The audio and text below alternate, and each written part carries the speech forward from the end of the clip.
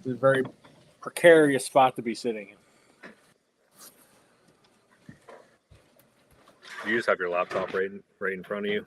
Laptop's just sitting right in front of me. I do have to eventually go set my phone up for the other camera, but I figured we're not going to run trains right away. Who we got? How's everybody doing tonight, guys? Of course, we're 2 minutes late, but we're here. 2 minutes late's not bad. Crushing it. Bring the remote over.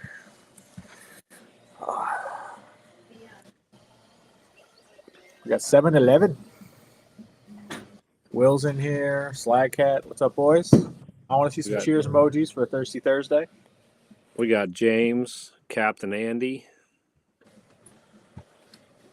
Oh, I got to put the chat up on the side. There we go. Yeah, James, 22 in Tennessee. I don't know what it is outside right now, but it's pretty dang cold. It's cold. Slag Cat's in here. Sleeves. James. Oh, yeah, there's James. 7-11. We got Will Zoskow in here. He won another giveaway. I think he won a. Did he really? I think he won something from Trains. I just saw. Awesome. He's lucky. He needs to go. You just do a little gambling. Go play some lotto, bud.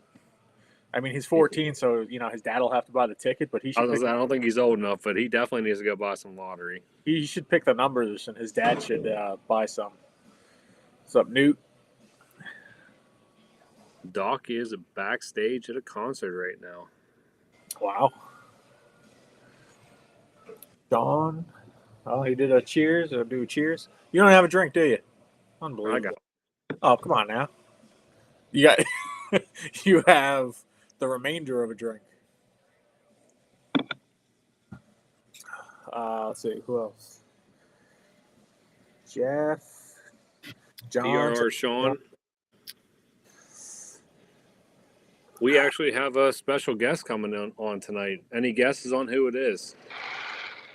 Did he say what times you didn't try joining? He's in the back. He's in the backstage right now. He's still in the back. He should be able to hear us. Oh, we got 2 Rail. Yeah, I haven't seen 2 Rail in a little while. What's up, 2 Rail? Whoa, Life with Roscoe going hard. And Angler. I'm gonna be out quick. Mm-hmm. Little sips on these ones.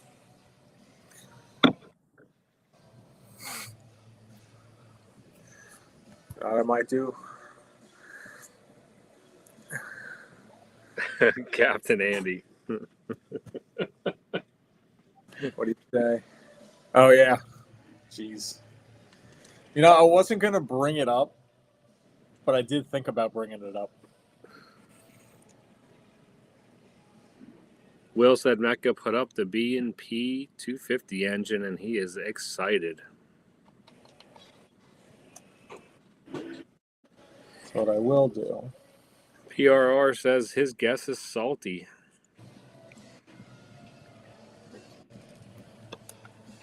Will saying Sedano. Oh, there he is. There's Jeremy. Let me go grab an engine. I'll be right back, guys, and then I'll bring the guest in a second. Salesman Stu. You know what? Stu would be fun to have on here sometime, though. Who knows? Maybe it's him.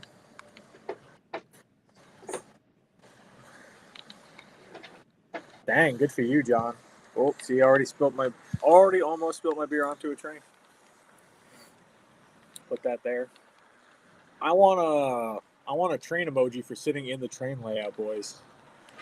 Doing something different tonight, and I'm telling you, it's a tight squeeze in here. I'm on each side of this thing right now. I got to make sure I don't throw an elbow into a train.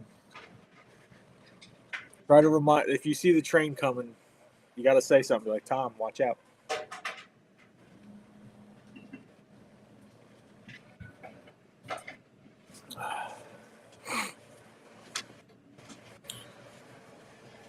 How's everybody's week going? I know it's frigid everywhere still, which sucks. I am looking forward to spring so much. Oh, my God. Oh, my gosh.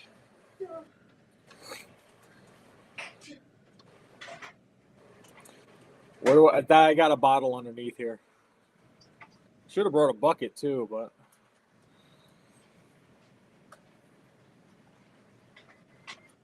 All right, boys, I'm back. oh, there we go. Got Ray giving a toast. Ray.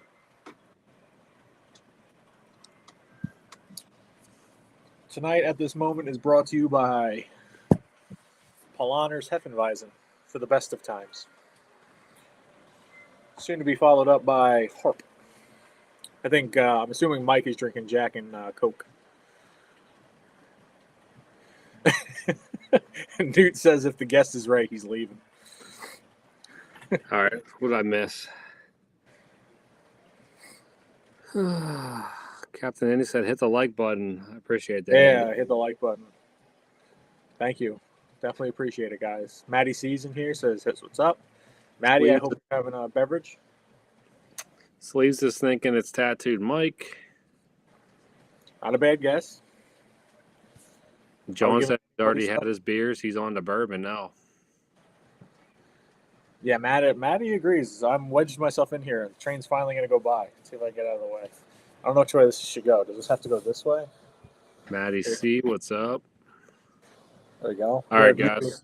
Train going ready by. for the guest? What's up, train? All right, I'm going to bring him in. It's a little close for comfort, honestly. There he is. There he is. Let's bring him up on the big screen. Show him to the people. We got Uncle Salty. Oh, what in the hell is going on? How are we doing? Thank you for joining us. No problem, man. I'm honored to be here. I will tell you one thing, though, Tom. I heard you talking about how frigid it is. It was 70 degrees here today. Okay, I'm jealous. Yeah, I'm a little concerned. It shouldn't be like that in February in Colorado, but hey, what the hell? That's a touch warm for Colorado, yes. That's a little strange. We didn't get a winter this year, so that's a little discerning. Means my state will be on fire all summer, so that's yeah, as I said, that's not great. No, not at all. You need the snow to wet the ground. Yeah. And so my water bill won't be, well, there's my head. Yeah. Yeah, it's kind of funny. That's what I was telling Salty. I was like, I was under the impression that Colorado is cold in the winter, and I feel like we're out here in the Arctic. Yeah, it usually is, but not this year for some reason. So I don't know. My friend's out in Denver, and he, he's always showing me like the hailstorms you guys get and all that stuff. And I'm like, and the winters look rough too. Yeah, not this year. So it doesn't seem to snow anymore. So that's a good thing for me. Yeah, it's easy on you. But like you said, the summer could be questionable with fires and whatnot. Oh yeah. And we had a hell of a summer last year. We had, God, I think we were hitting 100 degrees or triple digits in May, which is the earliest it's ever done it. So I don't know what's going on. I think too many people live here now. So don't move here. Yeah, that's what I tell everybody about Long Island. It sucks here. Don't come here. Stay away. We're all filled up at 8 million on, 115 miles by 15 mile area. We have 8. Yeah. You're a little smaller than the Denver area, so I hear you on that. What's up, Jake? Oh, we got Wild Mary. Yep. Sleeve said Salty, the man, the myth, the legend. Salty, can you see the chat? Barely. It's kind of hard, but yeah. If you need any help, let us know. We can read stuff off to you. Yeah, if something's important or if I'm being a dick or something, read it off to me because it's so small and I don't have the best eyes. So gotcha. Here to help. Yeah, if somebody asks a question, I'll definitely. And if I put my glasses on, it'll be even worse. So. Chesapeake John, Snowcrete. Yeah, that's how I feel right now. Everything's frozen, and our front yard's like an ice skating rink for my boys. Guys, you guys don't. I was talking to Salty on Monday, trying to get this all set up and everything, getting his camera working with him, and he's actually standing on a ladder right now. Wow. Yeah. That's dedication. Oh yeah. Yeah. Here, hold on. I can kind of spin it around here and scare everybody. Hold on. Is that the right one? Let's see. There we go. Oh, there we go. Yeah. Look at that. So there's layout, but watch. Here's where I am. Oh my goodness. Yep, I'm way the hell up here, but Oh, that's just what I got to work with right now. So it's kind of what I have to do. So that is a new level of dedication. So you had to crawl around to put all that in? yeah. So like whenever if anybody ever watches any of my stupid videos, I'm crawling around up here on my hands and knees. So Wow. Oh my goodness. or I'm making my wife do it. She's a little more nimble than I am. So Okay. Well, it's nice that she helps out. oh yeah. The daughter I, used to, but she kind of screwed up her knees and back. She was a volleyball player for years and just kind of has screwed herself up at a young age. So I don't ask her to come up here anymore. Sorry to hear that, but it's cool that you guys were able to work on it together. Oh yeah. Yeah. Hell, I needed them. I couldn't do this myself. It's hard enough bringing engines up here. So Yeah. Wow. And that's tubular track? Trying to remember. yeah, this is old school K-line, actually. It's a mix of K-line Super K and K-line Shadow Rail. So you'll see the sections that have like a black center rail. That's the Shadow Rail stuff, and then the other stuff is just normal.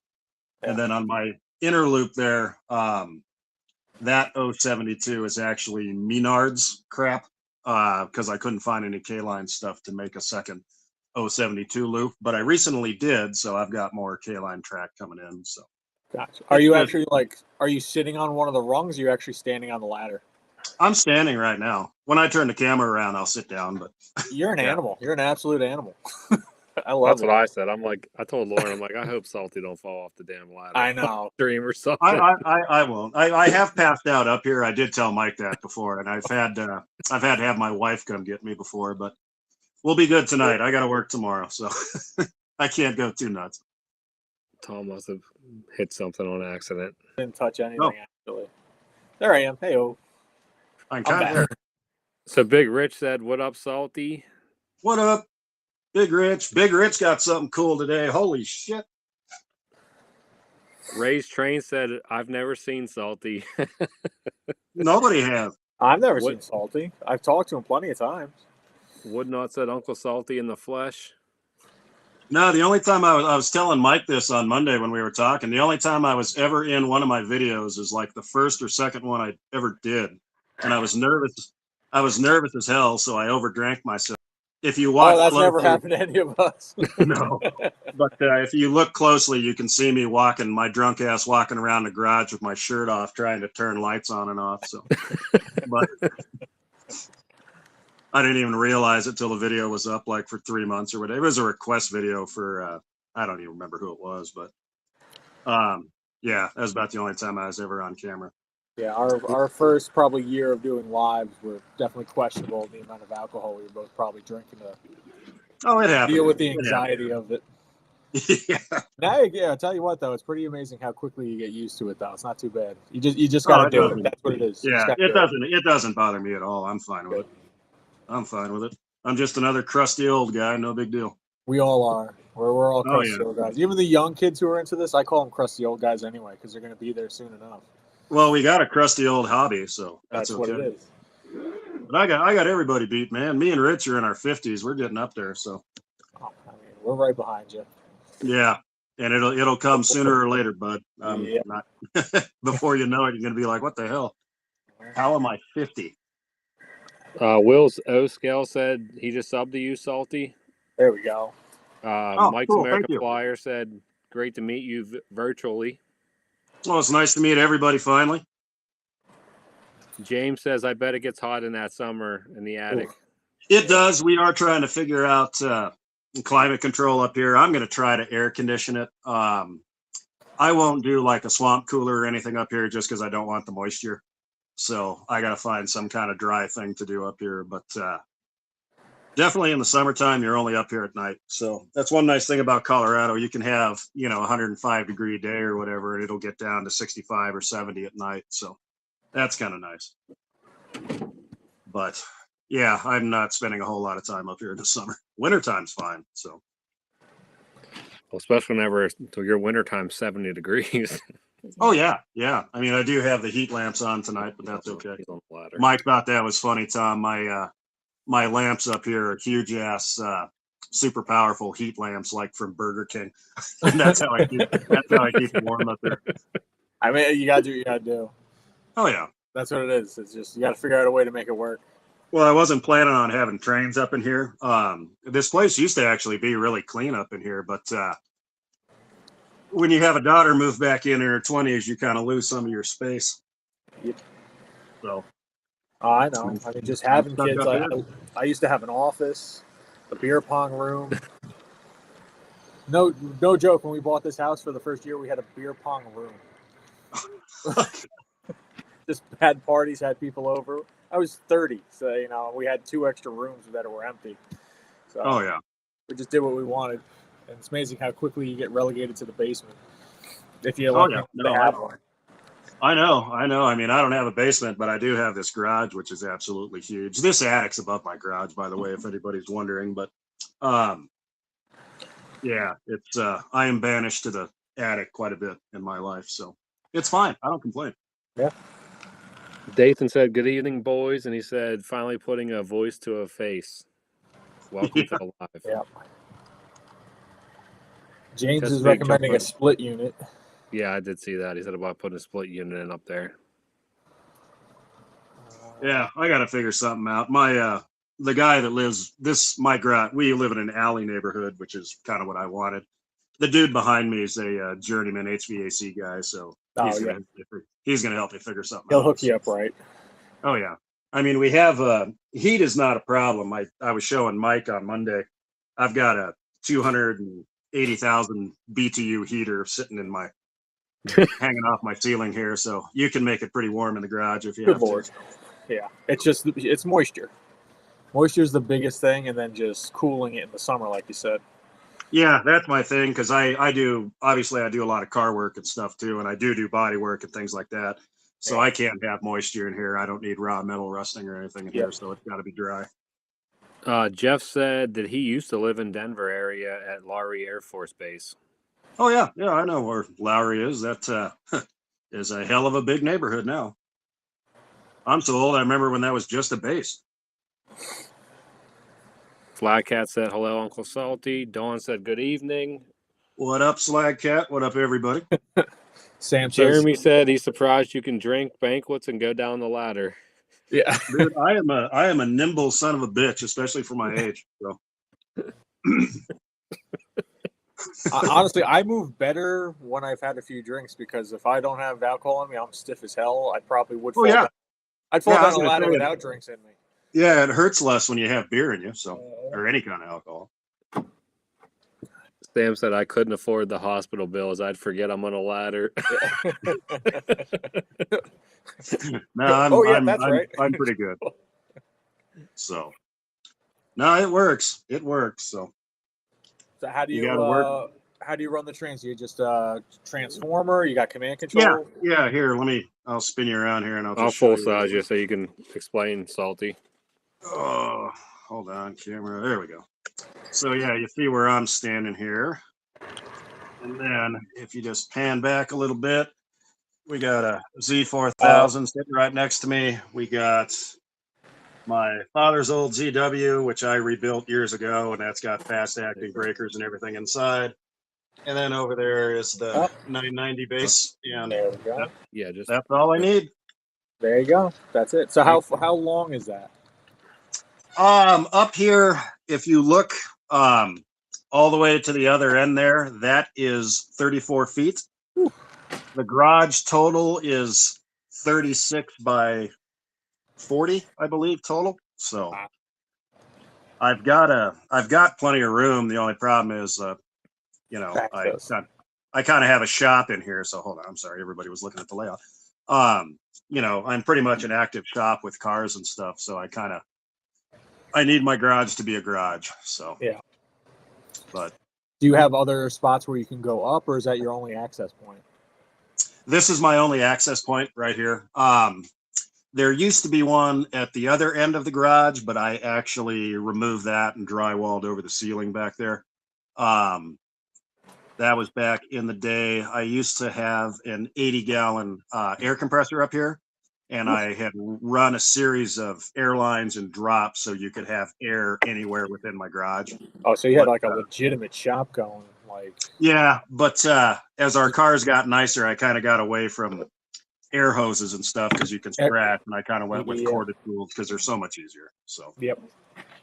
I still have some air stuff for like when we really need to get dirty, but Thanks. for the most part, cordless tools are the best thing ever invented, in my opinion. So,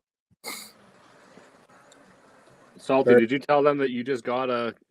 He just got a command control. Tom said he just got it a couple months ago. Now he's finally moved up to the command control area. oh yeah. Look, You got a cab too. yeah.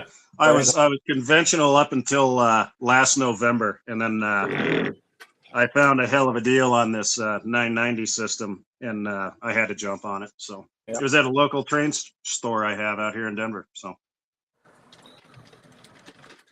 Sleeves has to head out. He's saying, "Good to see you, sir, and take care." later, guy. Later, Sleeve. We talk quite a bit, actually. Newt's asking when the next podcast is going to be, Salty. I have no idea. I just usually wait till I hear from Zach, and haven't heard from him in a while. I'm assuming he's busy or something, so no big deal.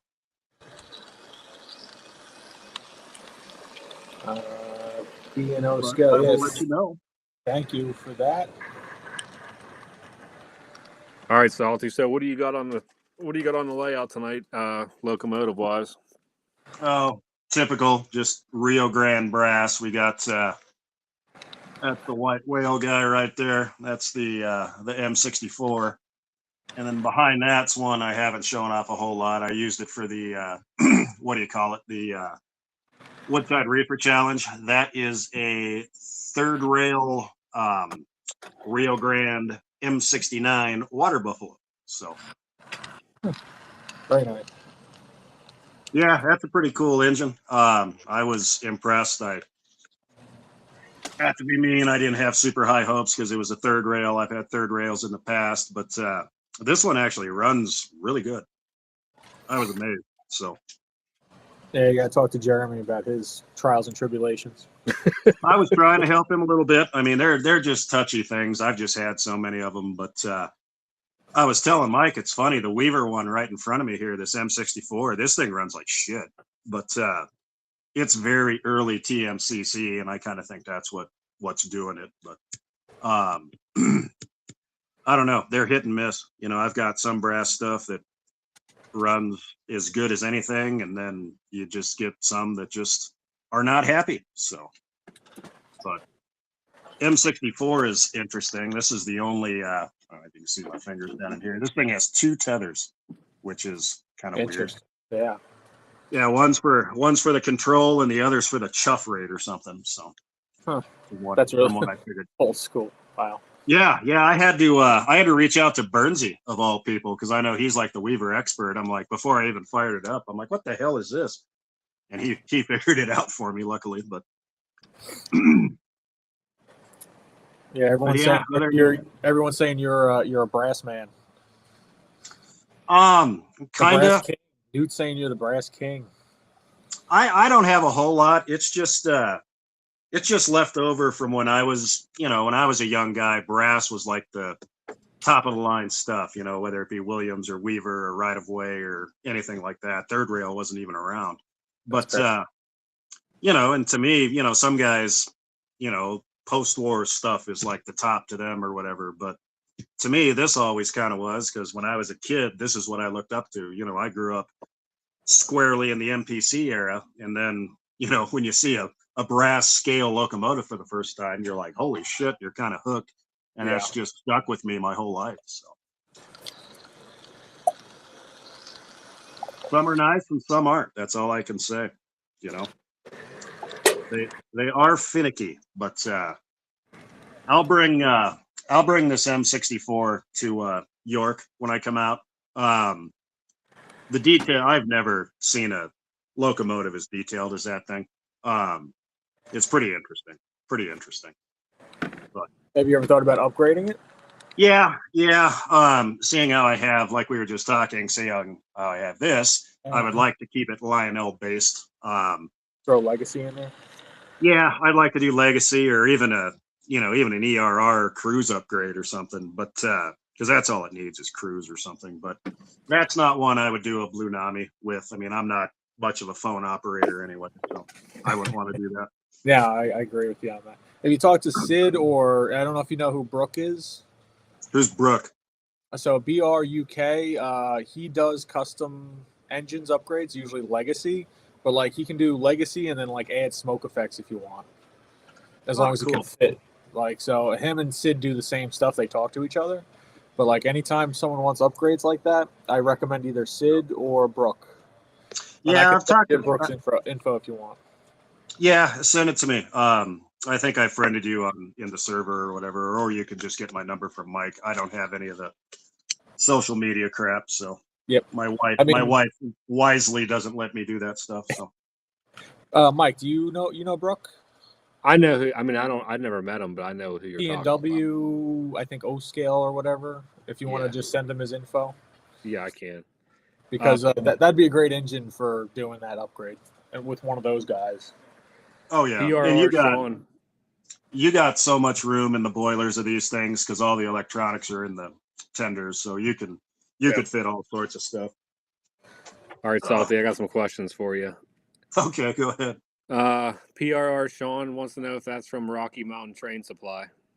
The 990. Yes, sir, it is. Matt Ogage said, "What brand tracker are you running?" He must have. You said K-Line. Yeah, it's K-Line track. Keith wants to know if you have any pre-orders from Lionel or Atlas. I have one pre-order from Lionel, believe it or not. I got that L&N. Sorry, that's my heater in the background.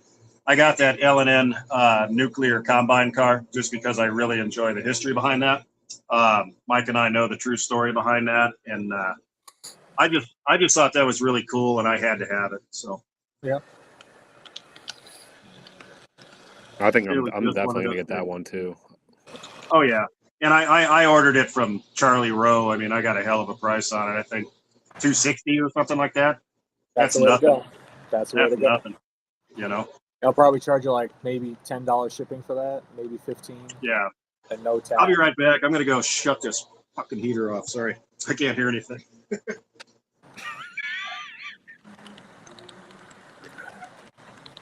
Oh wow, I didn't know that, Maddie. Thanks for saying that. I guess he's traveling or working hard. I know he works a lot. Bill Kalina, he just got home. He said hello. What's going on, Bill? Oh. Back up the ladder. Now I can hear. Yeah, Brooks in Seattle. Yeah, that the Rocky Mountain Train Supply is kind of funny. I've always used that place just for my supplies. It's ironic. The day I found this, when I was in the store, I was texting Mike. I'm like, "Hey, what kind of smoke fluid should I buy?" You know, because I don't own a lot of smoke fluid, and I just didn't. I've just recently started using like JT's Megasteam.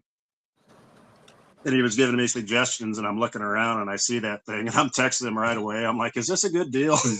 You know, because I don't know nothing about command control. That's the best way to find out. Ask somebody you know. Oh yeah. I was like, "Buy it now." Oh yeah. He's like, "Yeah, you need to buy." I'm like, "All right, no problem." So, no, it was a good deal, so I couldn't pass it up. I know Jeremy caught that one. What's that?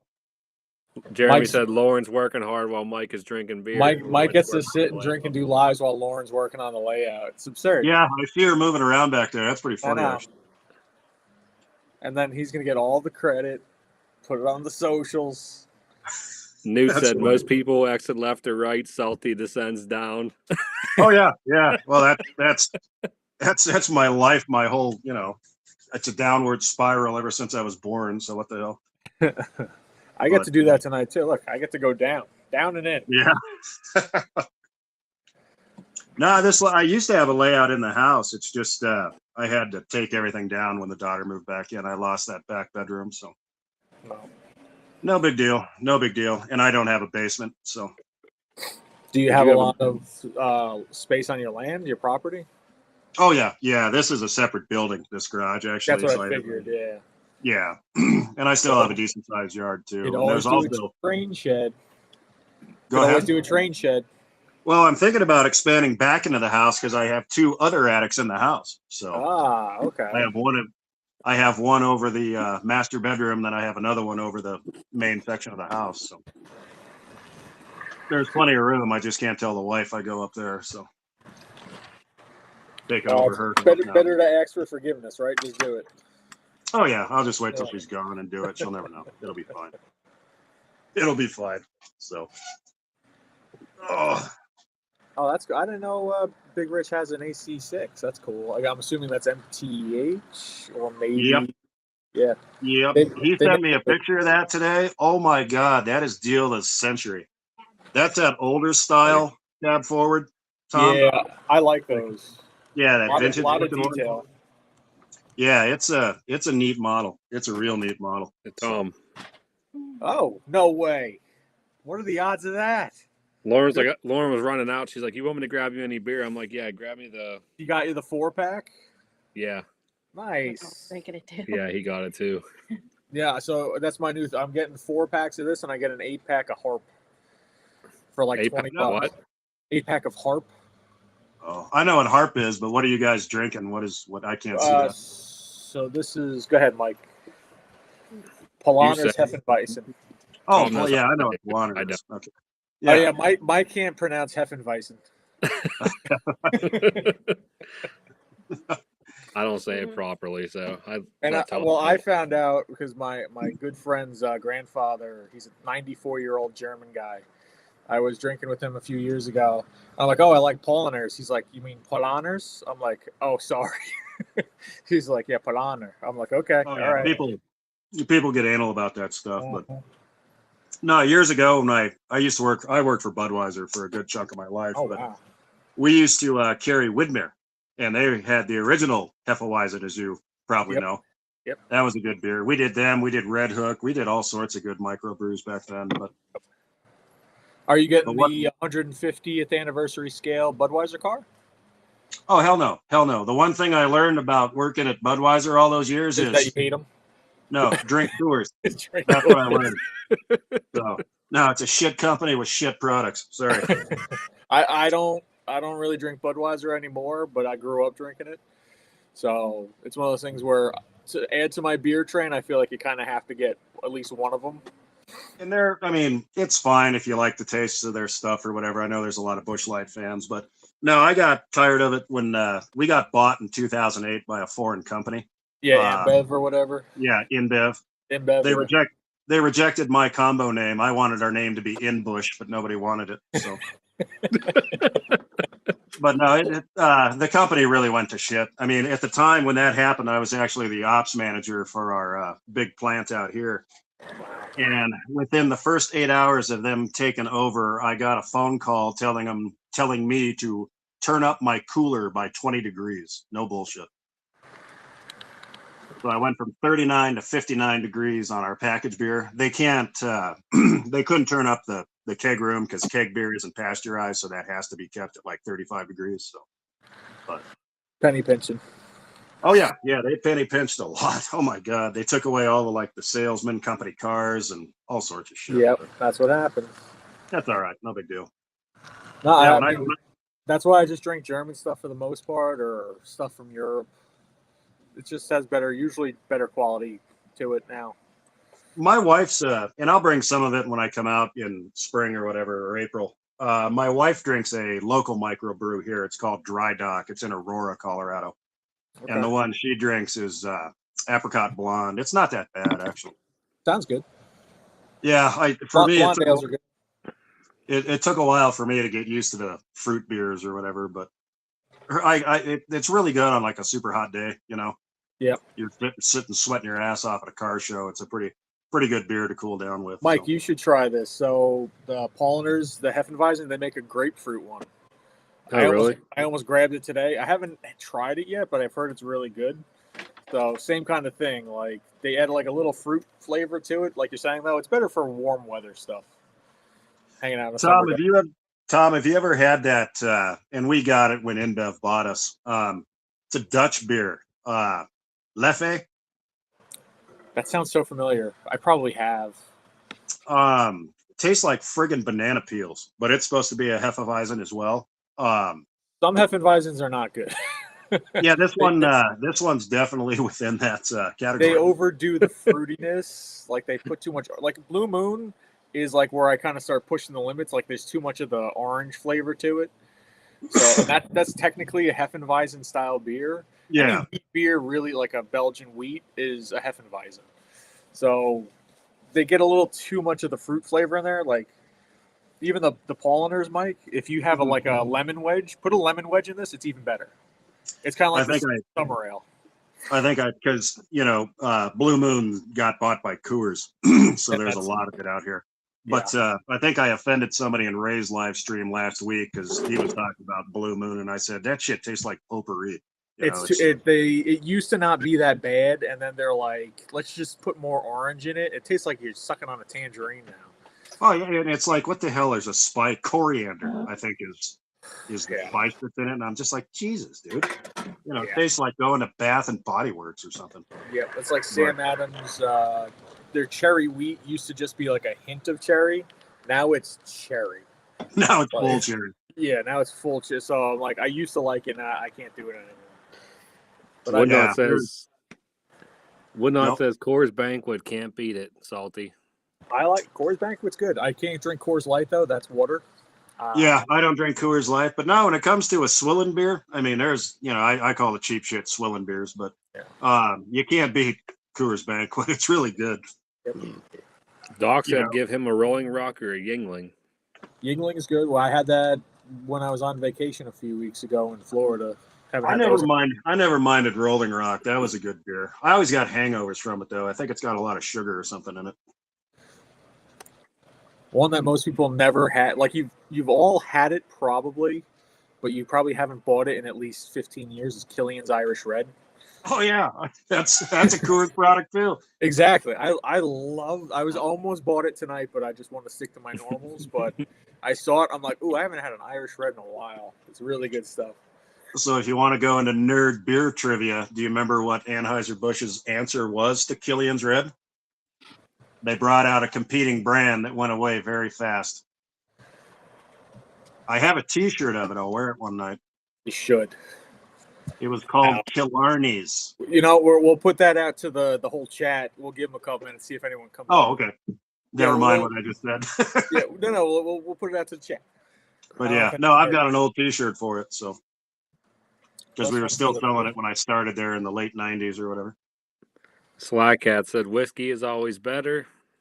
I almost did that too. I almost went and got a bottle of that, but I'm going to stick to beer for a while. Big Rich said tequila for him. Ooh. Yeah, I can't drink hard stuff. I get divorced, so yeah. You know what it is? I drink it like it's beer, and you can't drink it like that. I'm going to have too much too fast. No. Captain Andy said he's going to bring some Captain Andy Penn Central Pale Ale to York. That sounds good. Yeah, I'll try that. Nothing wrong with the pale ale. Oh. Doc says he's making breakfast for when we all get together. He's cooking.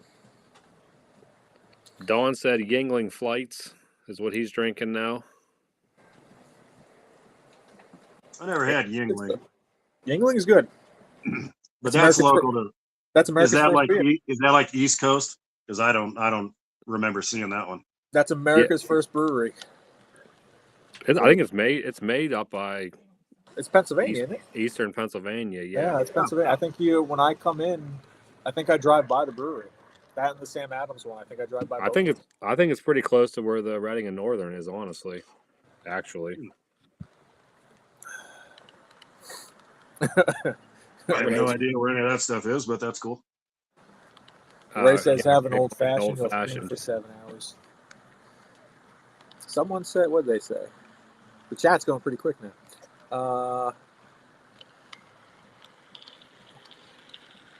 Darren said Killian's goes back to the 80s. Yeah, it sure does. Moody is saying Corona. Yeah, Corona Lights definitely for boating, and like when I'm in Florida, like I'll be drinking Coronas probably, or actually now I'm into my jalapeno margaritas. Oh, jalapeno margarita sounds like something my wife would drink, definitely. It's when on a hot day down on the water in Florida. It is so nice. You don't have 10 of them. You don't have 10 of them. You don't have 10. You start with that, and then you just go right over to Coronas. Keith said he's sipping on some Buffalo Trace neat. Oof. Good for you. 2 people said that Yingling's in Pottsville, PA. So where is that? I don't know where Pottsville is. I'm pretty sure it's, like I said, it's the Reading and Northern. I'm pretty sure that's one of their stops. Like if you go up and ride the train and you stop for like an hour or so At the brewery. Go to the brewery and tour the brewery while you're there. That's cool. Oh, that's cool.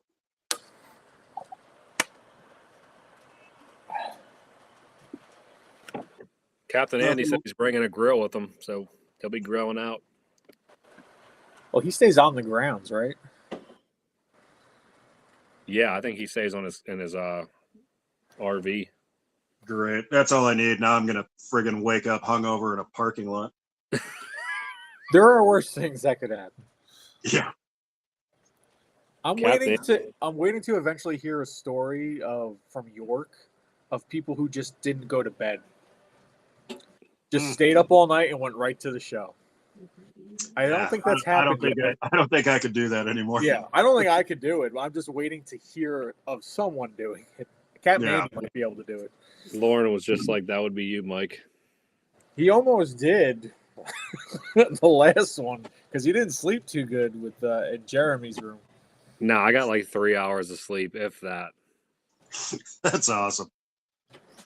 Rich, I'm sorry to hear that, bud. What happened? He was trying to get one of my Menards bridges in an auction and he lost it. Oh. Yeah, they're hard to find. Oh, is that those lift bridges you got? Yeah. I thought I was lucky to buy 2 of them and they were still in the store. I mean, for 100. Doc said that was him last year. Yeah. Oh, okay. Yeah.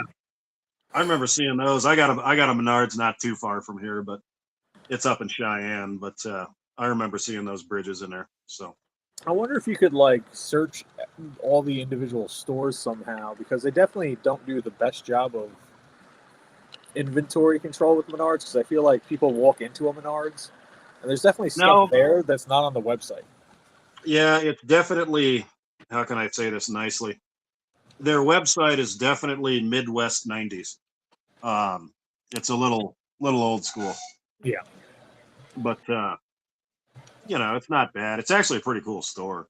So if anybody could help Rich out, if you're near a Menards, stop in, see if you can find them the lift bridges if they have them. Yeah, that's a good model. And they'll clear everything too. They'll clear double stacks. They'll clear everything. Everything fits through it. Yep. I think the only thing there was an issue with was Vision GG1s with the pantographs all the way up or something. I remember watching somebody's video on that. I could see that being a problem. Everything on my layout fits through width-wise and height-wise. Well, I was amazed. I was amazed the clearance. I got that. What is that thing, Mike? That's a Lionel coaling tower or whatever, that thing I bought at the train show that I have. Yeah. I was amazed the clearance on that. I can fit a lot of stuff through that thing. Oh, is that the really nice coaling tower? The silo one? Yeah. That's another thing he texted me. He's like, hey, I found this. I'm like, buy it. I heard the price that you got on that. I was like, I want the same thing. I'd like if someone's buying one of those for like that price, please buy it. I will give you an extra $20 for finding it. Yeah, I found that was just a winter train show out here. I found quite a few good deals at that show. So I was buying Atlas tank cars for $30 a pop. I mean, there was all sorts of stuff. There was a guy that had a lot of Atlas reefers. And he was selling them, fairly inexpensively, but probably like $30-$35. Something like that. But yeah, I was amazed. The guy just all this. I was sitting there talking to him, Mike. I don't even know if I told you the story, but after I was talking to that guy, he said he used to. I didn't get his name because I'm an idiot, but he said he used to sell at York. So, but he quit selling at York because he thought it got too expensive per table or spot or whatever. But Like, is that like your sneaky way to check on Lauren, making sure she's doing a good job? No, she'll yell if she sees it on the camera, so I got to take it down before she looks. That's awesome. All right, Doc, have a good time. Thanks for stopping by. You don't have a say in what I'm doing, Tom. Everybody's got to do a little dancing lady emoji for Lauren. I felt bad for people Gotta give on her some Friday props. that were trying to talk to me because I was not feeling it on Friday at York. Dude, you barely wanted to talk to me and Jeremy. You're like, guys, just looking at trains. I'm just looking at trains. He was in the zone. Come on now. Yeah, that's exactly what he was just in the zone. That happens. I got a feeling the same thing's going to happen to me, but it'll probably be on that Thursday or whatever. I think the mistake he made is he stopped. Yeah. At that point, you might as well just have a morning drink and then have one in the parking lot. Keep going. Yeah, if you can just keep that buzz going for like 36 hours, you'll be fine. You'll be fine. You will. That's how you do it. You know, I miss those days of my 3-day benders, when I was young. It's awesome. You don't go hard. You just don't stop. That's what it is. You maintain. You just maintain. maintain. That's all you do. It's easy. Yeah, she showed me a picture. So I think it was I can't remember who put a picture up of me, and she was like, "Boy, you look pretty rough in that picture." I was like, I wasn't feeling that great. Well, that was the night you guys got like shithoused at the club or whatever, right? Yeah.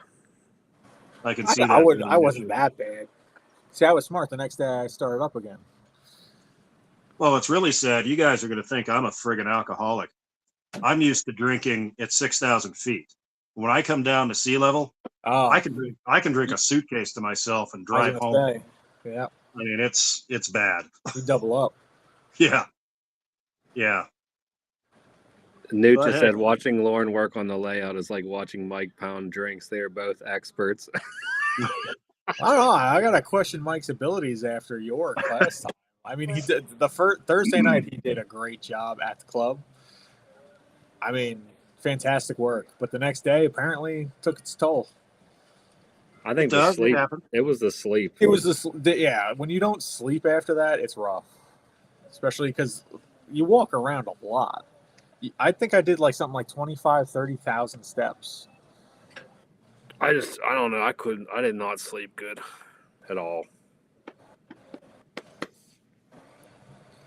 Yeah, Mike did save us being the driver. That was nice. Yeah, Mike, we got to buy him something nice next time. What's up, F-19? At least Tom's the only one running trains. I don't got mine going yet. Neither does Salty. No. John said, I noticed the hangover when we closed the purchase of those troop cars on Friday at York. It happened. Yep. Well, plus, like Tom said, like Thursday's a long day because we wake up early. We drive out Thursday. It's a lot of walking, then drinking, and then I was up at. I was beat the next day. I'm up at 3 a.m. to drive all the way to York. Get there, get to the hotel, eat some food. Drive over. Then you start walking around for 5-6 hours. Then we went out to dinner. Then we go out to the club till 1 a.m. I was up for 24 hours. I was gonna say I don't think we got back to the hotels probably till like 1 o'clock or probably even. No, we left at 1. I think we left the club at 1. James said, "What type of ground cover are you using on your layout?" It's all Woodland Scenics. Woodland Scenic for me too. The grass mat. 4x, I think they're 4x8 or 3.5x8, something like that. Ray said Salty got to turn his camera. I don't think Salty got his trains running yet, Ray. No, I can. We can fire him up here. It's pretty easy. Yeah, Mike's American Flyer said Thursday York is like 18 plus hours. Yeah, it's definitely a long day. I actually think it's David's birthday today too. So happy birthday to David. Hey. Cheers to David. To another spin around the sun. Good.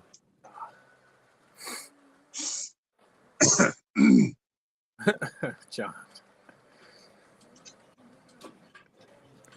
Matty C said it's going to be a rough drive for him this year. He's working until 12:30 the night before he drives out for Friday's show. Oh, this works. I'm kind of lean, but let's see what I can do here. Oh, there it is.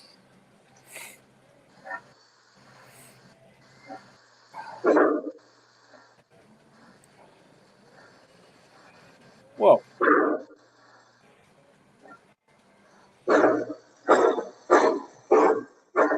Early TMCC.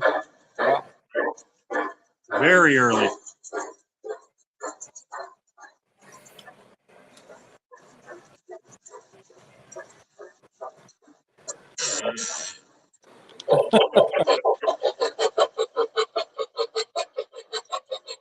Ray's being a spot ass. I was trying to get Salty to turn horizontal on Monday, and he turned his phone and it wasn't switching. So I don't know if for some reason we couldn't get it to switch.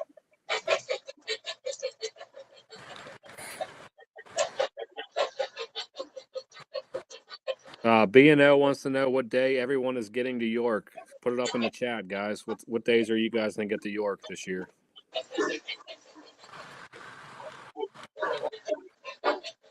Tom, you're not sure if you're going yet, are you? Spring or fall? I think he's talking about spring. I mean, I would, because of the people that are making their way out there. I feel like if I can do it, I will. The only problem is it's in April, right?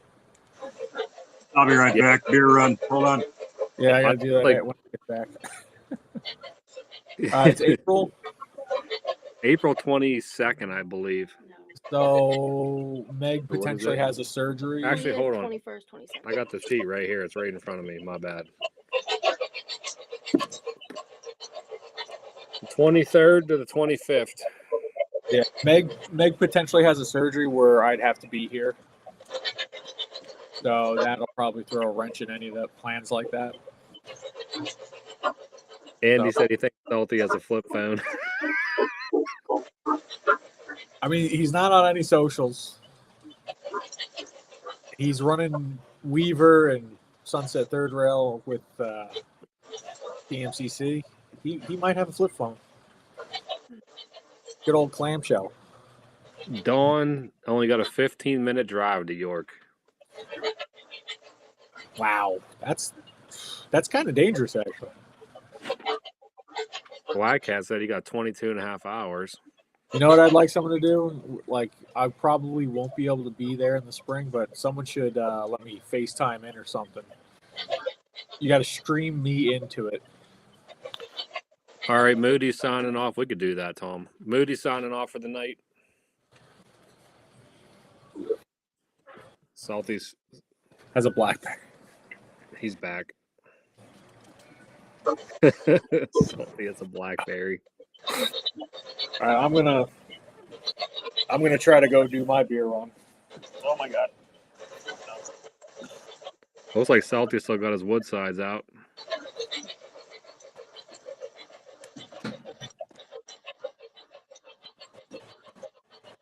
Keith said he's going to get there Thursday late morning.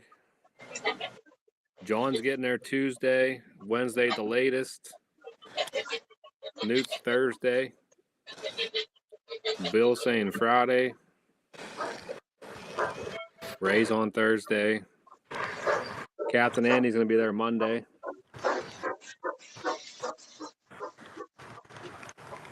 I'll be on there on Monday too. We got John Murray in here and Bernsey. What's up, guys?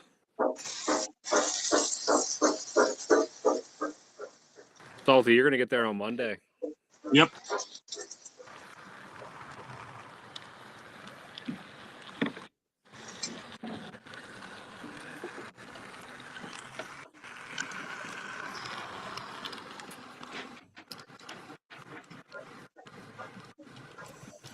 Salty, I got an engine out for you. One of the ones you like. What'd you get? I don't know if you can see it in the back there. I'll pull it around. I can't see nothing.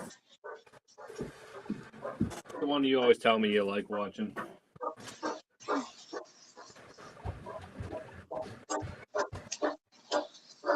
Let's fire some trains up. Mike's American Flyer said he's not decided on Spring York yet. He's still trying to make his decision. Huh.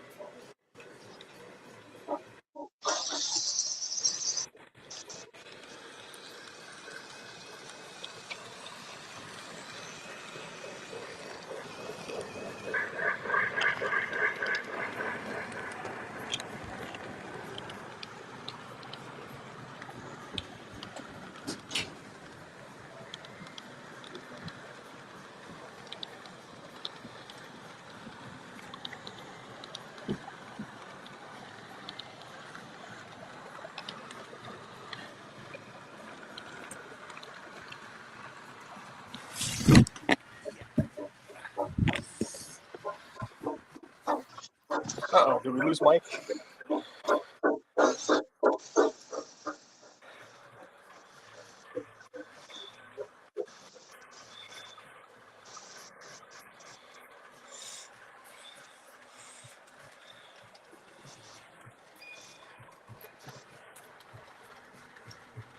There we go.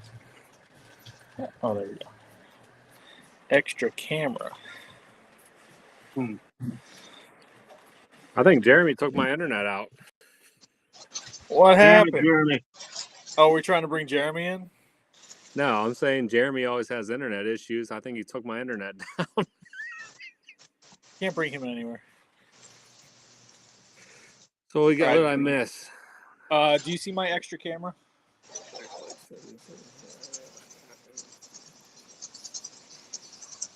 That or Burnsy. Maybe Burnsy made me lose internet. I don't know what's going on there. Lauren's Yeah, I got sabotaging you for making you do all the work. Newt's still waiting for you to tell me how much you're giving me for my homicide. I'll give you the best deal. Oh, for me?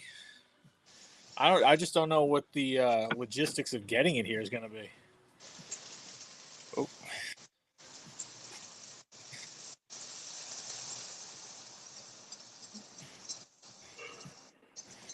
All right, we're just trying to get that angle nice. All right, back into the layout I go. Burnsy said, I usually never lose internet either, Burnsy. I don't know what happened there.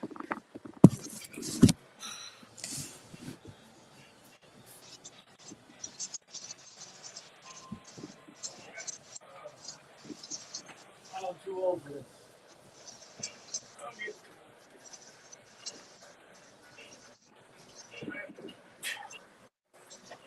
Oh, don't say I don't try for you guys. Whew. I made it. Oh, what's up, FN18?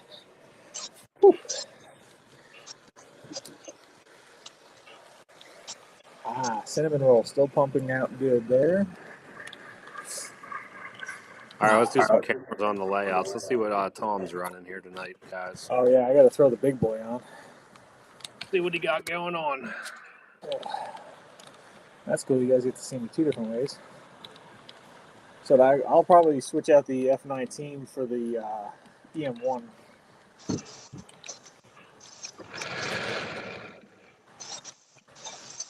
I gotta get my remote to work. That'd be good.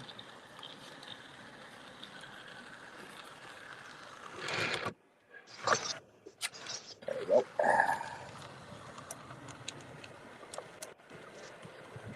Let's get that big boy fired up. Oh, whoa, we don't want that. There we go. All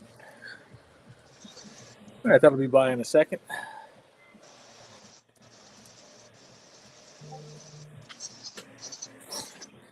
Do you guys want to see more of the F19, or do you want me to switch over to the Yellowstone? Let me know.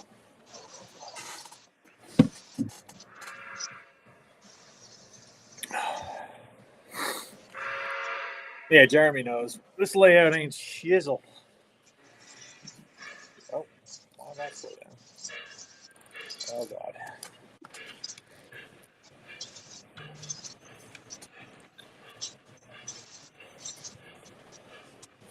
There we go. I got trains. I got my trains going. See if the big boy makes it through the trees. Jeremy, I was having internet issues.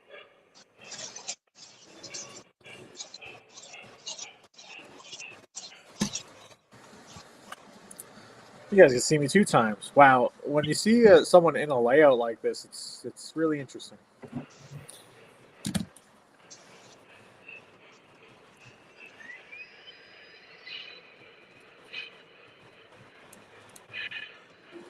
I'll tell you right now, my 990 is not liking this spot apparently.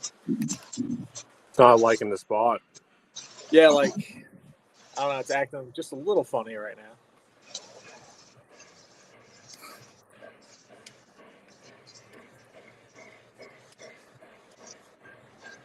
All right, big boy should be coming around right now. There we go. All right, boys, let's check the big boy out. Get some smoke features going for you. Newt said you look like King Kong back there over top of your trees. That's funny.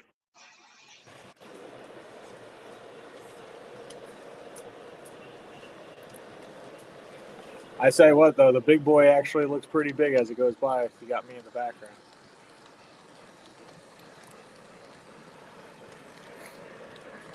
Oh, look at that, guys. Tom got a truck inside the boxcar. That's pretty cool. So Wow. I didn't realize those boxcars are car carriers. Yeah, I know what you mean, Tom. I've got a couple of boxcars that say automobile, and that's what they're for. Once I saw that, I'm like, oh, I'm sticking cars in this right away. That's pretty awesome. Yeah, I didn't realize that's how they used to do it. Yep. Yeah, they had just drive them right into from the platform. They just drive them right in. I think Lionel used to make them, Tom. I know that company I like, Pecos River, used to make them, but they used to make boxcars with end doors, and that's how that was an easier way to load and unload. Yeah, I'm pretty sure Lionel had them not that long ago. Yeah, because I bought this at York, and I didn't realize what I was buying at the time, I guess. I thought it was just like the one in front of it. And then I saw the double doors, and it has like a roll top to it, and then it says automobile on the side. I'm like, all right. Oh, yeah. Yeah, that was life before auto carriers. Yeah. No, they're pretty. That's what I was telling Mike. He should probably try to find a couple. I'd like to get 2 or 3 more of them. No, you're right, Salty. They did run as a couple, like actually kind of recent line. They'll redid those. Yeah, I remember. I can't remember what channel it was, but I watched the guy do a review on them, and I was like, that's cool as shit. I want some of those. Oh, we got the A2 going? No, we got the, what is that, Niagara? Oh, Niagara. Oh, God. This camera does not look the nicest. Oh, I found out my GoPro will sync to the live, but I have to put like some coding in and stuff like that. Yeah, see, I had my brother over here earlier, and we were messing around with his GoPro. I was trying to connect it up, and I was having issues. Yeah, apparently it's not easy, but it can be done. Huh. It's not just a simple find my computer thing. I mean, It's you have to I'll put a change link in I'll put to my the app. camera up there. It'll give you a better view. That camera sucks. All right. Keep it on you, Mike. There, I'm gonna do a locomotive swap real quick here. Newt, I'd like to think I have the nicest trees. I'm very proud of my trees.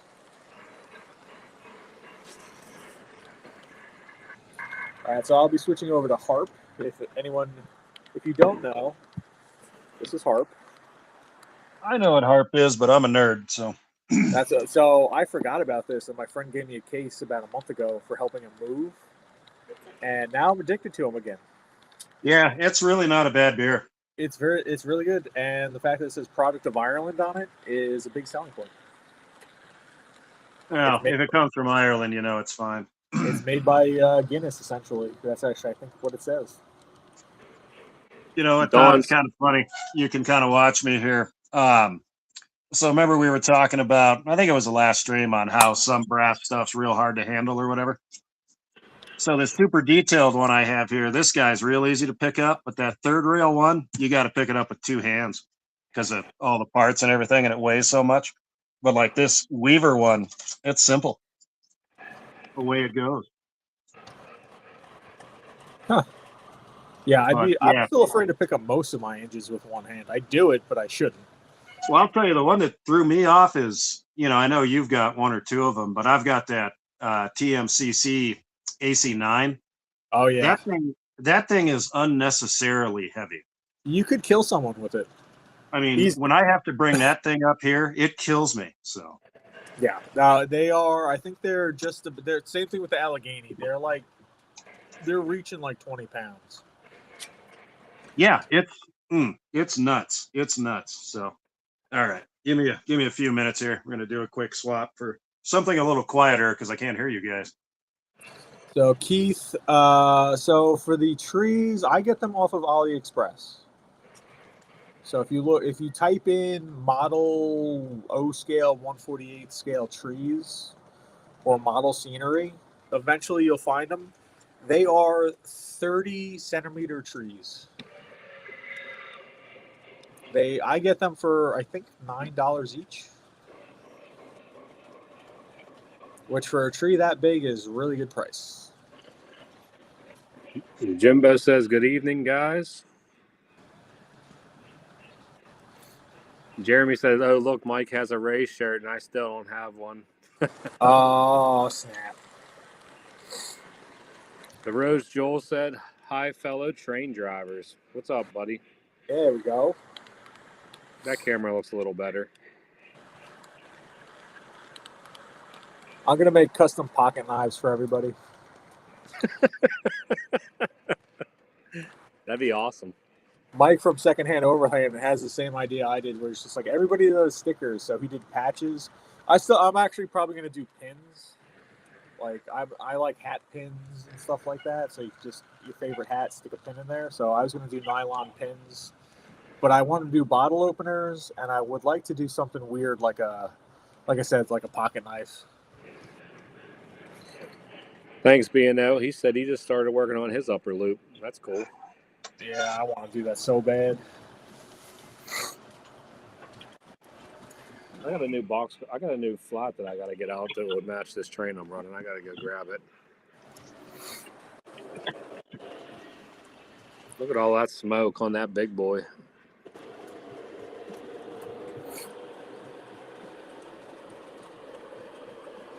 Is that the whistle or is that pop off going off the That's top? pop off. I know. I've always wanted to do a meme, but I hate doing memes of something that kind of says like, "Oh, where did he learn how to do those things?" And then show myself blowing the whistle, doing the blowdown, and doing the pop off all at the same time with one hand. So the big boy has pop off, whistle steam, and blowdown. Yeah. And it has depleting coal load, 3 speakers. It's still like the most maxed out Vision Line engine there is. Ray said Datafied's patch is cool. He got the prototype.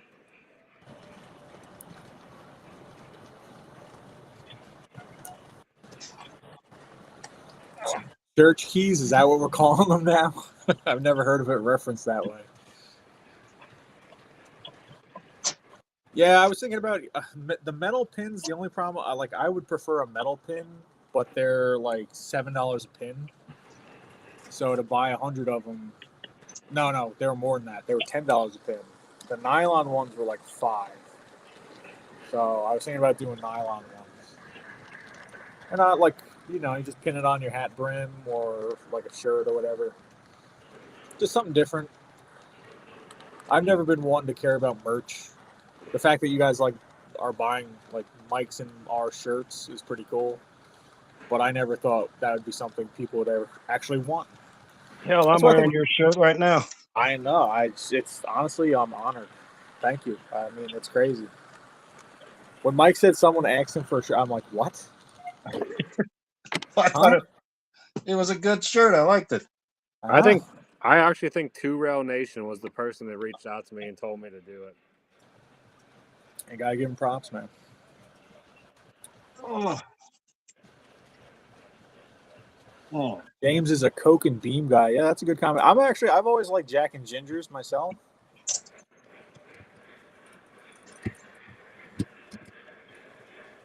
And ginger ale just seems to settle better with me as far as soda goes.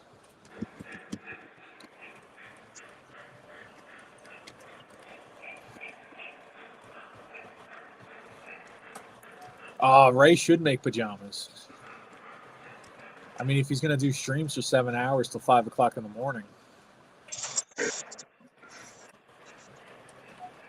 We do challenge coins, but that would probably cost too much as well. I don't know what a challenge coin is.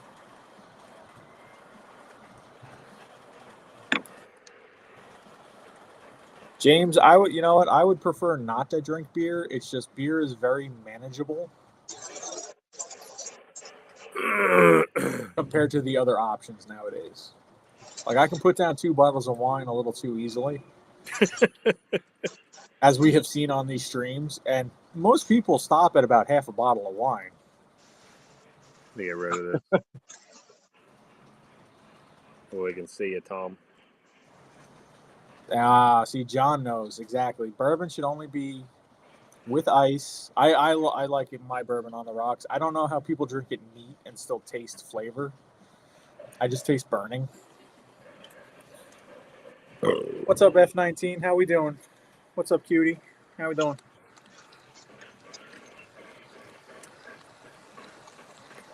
Matt's O-Gauge Train says bumper stickers. Oh, hell yeah. No, because you know why? Because if I'm not going to put one on my truck, I wouldn't expect anyone else to put one on their truck.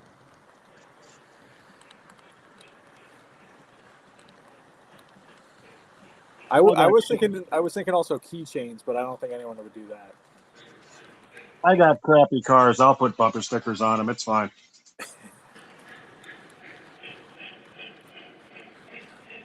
Yeah, Newt, Ray's pasties are one of a kind. Those pasties are pretty dope. Yep, see? Salty nose. That was really funny with the pasties. Mike, do you have anything going on the lower level? Yeah, I just got one engine going around the outer loop. Oh, okay, yeah, there we go. I got the shiny B&O. What do you have it set on? Speed step 10?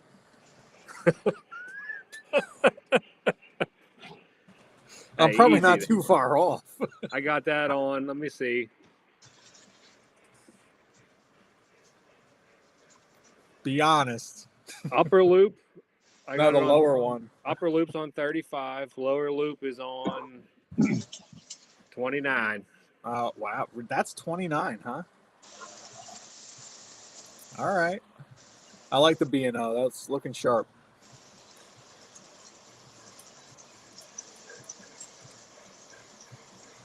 I mean, that's what I should do. I could still go grab the Mansteiner and drink out of that for the rest of the live. Should do that. Got a beer and a half here. Oh my! Look at Newt just said. I'll put it up on the chat or on the screen. See, I knew eventually somebody would say something like that. Read it to me. What's it say? Me and Rich are going to the strip club and getting the girls to wear race pasties. Right on. Right on. You'd break the internet. You would instantly go viral. I don't know if I'd want to go to a strip club around York, I Pennsylvania. know, yeah. Trying to see what Tim's saying. Challenge coin, a small custom designed metal medallion bearing an organization's insignia used in the military, law enforcement, civilian sectors to build camaraderie, boost morale, and reward. So it's a chit. Rich wants me to run it like I stole it. Rich, that's not my style. Not for trains. Rich is used to watching my videos. Sorry. Army vet or brother James said he'd ordered 2 more ET-44s. Damn, those things, apparently everyone loves those, huh? Yeah, those things almost make me want to like modern stuff, like modern prototypes. But I still haven't checked them out. I mean, I'll take everyone's word for it, and the fact that everyone's buying them, that they're good. nice. Nice. Yeah, Well, here, Tom, here's one you've never seen. I don't run this much. This is a brass Weaver Canadian Pacific Canadian? Royal Yeah, Hudson. I love those. I think, didn't MTH just release catalog those? Yeah, the did. MTH one's a little nicer, I think. I mean, those are I would actually consider getting one of those. Those are pretty cool. I found this one for a steal. I found it new in box, so not quite with the railroads that I like to purchase, but when you come across a good deal, you have to do it sometimes. That's what happens. Yeah, like I didn't want a Santa Fe 2 1010-2, but my friend Mike reached out to me. Yeah, Like, hey, Mike's Tom, got some this would cool look stuff. really good on your layout for a really good price, and I was just like, God dang it. Hard to say no to stuff like that. And, well, I did want a Greyhound Challenger, and he hooked me up with that too. So, you know what? Mike's a good guy. Yeah, Mike will help you spend money. we all help each other spend money. It's fine. That's what we do. Salty, I got something to show you. Hold on. I didn't do it. Can't prove anything. I got this. I picked this up, but Lauren picked it up for me today at Brady's.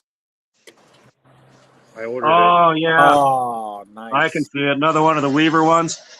Guess how much I paid for it? It's just a trailer, but guess how much I paid for this trailer? $10. How much? $10. $10. $10. Yeah, called it. $10. God. See, now I'm going to go get mine now. Damn it, it's downstairs. $10.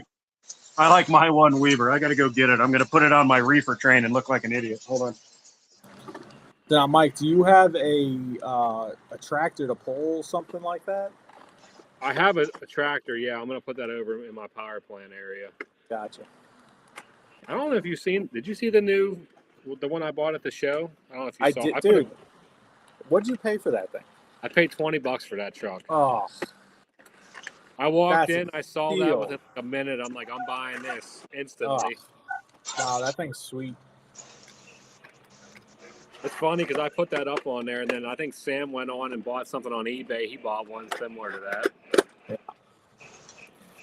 Well, next time you find one, please send me pictures, and yes, I'll buy it. I still want probably about 2 more semi trucks. After that, I think I'm good. I got that one, like I said, which is just the trailer for like $10. Now wait to see this thing that I got. I got to thank Jeremy for this one. He put me on to this one. Friends help friends buy trains.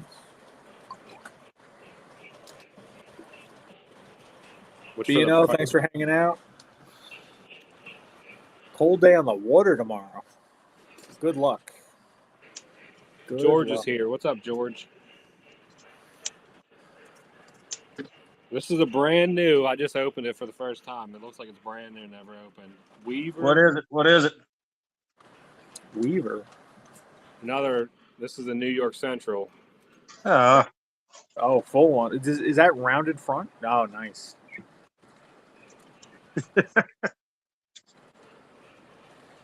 So this Sorry, is Mike. I still found the best one. this is the flat.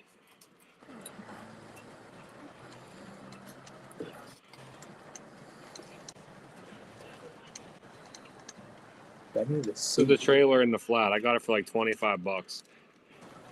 Oh, and the flat car came with it? Yeah, this one got the flat. Oh my gosh. Yeah, those Weaver flats are pretty nice. Mike, I won't tell you what I paid for mine.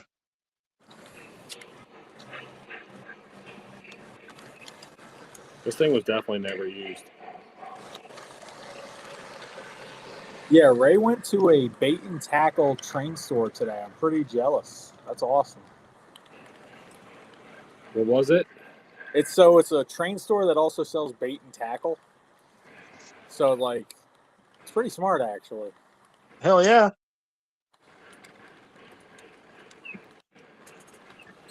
So I think it actually on the sign it said like tackle, model trains, and something else. I forgot what the other thing was. But that's a good way to diversify for the right clientele. So, Tom, I'll tell you a story, and this is 100% true because I still have the bumper sticker on my old F-250 I have. So when I started at Budweiser, I was exclusively up in the mountains because everybody else was too much of a pussy to drive in the mountains. But my first stop was in a small town outside of Kremling, Colorado called Heaney, and it was a bait shop. And I'm not making this up. The name of it was Master Bait and Tackle. That so proud of the owner of that establishment. Yeah, I still have the bumper sticker on my truck. It's still there. It's a worm on a hook, flexing his arm. It's awesome as hell. And if anyone thinks that there's nothing to a name, that proves it wrong right there. Oh yeah, it just Okay. screams the mountains of Colorado. You have no Yes. idea. I mean, I love it. Love to hear it, and I'm so happy that you have a bumper sticker of it too. Oh, That's yeah, awesome. I'm an idiot. There, look at that one, Tom. That's my one Weaver car, that flat car. Bring it up, Mike. There it is. This All flat right. car is Close awesome. here, hold on. Oh. I'll turn Rumble my- Express, humping Oh. to please. Didn't someone just catalog that? That's a Weaver from a long time ago. You'd have to ask Bernsey when that came out. Somebody just catalog that. Huh? I think it was a custom run. Really? Yes, I saw it too, and I got the email for it. So I'll look to see that someone just remade that. Oh, I'd buy another one. Trust me. Yeah, I almost saw. The only thing is I don't know how I feel about the full length trailers yet. I'm kind of just starting my pup trailer collection. Well, that's But I do this like one. those. These are the Weavers are small. I think they're a 35-foot trailer, as to where the pups are like a 28. So Oh, okay. No, you're not good as long. big. Just don't buy the MTH one. Yeah. Yeah. I can show you an MTH one. You won't like them. I even got a couple. I think the actual flat itself is just not the same. No, there's no detail at all. Yeah. Yeah, the Lionel flats are they're obviously nicer, but the Weaver ones are nice. Yeah, So they've got the simulated wood down here and everything. So I'm assuming the Lionel ones are the Weaver ones because they kind of look identical. On steroids, kind of. I think the Lionels are proprietary or whatever that word is. I think it's their own tooling. Oh, But okay. they're a lot more. They do have. I know what you're talking about. They do have the circus ramps here, the little things to load the trailers and everything. But So you think someone's making this car, Tom? Somebody's made. I know that's that logo. So somebody's making at least that trailer. I think they're making that whole thing. I just don't remember who it is. I need Someone 10 is of them. making. Now I got to go look it up. Yeah, we need 10 of them. I'm telling you, someone is making that right now. It's on order, or hopefully it's not the order's closed, but they're redoing that. Dan said he loves that flat car, Uncle Salty. That is a nice flat car. When he sent it to me, he's like, I might have paid a little bit too much for that thing, but I was like, it's worth it. Oh yeah, that thing was full. There's nothing wrong with paying a little more for something you really want. Yeah, the only problem is I found it the same week I found that white whale M64, so it was a pretty expensive week. Just don't do anything the next couple weeks after that. That's all. Yeah. Yeah. Then I went and bought a third rail water buffalo. So yeah, I'm All doing right, great. you knock it off, sir. Yeah. Take Well, it easy. blame Zach, man. He keeps sending me this shit. I'm like, Oh, God. that's what Zach does. He sends you Yeah. stuff to spend you money. I found the flat car on my own, but those other two engines, they were both Zach. So, well, Zach and Western Maryland Jake. So, Is brother James getting an AC9 too, or sounds like he's also ordering some Alleghenies. Yeah, Dawn said the can't 40. buy an Allegheny. I don't have anything from that part of the country. You would like an Allegheny, sir. I can tell you that. I've heard it's one of the nicer ones. It is. It's in the S tier, I guess I would say. If you were to tier the different engines, it's right up there with Big Boy. I don't know. Name your favorite top end engines. It's up there. My top engines are so damn weird. It's not, I've got weird taste, and I like weird Western roads. So Yeah, I will admit, I liked Big Rich's there. 8. I liked Big Rich's 8.7. Well, if you like that one, I got two of them. Yeah, I was pretty impressed by the detail on those, and I saw they made a Union Pacific one too. So I almost got the Union. So originally, I was going to get the 1553, which I did get, and I was going to get the Union Pacific one. But my son liked the 1572, so I ended up getting that one. nice. So yeah, eventually you got to let them pick a little bit, right? Aaron's heading out for the night. Thanks for hanging out, Aaron. Later. Sam said he does believe Tom's right. He just don't. If you guys figure out which one that is, let me know. I'm gonna look back through send my me a link archive. to it, man. Yeah. I'll be all over that. I'm telling you, because I saw it, and I remember seeing it and thinking, I'm like, oh, I've never heard of this before ever, and it looked cool, and I'm like, okay, and I just kind of, got rid of the email, but it definitely archived it, so maybe I can look it up. But it's a custom run. I don't think it's like just trying to think who I get custom run emails from. Well, it was a real trucking company. Yeah, I'm trying to think who it was. You know what? I would actually just say look up the MTH website and type that in and see what pops up. You think it was MTH? I think because MTH, I get their emails every day. There's a custom one-off run every day from them, an uncatalogued thing, and Well, I think everything they have is uncatalogued. They don't do catalogs. I know. So it's like well, they kind of do like a group release email, and then they have like an uncatalogued extra email thing. So it was in one of those, I think. Huh. I'll have to go back in my archives and look. I know I get that email too. I get emails We from them. probably all get the same. If it's the I'm MTH sure we one, do. though, it'll probably be the huge trailer. Yeah, it's probably not going to be as nice as that one, but it looked good. Yeah, I've got an MTH with a 48-foot trailer, and it's nice, but Mike's right. The flat cars just aren't there. I know. I think that's why I didn't give it a second thought. I threw mine on the train. It's on there now. Mike, give us some pop-off valve steam. Pop-off? He doesn't know how to do it, does he? No, I don't. You got to hit aux 3, bud. I don't know why that Niagara is my favorite Vision Line engine. Honestly, it's one of my favorite ones. That's actually the one that I consider to be the best Vision Line engine because it had the most new features in it when it came out. Relatively, I mean, the other ones that were new obviously had the most because they were new, but after a few runs of Vision Line, I feel like that one had like the most newest stuff in it. Oh yeah, that's the one that debuted water scoop, right?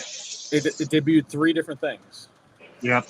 Water scoop, pop-off valve, and force coupler. I'll make myself look like an idiot. As obviously you can see up in here, I don't smoke a whole lot, but that water scoop, that is a very cool smoke feature in my opinion. That is one I'd really like to have. Salty, I think you need to get a Vision Line Niagara. Yeah, I mean, if anyone, we should all start a GoFundMe to help Salty, not to help him, but because he just deserves it, get a Vision Line of his choice. That would be the one Vision Line I would get. Honestly, it really would. Would you really get the gray one or would you get the black one?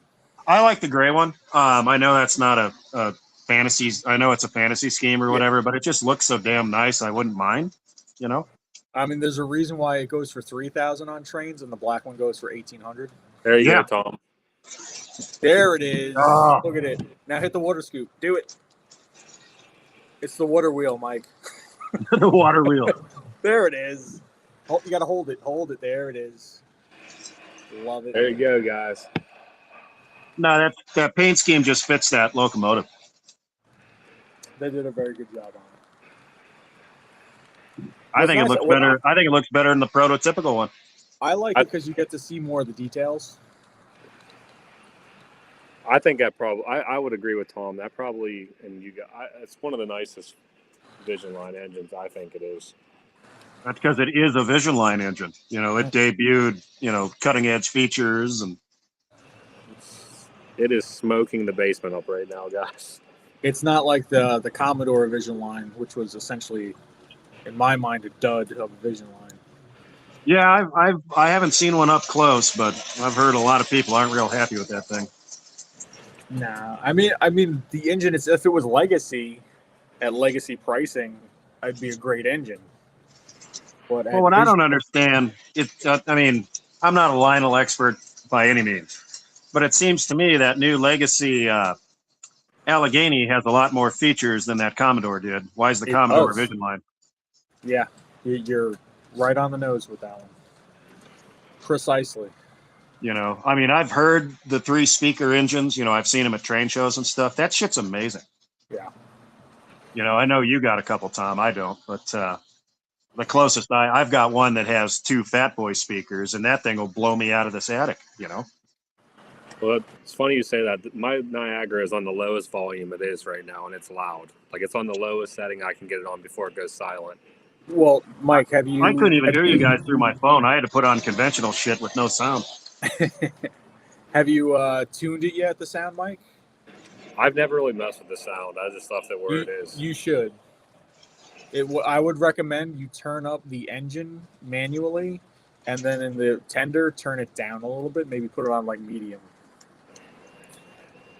That way, when you blow, engine's louder than the tender to me, just by going. So when you blow the whistle, does it sound like it starts in the engine and goes through the tender? I'll check it on the next lap. Here, I'll check it right now.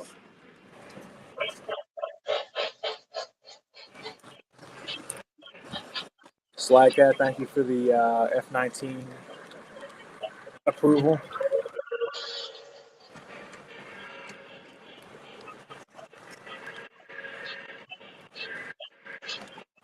It's weird.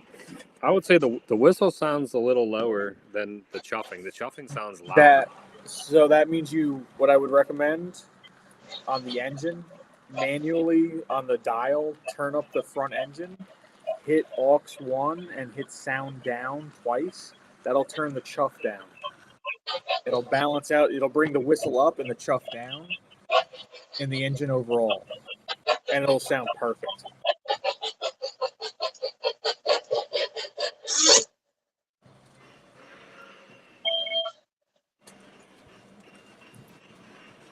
Salty, do you have a iPhone or like a Samsung? Hi, man. Yeah, I got a Samsung fancy shit thing, but yeah, I'm I've always been Android. It's all I know. So, do you have a laptop? I do. Not up here, not in my attic. I have it in my house, but would it work up there? Yeah, I think so. If I do this again, I could probably bring it up. I have to charge my laptop up. I use the laptop when we do like the podcast. So yeah. So do you I'm assuming you have outlets kind of like right where you are. Yeah. I've got plenty of shit. I've got 220 up here if we need it. So nice. You can have a hot tub up there. The 220 is from the old air compressor, but yeah. I figured, yeah. But so that means what's nice is you could keep like your laptop and stuff like charged while you're doing everything, which is pretty Oh cool. yeah. I got like my phone's on charge right now. It's maintaining this time, Mike. So Slackhead, I'm definitely sub to your channel. I believe I am. I'll double check that. I really do try to at least follow people on Instagram and YouTube, but sometimes I only like have one, not the other, because I can only keep up with so much stuff. Captain Andy's saying 3 speakers, 1 train. Yeah, the Vision lines have speakers in the front. Yeah, most Vision lines have 3 speaker sound. Whoa. But now apparently, let's see. I think the AC9 is going to have 3 speaker sound, and that's legacy. that's cool. The Allegheny is going to have 3 speaker sound. That's legacy. Funny enough, my Duluth, Masab, and Iron Range EM1 was cataloged with 3 speaker, and they only did 2 speaker. And then when I called them out on it, they changed the catalog on the website. Shocker. They doctored it. I'm like, you got to be kidding me. They're like, oh no, that was a typo, and then they went in and they changed it in the catalog.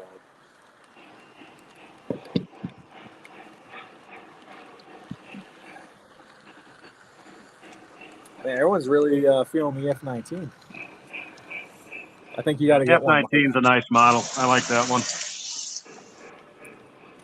Here it comes. You get the backside. Just gotta love them big ass Vandy tenders. I think the tender's longer than the engine on the. That's how the A2 Burke is. The tender's bigger than the engine. Well, some of the Pensy stuff with the long haul tenders are bigger. Yeah. The only thing I don't like about the F-19 is it didn't come with the drop plate between the engine and tender, but can't complain. I think it's the first time I ran the Niagara on the stream. I was gonna say I don't remember seeing that a whole lot there, Mike. Big Rich, which one is the 3806? I think that's the Legacy because the 3809 is the TMCC. Andy.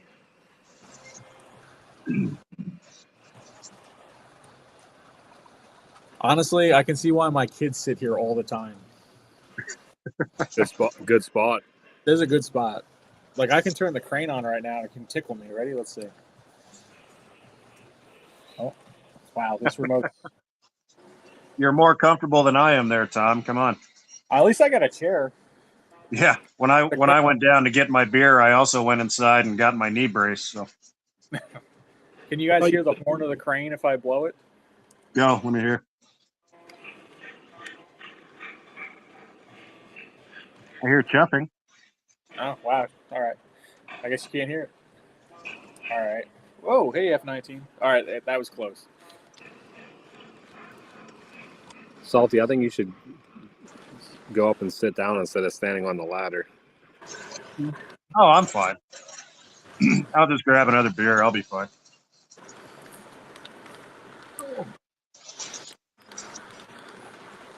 Yeah. That fixes all the pains. Yeah, the only problem is this remote just does not like the spot. I got a question for you guys in the chat. I have had a few people reach out to me and say that I should do a pup, well, not even a pup trailer, but a trailer flat challenge. TOFC challenge. Do what it. do you think of that? Well, Would you guys do it? All 2 of my trailers, I would do it. Yeah, I would do it. Doesn't matter how many I have. I participated in that coal hopper challenge. I have like 2 coal hoppers.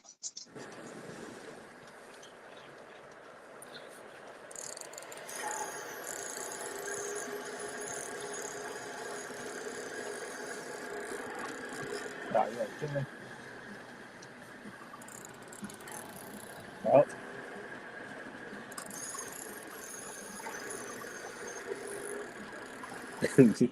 I just realized your thing underneath your name says "Help Salty."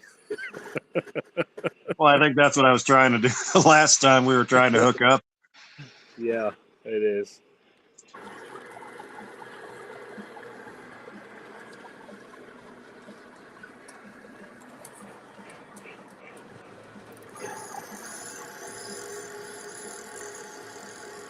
The Rose Jewel Railroad asked, Salty, do you have layout plans in the attic? I do. It's just it's got to come down to climate control in the summertime. I'm scared to do any kind of scenery or anything because I'm scared it would melt in the summer without climate control. Very legitimate worry. What is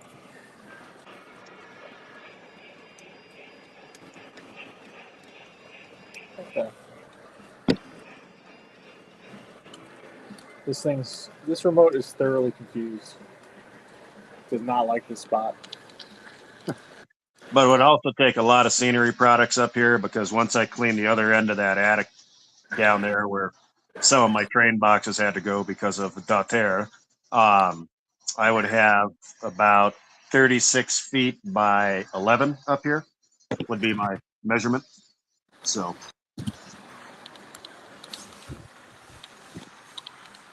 David, it don't got to be a pup trailer. It can be any kind of trailer on a flat. So if I take a gondola and just shove a tractor trailer in there, does it count? I will tell you after this stream, I'm going to figure out how to put a damn fridge up here. I got to go get another beer. Yeah, you know what? I keep saying that too, but I'm like, is that dangerous? I feel like sometimes walking away is a good thing. It could be. It keeps you limber. So I'll be right back. How many people we got in here? Did Mike leave too? It's all me? Oh, man. Yeah, Mike's gone. Sorry. I'll be right back. All right, you guys do your thing. See, I'll check the chat, see what's going on. So, AC9 oil burner on the way to Rich. Is that the all black one?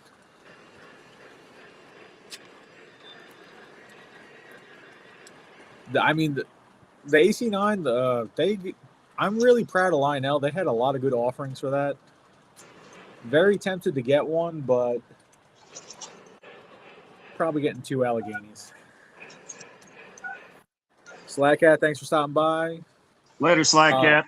Yeah, I'll double check to see if I'm following. I think I'm following you at least on Instagram. I follow most people on Instagram. I'm trying to catch up on YouTube, and I'm just started a Facebook, so I'm going to start reaching out to everybody over on Facebook too. I feel like everyone in this hobby is on Facebook. So, Not I. Oh, well, you're not on anything. I'm not allowed. My wife is smart. You know what? If anything that keeps you off your phone and computer, the less you have. That's why I got rid of Discords. I was on 3 Discords. I had to get off of them. Yeah, I had to turn all my alerts off on that Discord. I drive a truck. You man. guys still hear me? I can't be having my phone go off. Got you. All right, 10:45. I'm going to let the F-19 go for a few more minutes, and I'm going to switch over to the EM1. Huh?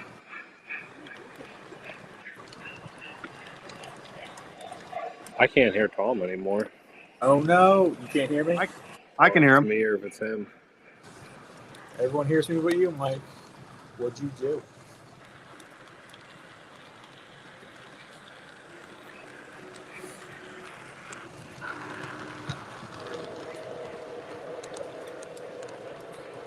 Can you guys hear me? I can hear you, Mike. Can't hear you? You can't hear me, Mike? I can't hear Tom.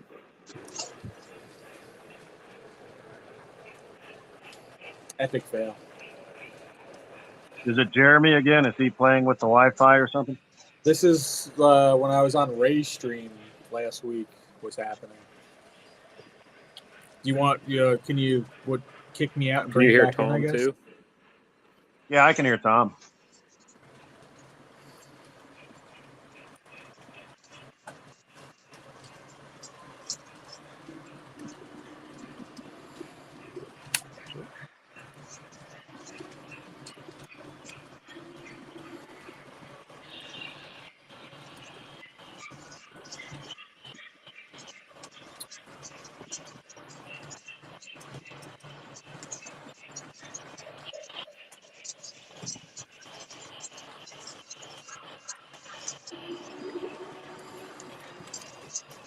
right, hold on.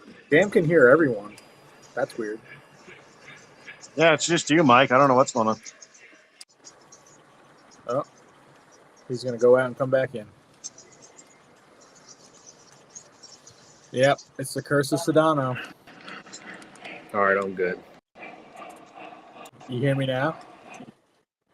I Got got you. It must have been on my end. It like dropped out, but it came right back. But then I couldn't hear you anymore. Oh, what matters is we're here now, Mike. Here now. Getting Oh, sick. you know what? I parked the I've been crane making right fun of next to I've been making fun of Jeremy too much lately. Now my internet. That's what happened. Karma's a bitch. Is Jeremy still in here? I think you are. All right, Jeff. Thanks for hanging out. Nice seeing you in the chat. Mike, is Jeremy still in here? He's not saying anything right now, so Oh, I was going to piss him off and show him the Coors reefer that he wants so bad.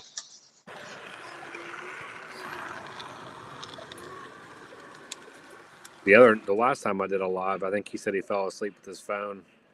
Oh, nothing wrong with that. That's dedication, buddy. Yeah, he's in it to win it.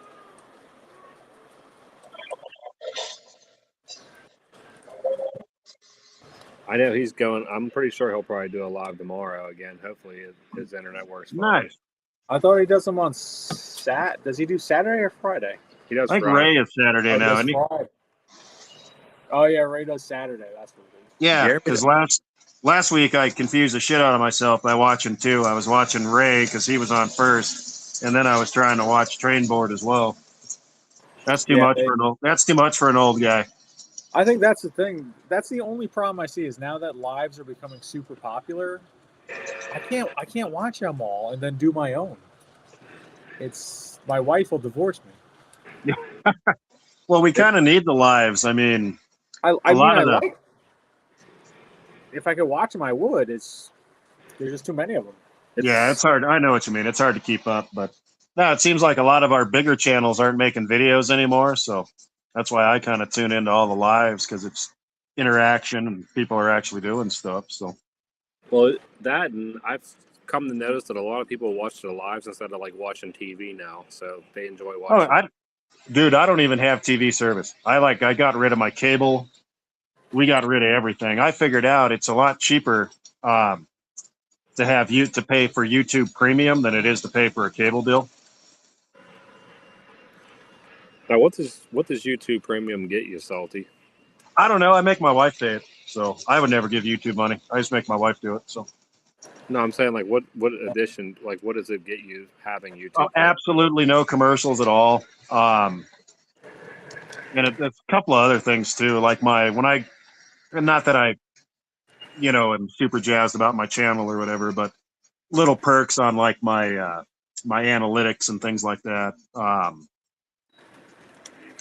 It's a lot easier, put it that way. But it's so nice to not have the commercials. That's the number one thing.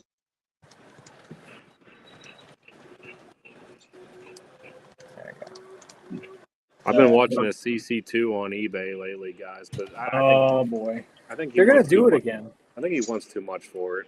What's he want? They're gonna do them again though. It's like $11.50. There's one on Trains for like 1,400, so he's not terrible.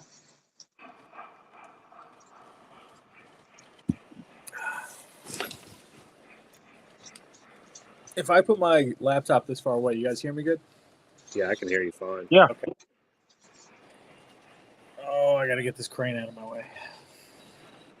Dude, the consolidation smoke unit is so loud.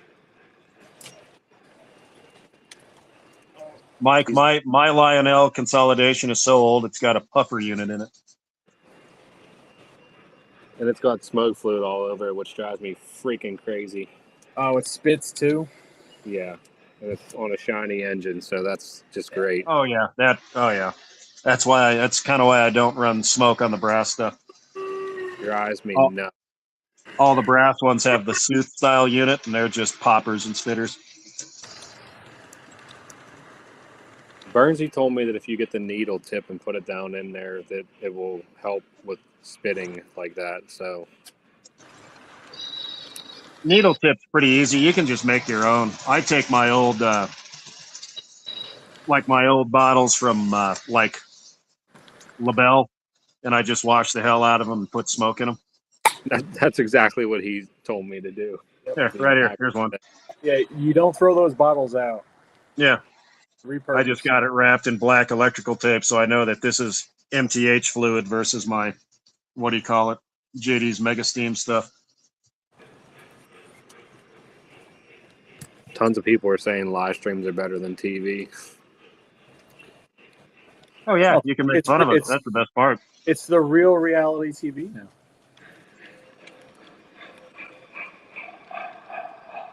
I feel like I got to throw some smoke fluid in the big boy. You can watch a dumb old guy stand on a ladder, drink beer, and run trains. Live streams are awesome. Great time. I'll be right back. Steve Tim had that Niagara milk reefers or milk cars. I should have bought those. Oh, yeah, that's a nice set. He just sold it. I should have bought that. That would have been nice for the Niagara.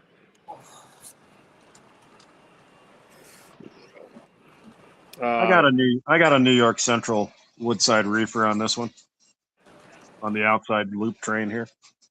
The Rose Joel said, "What's your favorite flavor of smoke juice, guys?" If you guys want to put it up in the chat, put it up. I will tell you mine. I like the JT's Mega Steam frying bacon. It seems to perform the best. My wife is a huge fan of JT's Leather Obsession. She really likes that one. How was this angle on my camera? Can't really see. I know Tom likes cinnamon roll, so I'll just throw that out there. I know cinnamon roll's Tom's smoke fluid flavor. And lately, I've been actually liking cinders. I think cinders smells really good. I've heard a lot of people do that. One of these nights, I'll have to record. My little cat likes to come up here in the attic with me. When I use that frying bacon, he just goes nuts. Really? That's funny. Yeah, because he thinks it's food. He's running around looking for it.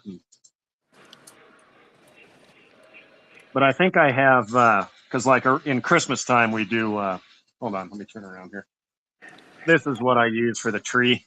This is old school MTH coffee, I think. This really has a nice mellow smell to it. It just doesn't smoke like the JT stuff. So I've tried the Lionel premium stuff too. The JT's just smokes better than anything. So, but that coffee is a really nice neutral smell. It's not bad at all. Looks like Doc agrees with you. He's saying frying bacon. David's saying fresh cedar. Dawn says cider house. And Doc said he also likes pipe tobacco. Yeah, that pipe tobacco would be, well, hell, that'd remind me of growing up. But the other thing I've noticed with that, what do you call it, with the frying bacon, it actually really works in these Sooth smoke units. So, like, even if you have a K-line smoking caboose, it'll work really good in those. Because Sooth fluid is just really thin.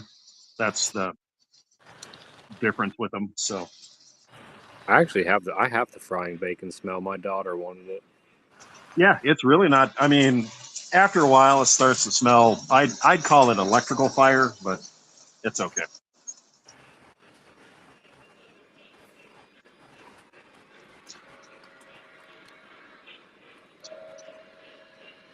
The Niagara's starting to get a little, looks like it needs some more smoke fluid in it, but. So when you have a locomotive with all those smoke features, how much smoke fluid do you put in it, like during an average run session? I usually don't put enough smoke fluid in. I know Tom goes heavy with smoke fluid. Well, I know these new ones you kind of can. I mean, who's that one guy we were talking about, not that laid off sick or whatever, that channel? Remember that guy was talking about, he put like 100 drops or something in his Lionel stuff. I was like, Jesus.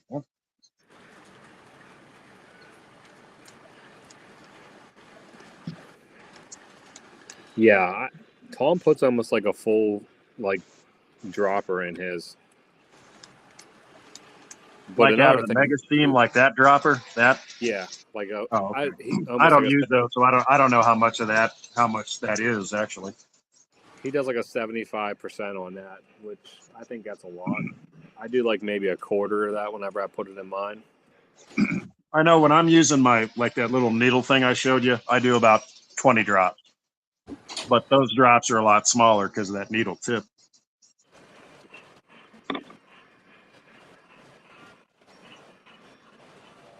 But another thing too, Salty, you got to put smoke fluid in like different spots. It's not like it's all just one reservoir. You got to add like the Niagara has it in you put it in the smokestack, and then you put it in the pop off, and then the tender obviously has its own too. Oh yeah, I remember. Excuse me. I think I was watching the review on that on Eric's Trains. It's like up in the corner of the tender in the front. Yeah. The Dougler 25 says, "Evening, everyone. I don't think I've ever seen you. Welcome to the No, channel." good evening. Welcome.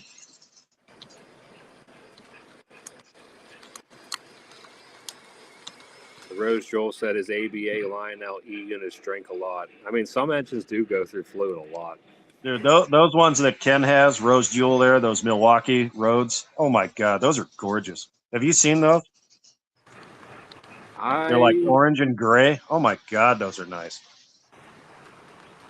not sure I have. I might have, maybe not. Sam said it's official. He's the 2025 Tim's Trains Christmas Train Challenge champion. He said, I'm going to order my own trophy.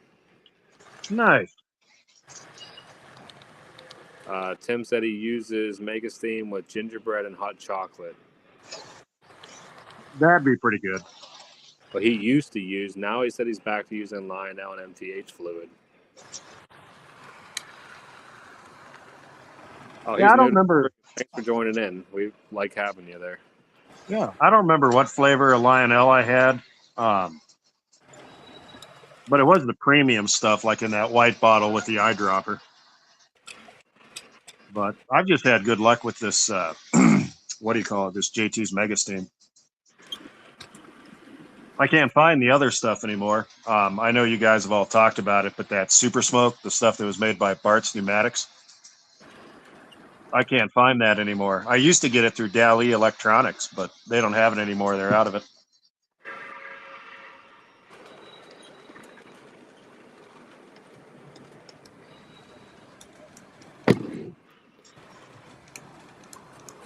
James is saying, didn't Atlas get the Weaver molds? I don't know if they got all of the Weaver molds. Some of them, maybe.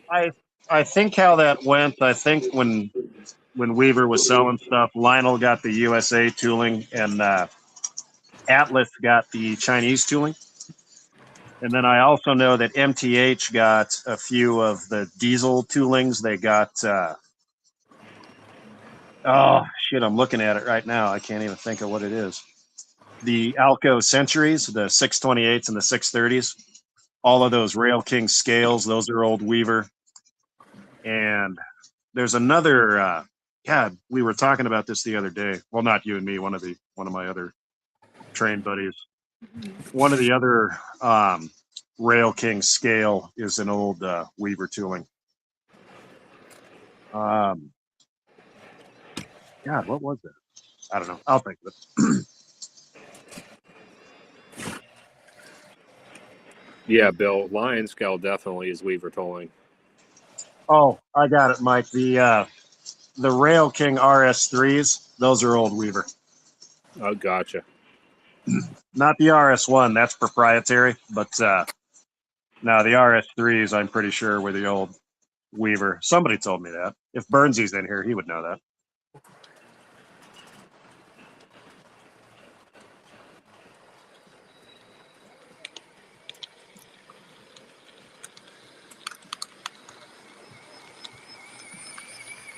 Doc said he wants to get lemon and lime scent and make Sprite, or get cherry and cola scents and make wild cherry. Why not? I did that with I mixed vanilla. No, sorry, cherry and pina colada from JT's Mega Steam. That worked out pretty well. Huh.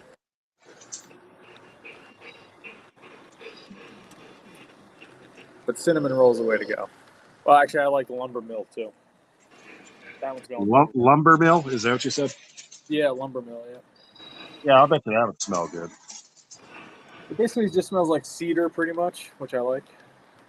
I'll tell you, one of the worst ones I've ever had was it was a used locomotive I bought. It was a MTH Proto 1, but somebody put diesel in it. The diesel scent. Oh, I took the smoke unit out. It was so bad. Yeah.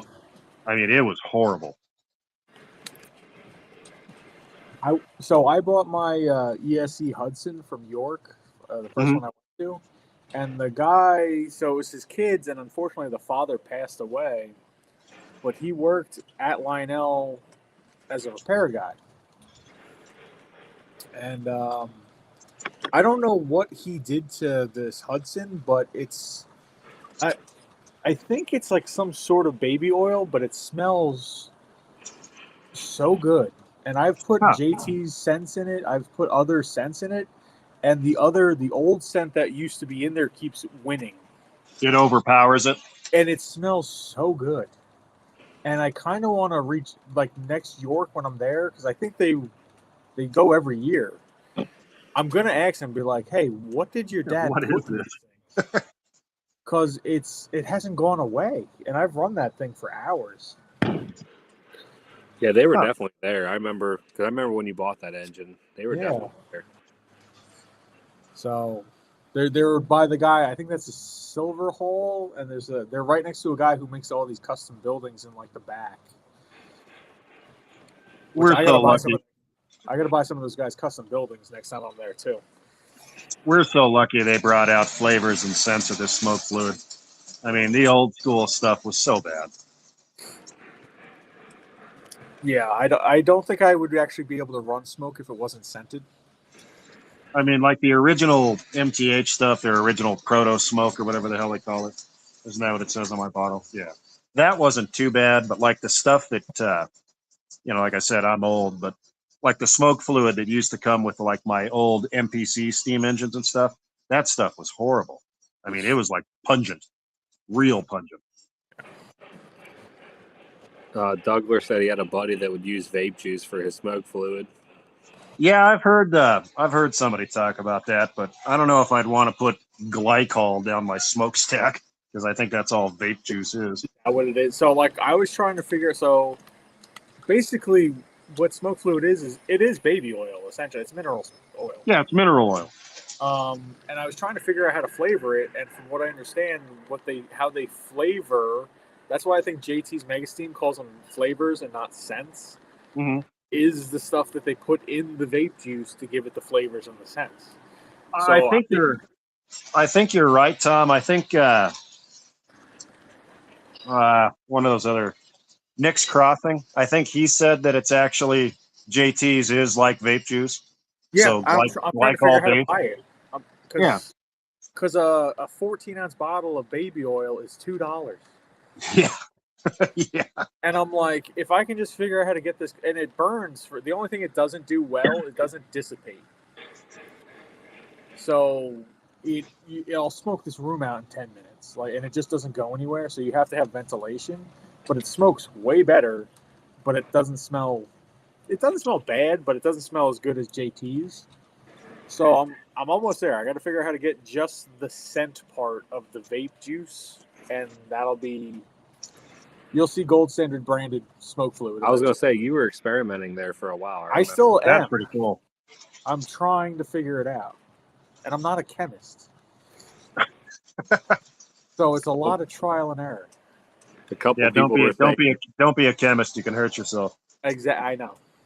A couple people were saying they think reefer scent smoke fluid would sell good. It probably it's kind of funny. I think a long time ago, Tom, you and me were talking. I had mentioned that I run these things that make my fuel smell better in my old cars. Yes. Well, you guys all remember I had pictures of that 57 Corvette that was in my garage. Yep. Well, one of the smells that Jegs makes was cannabis. When that car left, I put 2 bottles in it just to fuck with the old guy that owns that car. So, Yeah, Tops I run a grape scented one in my car. It's great because it doesn't smell like nauseating fuel. You know.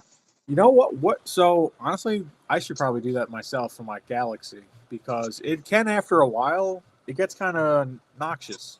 Oh, it'll give you a headache. It really Yeah, will. So, it will. It'll give you a headache. Jegs Jegs? sells it. Just look up. Just go to Jegs and type in fuel fragrance, Okay. and they've got about 1 million flavors. I've used them for probably 5, 6, 7 years. I Um, No problems. I run that. My neighbor that had that red 68 Chevelle that was in my garage, he uses bubble gum. Okay. But yeah, when I fire up my car, my garage smells like grapes. It's awesome. Does it do anything to the octane, or it's all good? It's all good. It's completely neutral. Completely neutral. Okay. They do make one that's called a top lube that's a grape scented or whatever. It doesn't smell as strong. That's like running like a Lucas fuel treatment in your car. But Okay. no, just buy the actual scents. One bottle for 20 gallons, you're fine. Okay. So That's pretty catch cool. it on sale. Sometimes it'll be quite a bit cheaper. But Honestly, I fill my Galaxy up maybe 2 or 3 times a season. I don't get to drive, and it's a 27-gallon tank. It's absurd. yeah, you'd be fine. And you're probably not dumb like me. I run. I actually, even though I live at altitude and I don't need to, I still buy race gas. I have 55-gallon drums of race gas delivered to my house. I could see that, but I 93 is fine in mine. You see, I don't have that out here since I'm at altitude. We got 91. Okay. Which is fine. I mean, our cars will run on it just fine. My car is 11 and a half to or 11 and a quarter to 1 compression, but our ethanol content's a little higher out here, and I hate it because since it's so, we all talked about how dry it is out here. The amount of moisture that comes from our ethanol and our fuel systems is nuts. So is your ethanol above 10%? It is. It's between 15 and 20 in the winter out here. Okay. They have to because Denver's got real bad pollution. Gotcha. Look up the Denver brown cloud sometime. It's something we get. It's something about. It's famous, but yeah, it's horrible out here. Is it because of the airlift as you get closer to mountains and it just stops? Yeah. It's because Denver backs right up to the mountains there, and it's some kind of high pressure system or something. But I'm not a meteorologist. It's air graphic lift. It's horrible. I can actually. It can't. I work. Go ahead, sorry. It doesn't. The air doesn't make it over the mountains. That's why you have a snowy side and a dry side of the mountain. Oh yeah. I mean, we can. There's times where we'll have, 30 miles away from me, there'll be a 24-inch storm, and it'll be 70 degrees down here. I mean, exactly. That's Colorado. Yep. Look at that shot. What the hell? That is beautiful. Making me jealous, man. It's got the bark. Well, Mike. Now you know what I need to buy at York. Lauren. So Salty needs a Niagara vision line and some trees. I have the first scale Niagara. It's nothing like that.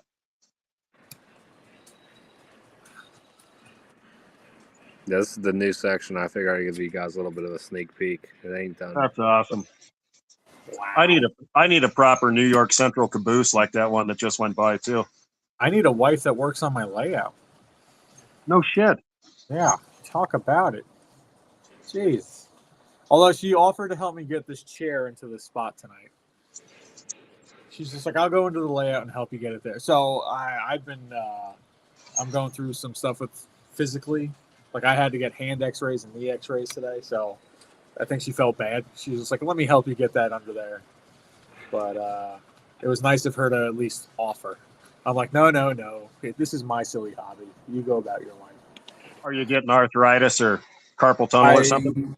So I'm in the middle of trying to figure out if I have it's definitely rheumatoid arthritis, something called Sjogren's, and potentially lupus. Oh shit! Sorry, man. It is what it is. You just deal with it is. This helps this helps the pain go away. I understand. Oh man, rheumatoid. You're too young for that shit, dude. That's what my doctor said too. What the hell? Yeah. Long Island water. That's what I blame it on. I guess. I mean, I've got a touch of arthritis in my hands. That's just from turning wrenches for so many years. Well, And on my right side, I ended up developing bursitis, which is basically tennis elbow. But that kind of comes and goes. But man, there's times I'll be under a car, I'll be holding the ratchet or something, and my hand just lets it go, and it hits me in the head. I can't use my hands for the first hour and a half of my day, and Oh, the God. last hour, like if I wasn't drinking right now, I wouldn't be able to use my hands. Oh, you know, it's something they prescribe for rheumatoid, don't you? Alcohol, Uh, cannabis. cannabis. I know. Yeah, so I'll probably be on like hydrochloroquine and a few other things. Probably some sort of gummy, and then Yeah. I'll probably have to go gluten-free for the rest of my life and keep the inflammation down. That's what it is. Yeah, gluten-free sucks too. Oh my It's God. just gonna be a lot of wine and bourbon for me for the rest of my life. Well, they do make gluten-free beers. You're not going to like them. They're terrible. I've tried them. You're not Well, gonna like 'em. They're not good at all. I'll tell you a That's why, story. that's why I'm drinking them now until I get the full diagnosis. I'll tell you a story. This did come out positive, so don't be sad or anything. So, like 12 years ago, I thought my wife's going to the doctor. She's just not feeling right, and they're like, "Oh, you know, you got celiacs or whatever." Yep. So My they dad put her has on a gluten-free diet, this, that, and the other thing, and she goes to another doctor to have him check something out. Turns out she had cancer. Oh, I mean, she beat it 100%. She had non-Hodgkin's lymphoma, but yeah, so her does she not doctor. have celiac at all, though? No, she didn't have it at all. Wow, So, that's a hell of a misdiagnosis. yeah. I'm like, you need to get a new fucking doctor. But and what's really sad is the oncologist that she finally went to see. She had a tumor in her the size of a football. Ooh. Oh, wow. It was in her stomach, right above her pancreas. This was a 100-pound girl, Ooh. and the doctor missed it. But That's I'm telling you. now Also, she's been cancer free for 10 years now, so she's fantastic. fine. I mean, she's definitely got to go get checked every year, right? Twice a year, every 6 months or something like that, right? They tell her now it's every 5 years because she's been it's been so long. But yeah, you're right. She had to go every year for like the first 7 or 8 years, I think. Yeah. Because this one has the highest rate of coming back, this lymphoma or whatever. But now she's been fine. She kicked its ass. I'm happy to hear that. Sorry you had to go through that, though. Yeah, that's a crazy misdiagnosis. My dad has celiac disease, so I can see how cancer could kind of and celiac could kind of have the same symptoms because it knocks you on your ass. Yeah.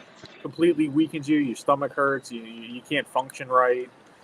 All this stuff. So, but that's so they're so far off from each other, though. Yeah. I was pretty pissed, and I'm an aggressive guy. As I say, I'd be like, kind of maybe lawsuit and be like, hey, if we didn't get a second opinion. Yeah, it was. Yeah, because it was what the hell they called it when she got it. It was stage 3+. I mean, it was pretty bad. So, but no, she rocked it. She's a lot healthier than I am. So, Okay, I'm glad to hear that. but she didn't smoke or anything. She was smart. So That's what happened. It's what's funny is it's when you hear people who they take care of themselves and they still get stuff like that. It's kind of crazy. Oh, I know. Yeah. And then you get guys like us who, never take care of ourselves and beat ourselves up working on stuff our whole. That's what it is. Like I've been in the trade since I was 13. I was, building stuff my whole career, and I feel like my body was just tired of trying, and it's just like, all right, we're gonna give you a disease now, so you'll stop. Yeah, that sounds about right. It's like we're tired. You have this problem now. We give up here. Deal with this. Yeah, my brain is just like, no, we're still good. We're under 50. Just keep going. And my body's just like, just stop. But no, man, rheumatoid. My God, I knew my boss at my last job had rheumatoid. There were days he couldn't even fucking get up. I got diagnosed with this about 5 years ago, but I didn't have any symptoms. So they're like, you want to go on medication? I'm like, no, I feel fine. The past 5 months, it's been rough. Like getting out of bed is hard, moving around. So it takes me about a good hour and a half to get going. God, I can't imagine that. I think that's also why the layout kind of stalled getting built more. It's very hard for me to get up on top of the layout and build stuff. Oh yeah, yeah. You're not crawling around like me up here. It's tricky. That's one thing I truly miss. I do miss layout access. That's why I was asking you. Like the first thing I thought to myself, I'm like, how does he get to the other side of that thing? Oh, I just got to get up and walk. But the hardest part is like trying to hide wires. Once I get some. How much headroom do you have if you stand on it? Oh, I've got. If I stand in the center there, go big screen for a second, Mike.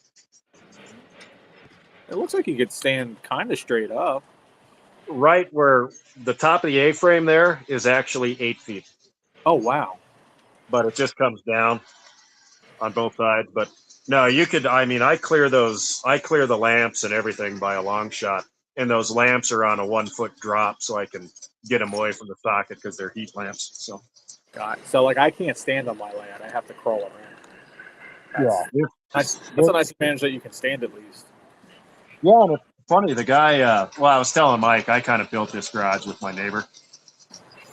But we just kind of designed it that way. So, like I said, this was going to be all automotive stuff up here, but ended up becoming trains. And I also was showing Mike, see all these little corridors back here. They go back like another, 15 feet or so. The trains used to run all back behind there and like come out at the other end and all sorts of stuff. But like I said, when daughters move in, then you get 9 million boxes, and I can't do that anymore.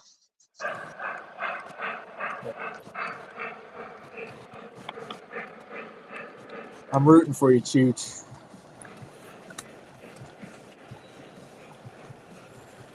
I will admit, this little Weaver guy runs like a raped ape. That's a nice locomotive.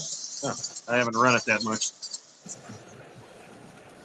Thing's been going for a solid hour with no problem.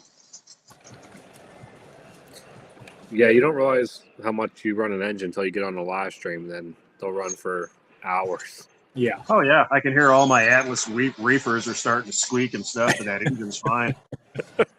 Especially these new reefers. These new ones with those new trucks and that new style uncoupler, the K-line style uncoupler. Man, they really like to squeak. Yeah, so like on my outer loop, whatever train I put on my outer loop, I don't switch during the live. So whatever's on there is going to run for 3 or 4 hours. So I got to make sure it's greased up, lubed up, plenty of smoke fluid, good to go. So you don't add smoke fluid the whole time we do a live. That's all the same smoke fluid. Depends on like the big boy. I just added some, just to the main stack, because that one really can burn through some. It runs hot. Salty was asking how much you put in. I was telling him you put a decent amount. A lot. Way more than recommended. That's when my videos come out so good. I was telling him like 75% of a dropper, maybe. Whole thing. There you go, Salty, a whole dropper. That's a nut. See, I've always been a little bit scared of smoke units. I can't see it over there. I can't show you guys. But you have to know what size smoke unit you have. Don't just do what I say. I know the size of all the smoke units of most of the engines that I'm putting it into. Tom, this one will surprise you. So it was one of the first sound equipped MTH engines I bought. It was a SD40-2 or whatever. But good smoker. It was my first fan driven smoke unit and everything. And I was, it would run for a while and I'd put more smoke fluid in it. And it seemed like it would go away pretty quick or whatever. So one day the thing just stopped running. And so I pulled it off the track, didn't think nothing of it, and it was soaked. I'm like, what the hell? So I took it apart and all the little pot metal or whatever around that smoke unit had cracked. So all that smoke fluid had leaked inside the locomotive. Yeah. So I had a hell of a time replacing everything. I mean, it fried the bottom board. It was an old QSI engine. I mean, it still runs now, but it just fried everything. Yep. Just fried it. And I've never had another locomotive do that. Not one. That's all whether it be a puffer or a fan-driven unit. It was just that MTH. I don't know if it was a bad casting or what. I ended up replacing the smoke unit, but. So the reason why I do what I do is if you look on YouTube, there's a YouTuber. He doesn't really post anymore. Laid off sick. Laid off sick. Yep.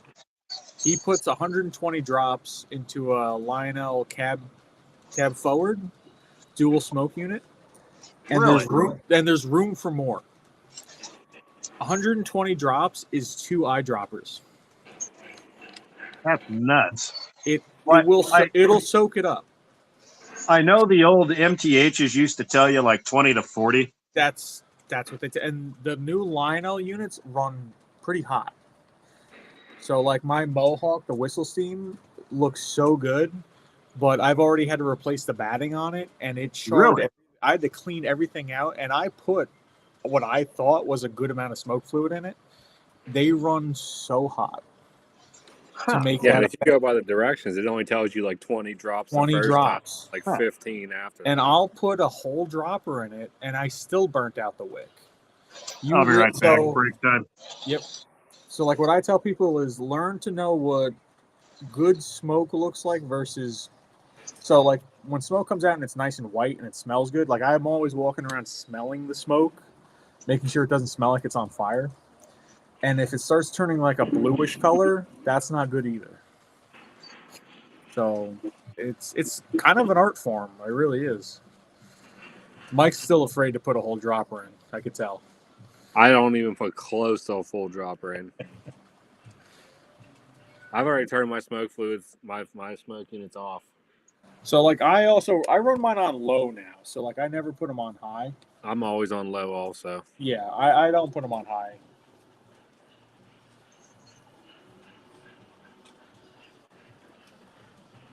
Tim said his 2 videos were very helpful.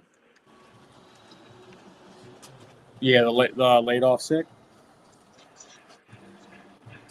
I mean, people do say that Lionel and MTH's smoke fluids work better, but I actually think Lionel's premium smoke fluid is pretty good. It's just I don't know. They don't make a big bottle of it, and it's kind of expensive.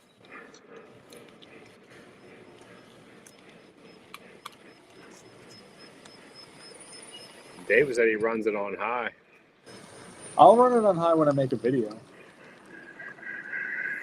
But for a live, I'm just going to run it on low.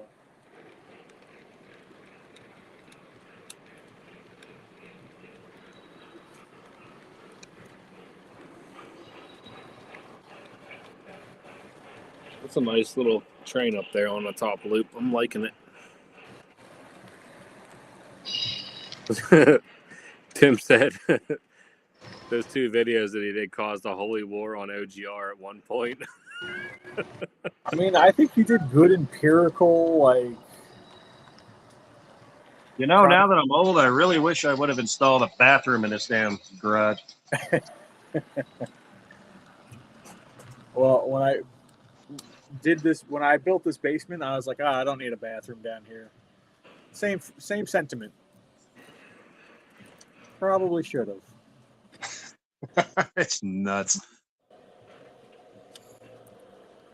Oh, it's still early. Wow. Late for you guys, early for me. Sorry. What time is it there, Salty? 9:25. Oh my God, he's got so much time. It is early. Doc said he runs too many lash ups to run smoke. He'd be going bankrupt. or popping fuses. That's what I know when you get a lot of them going. You can't run too many engines. Like a big boy with like 2 more engines is pushing it. Oh God, you should see when I run like my Union Pacific turbines. Those things that got 4 motors and 3 smoke units. My God. Oh yeah, you forget about the dual motors in those. Well, that one I have, that coal turbine, that has 4 motors and 3 smoke units. Salty, Tim said you just need a pee bucket to go in the corner. I was out peeing in the alley. Come on. So my neighbors are old. They're all asleep. It's fine. David did send me a video earlier, and he said he had 10 units going on a lash up, and all the smoke units were on. That's impressive. Really? Wow. He's going to weld his trains to the track. I really don't know how he didn't pop a breaker. I guess maybe the diesel motors don't pull as much power. I don't know. I don't know how that works. I can see the amps on mine because I run a Z4000 or whatever. I really do wish I had that capability. Yeah, it's kind of nice. It's kind of nice because it helps you diagnose problems too. Yeah. Right now, I got 4 passenger cars, which I think they have the older lights, and then my C&O running. It's only pulling 1.3 amps. Oh, that ain't shit, dude. I can tell you when I run, I can turn it camera right there. So see, like those are Proto 1 E8s. Those are, when I run these are 2 smoke units, 4 motors, and with 6 passenger cars, that thing's pulling about 6 amps. But that's all incandescent lights and all sorts of stuff. So, and then when you add the smoke units in there, it's even worse. But they're nice models. I'll give them that. They are really nice models. So it's one thing MTH did good. Oh, and I think these are old Weaver tooling as well. So Weaver was the first ones to bring out a 3-rail scale E8. I got tired of squeaking. I shut my stuff down. I couldn't believe it, man. Oh, there we go. Now we're smoking. What's going on? I haven't gotten no squeaking right now, surprisingly. Oh, for me, it's always these Atlas reefers love to squeak after a while. Must be the metal trucks. I don't know.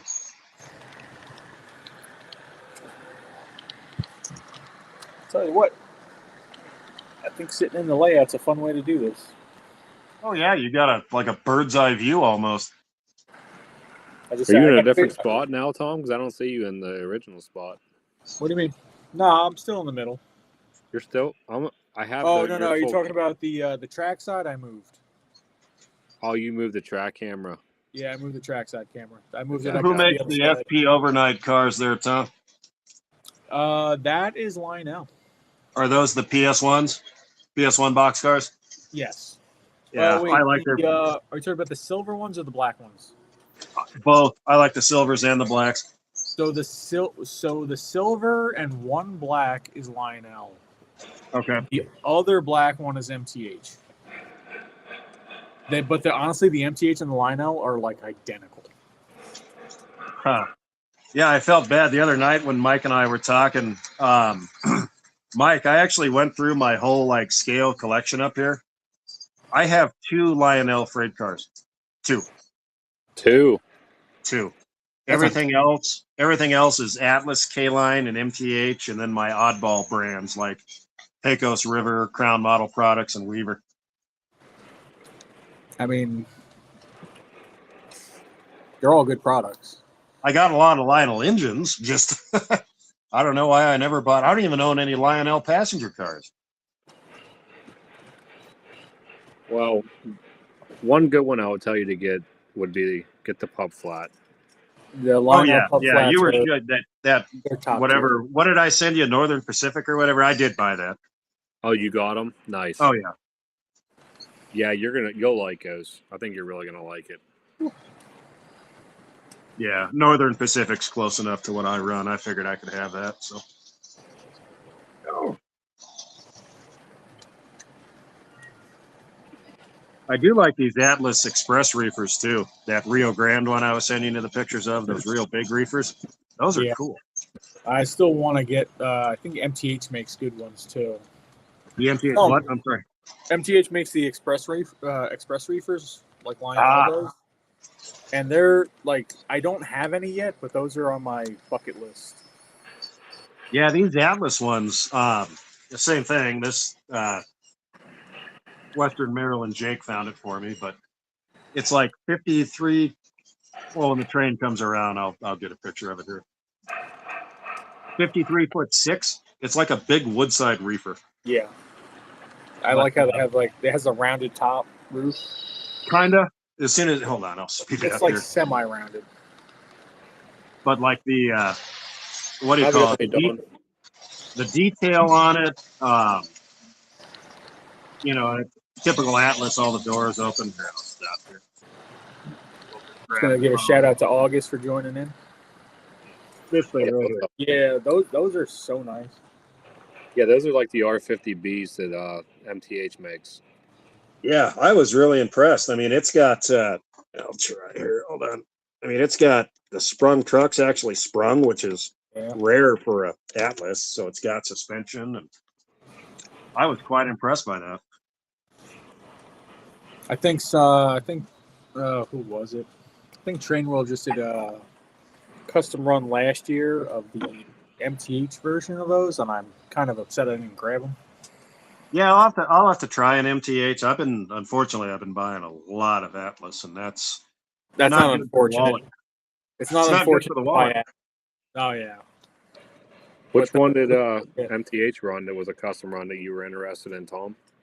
Train World did a Long Island Railroad Express reefer. That's I think cool. Bobby picked up one or two of those CWF trains.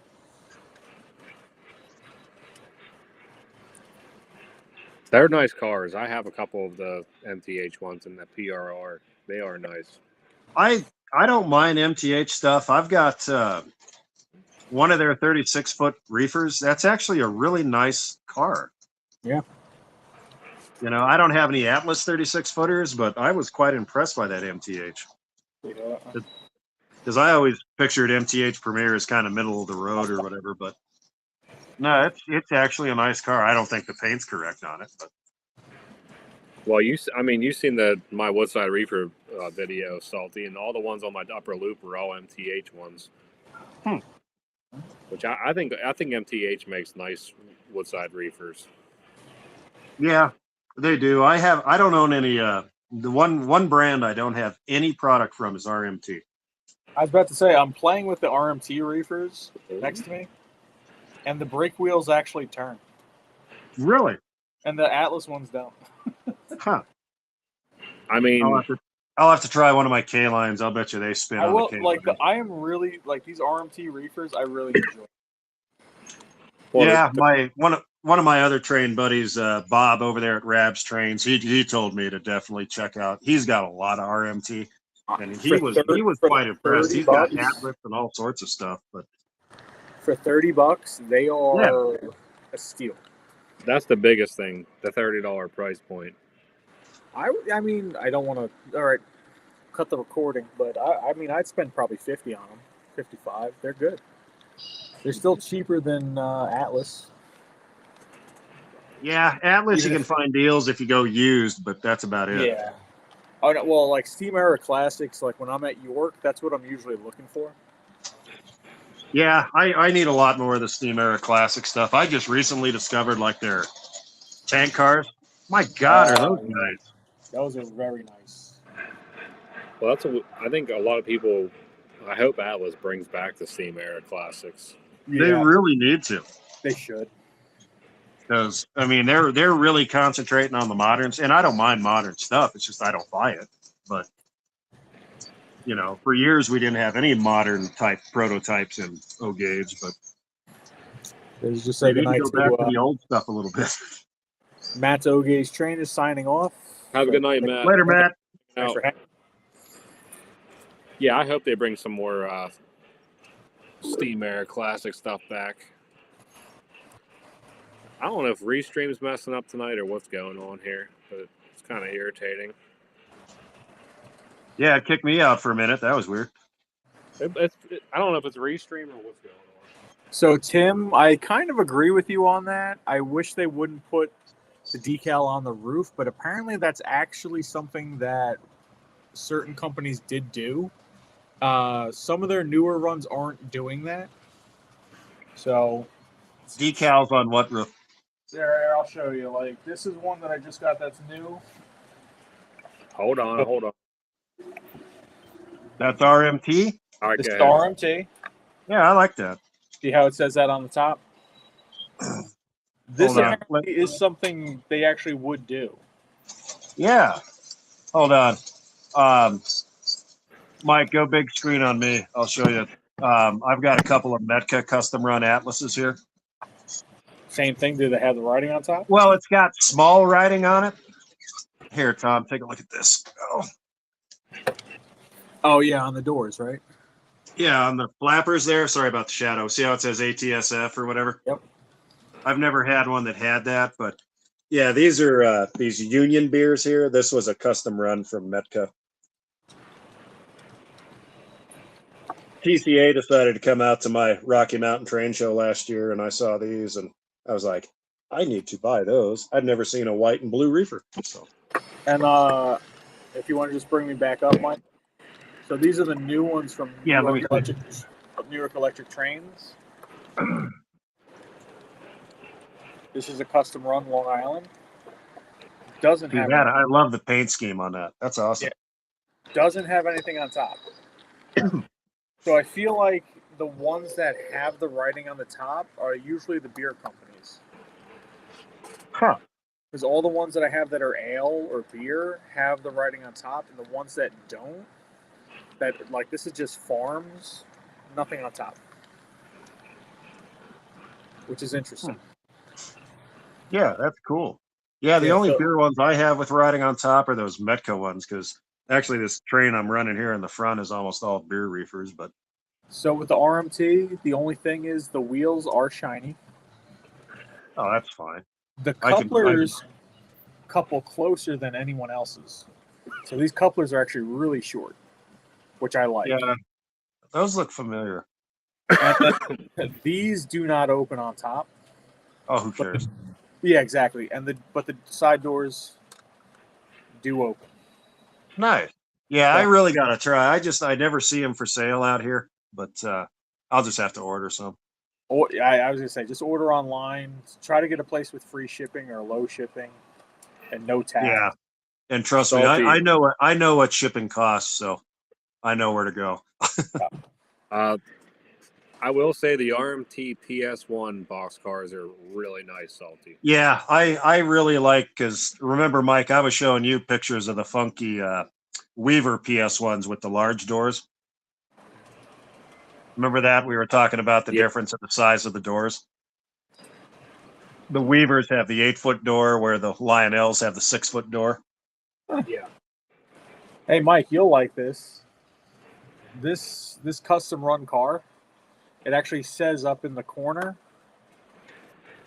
It actually says built Pennsylvania Railroad. Yeah, I need to try some of their stuff, dude. I really do. Hollidaysburg, Pennsylvania. Hollidaysburg. So it says it. Where is that? Actually, says it was all that information up here for a Long Island Railroad boxcar. That's pretty cool. So it says where it was built for the Long Island Railroad. I think Hollidaysburg is where Everett 11's at. Yeah. So right. Oh, wow. So it says it right here. All that. There's a lot of writing on these. Yeah, they do put a lot of writing on Some people say they don't like it, but I actually kind of like all the info. No, a lot of those, prototypically, a lot of these reefers had a shit ton of writing on them. Trust me, I've seen a lot of them in person. All right, hold on. So somebody said Atlas SS or Gargraves Phantom Wood 3 rail. I heard Gargraves has a coating that can wear off and Atlas doesn't. Anybody got any input on that? Is that for track? Coating for what? I think he's talking about track. Yeah, the track. Don't they have one that's like a stainless steel that you can like run outside or something? Or yeah, Atlas used to make a UV coated plastic that was designed for outside, but I don't know if they make it anymore. I mean, I'll tell you guys right. You don't need that. I'll tell you guys right now. If you want, do Roth and Gargraves for track. I mean, I don't mind any of the other ones. I don't mind Fast Track. I had Atlas at one point. I wasn't impressed with it. I'm not a fan of rail joiners, but Mike, you have Atlas or Gargraves? Mike has Atlas, I think, on the upper loop. Yeah, my upper loop's Atlas.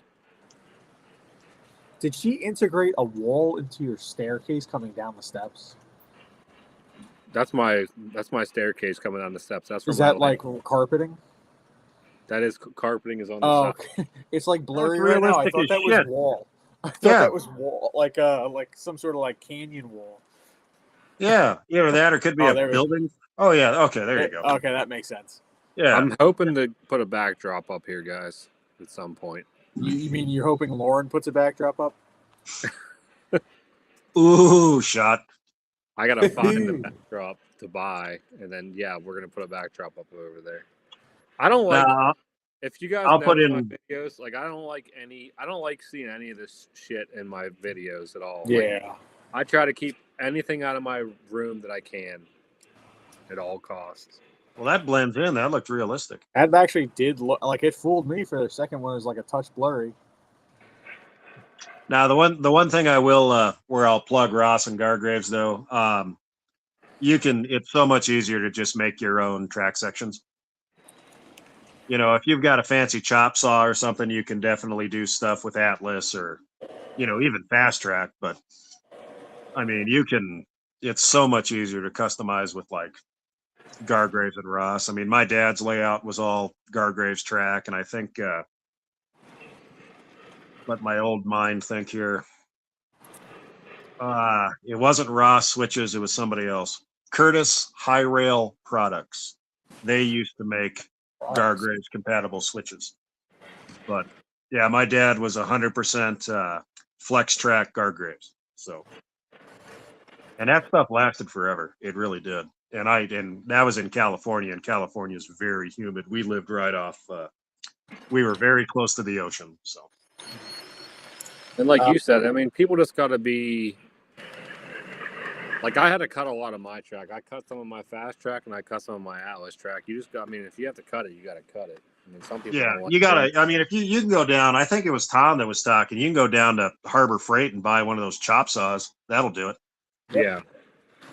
Chop saw, a little bit of solder. You're good to Yeah. go. Don't be like my ass out here with a high-speed air grinder. Dude, you guys got to see what I did to make this track for this gantry crane. Dell was asking me. Dell's like, "How did you make the track for the gantry?" I'm like, "I took a Dremel to Fast Track. Really? I cut it. into strips. Gargraves makes a section for that. I know. I'm too lazy. I had extra track, You got time on your hands, brother. so you can. Oh, let's see. So you see the strips of track next to the track. No, that's fine. Yeah, it works. And I just lined it up. I screwed it down, and that's the track for my gantry crane. What's I remember up, John? I remember back in the day that those TM Book guys or whoever the guy that just died, that Tom McComas or whatever, he used to use LGB track for those gantry cranes. I was about to just get some tubular track and then rip the rails right off and then screw it down. But I'm like, you know what? I have extra Fast Track out in my garage. Took a Dremel to it. Took me 15, 20 minutes going nice and slow and straight. It worked. It works perfectly fine. I don't think Dell's going to do that. I think he's going to source the Gargraves one or whatever. Yeah, exactly. That's the thing. I couldn't find it. You pretty much have to order it off their site, but I'm like, I'll just make it. No big deal. Yeah, you're full retail if you go off their site though, so a little pricier. Okay, so we had somebody ask, as an HO and N guy, I've always wondered why 3-rail O-scale is way more popular than 2-rail O-scale. I'm going to take a line out of Letterkenny on this one, if you don't mind, because you don't fuck with tradition. I'll make it easy. You have a much greater choice in product, and wiring is much more simple because it is AC based versus DC based. So easy to my kids put this track together with me, and I didn't have to tell them what to do. They just knew what to do. And you can do a reversing loop in 3-rail O gauge, which you cannot do in 2-rail. Yep. See, I didn't even know that. I mean, I think isn't that really hard to do even in HO to do a you have to be. Remember, Tom. Unfortunately, I hate to admit it, I was in HO for about 10 years, but you have to have a DCC system to do it. Oh, is that what it is? Okay. Yep. If not, it's direct current. So when it turns around on itself, the locomotive freaks out because it doesn't know which way to go. Exactly. Another question. Here we go. Go. Hold on. Wait. Hold on. I just got to do one thing. because Doc Go. Doc put in the right comment. To be fair, he's definitely a Letterkenny guy. Excuse me.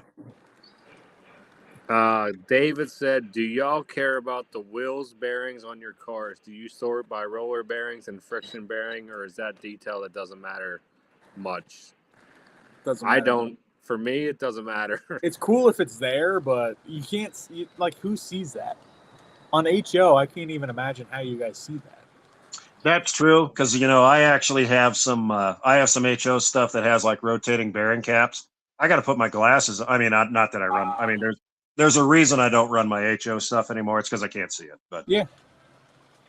Mike has seen. I did give Mike a very rare picture of some of my stuff. I sent Mike some pictures of the only big boy I have is an HO big boy that my wife weathered because she's got weathering skills, but you just can't see I mean, a lot of it runs really nice, and especially nowadays, their sound systems are catching us. I hate to say, but Folks catching up too. yeah, the smoke is really scary. Oh God, but now unless you have a DCC system, it's hard to run. I mean, if you're just like an analog or a DC runner in HO, it's pretty hard to do. With DCC, you can do a lot, but it is so much more anal about clean track than our stuff. I mean, you got to have him. Heck, Mike made the comment the other night. He thought my track was real shiny, but Mike, that's left over from my HO days because I had DCC when I was in HO. But I mean, your track has to be impeccable to make it work. It's just super simple. I mean, if you have a system that actually works, it is fun and they work well, but I can't see the stuff anymore, and the prices are climbing up quite a bit. Yeah. I mean, Matty C has a good point too, though. Like the bearing caps, you'll see if they're weathered. Yeah. Which makes sense. They'll stand out. But if it's just brand new and black, you're not going to notice that. No. I mean, Matty C, you'll laugh. There were a couple of Atlas cars I had for probably 15 years, and I didn't even realize they had rotating bearing caps. Yeah. Yeah, I'm not kidding, dude. Up here in this attic, I mean, you can see it's not super bright up here. It was a caboose, and then, believe it or not, a Trainman high-Q boxcar. It had rotating caps. I didn't even know, But, I mean, it is a nice detail, when you point out to visitors or something, you'd be like, hey. But when you're running trains by yourself, you don't notice it, Well, that's like even some people made a big deal about. I know RMT, whenever they came out with their trucks, they didn't have the right kind of trucks on them for that era. Doesn't matter. For me, like I'm not that. I don't know that. I don't know that kind of stuff, so I didn't even notice it. But yeah, I don't want to sound like a dick, but another thing that always got me is when people talk about undercar detail. How many times you looking underneath your car? What are we doing here, guys? I mean, it's nice. I get it. But, there's a big difference between having a detailed, top side of your locomotive versus a detailed undercarriage of your freight car. Yeah.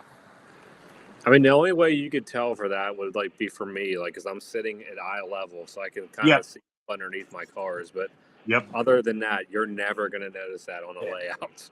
And honestly, that's more of a nice to have than has to be. Yeah, exactly. I mean, it is cool. I mean, God, some of these Atlas cars, you flip them over, I'm like, Jesus. I mean, they're like super detailed, but even some of the Lionel stuff, like Tom was mentioning, those Lionel PS1 box cars, flip one of those over. Those things are immaculate underneath. Yeah. They really did a good job. When I flip over like the newer stuff, like I understand like it helps justify the price that they want, but I'm like, this thing's got chains underneath. And I'm like, why? I'm like, nobody's going to see this. Yeah, I've got some older Atlas Master locomotives that have like chains on them, and I can tell you all I've done is broke them off. Yeah, it's just something else that can come off. Yeah, exactly. It's just stuff you break, especially after a couple of cold fires, but it's okay. Doc said, give me figures instead of under the car detail. Yeah, I agree with that. I have more stuff inside of it, like maybe some like painted cables, like different like interior that's nicer. Well, sometimes you can really go overboard. Like, I don't know, Tom, if you've seen some of like those newer, super detailed Golden Gate Depot things that Oh, have like candles and shit on them. I'm like, my God, yeah. that's too much even for me. And don't get me wrong. I mean, I really like Third Rail's products. I think Oh, he's doing a good job, but but it's you figure it's like an 8-pack is like what $2,800. yeah, they're nuts. They're nuts. I mean, that's, Which is okay. Which I get it. I get it. There's a market for everything, yeah. but I don't need that. When I can buy Third Rail steam locomotives cheaper than I can get a set of their new passenger cars, Yeah. come on. I mean, that's kind of where Lionel's going with their passenger cars, and the insides are not detailed at all. Yeah, 4-pack See, is to me, that $1,000. you know, it's ironic. The only set of stuff I have that has passengers is a set of well, it's the only new stuff I've bought in years. But I pre-ordered some of those MTH high level like gallery cars because Public Delivery Track made some in Southern Pacific for like the commuter cars or whatever. I didn't even know they were going to arrive with people, and I was amazed when I got those. They're actually really nice cars. Yeah. They remind me of older K-Line stuff. You know, the old K-Line aluminum stuff Probably always had was passengers. K-Lines. That's what it is. Yeah, you're right. They probably were. That's But what it is. Who made them? How salty? MTH, they just came out maybe last year. I did a video on them. They're like gallery cars. They're like double level. I'll send you pictures later, Mike. But mine were a custom run. But yeah, they're pretty neat. They're pretty neat. For MTH, I was pretty damn impressed. I didn't realize their newer passenger cars were that nice. Yeah, MTH is definitely trying to, I think, become more of a boutique. I think I feel like that's what they're going for. They want to be like a touch above Lionel as far as quality. That's why I don't think they're doing the catalogs. They're just kind of like, we're going to do the same kind of tooling, but we're going to upgrade it a little bit. You know what? Not many people are in here, hopefully. This is probably the one time I'll ever agree with Eric's Trains. He made a great comment last year. He was comparing Lionel and MTH. He said, if you want an accurate model, buy MTH, but if you want real features, buy Lionel. Yeah. And I that's hate exactly to what say it, I agree with that. Yeah. You know? Like Here, that's why when Lionel did the Greenbrier and it was old MTH tooling, I'm like buying that. And then they did the L1 that was old MTH tooling. I'm like, I'm gonna buy that. Is I'm that gonna show the, you. I'm Go, gonna show sorry. you a PS1 Lionel and a PS1 RMT, and you tell me. Yeah, which go. one. Let's see. I mean, I know the difference, but I don't. it's the wheels. Oh, yeah. You said the shiny. The RMT wheels are shiny, and that's just about it. But honestly, The top one is RMT, right? yeah. Yeah, Because it has the little signs filled out too on the door. correct. Got But again, more that's extra signs. detail. They Yeah. have And more then, writing. even the bottom, like, let me get rid of this chat real quick.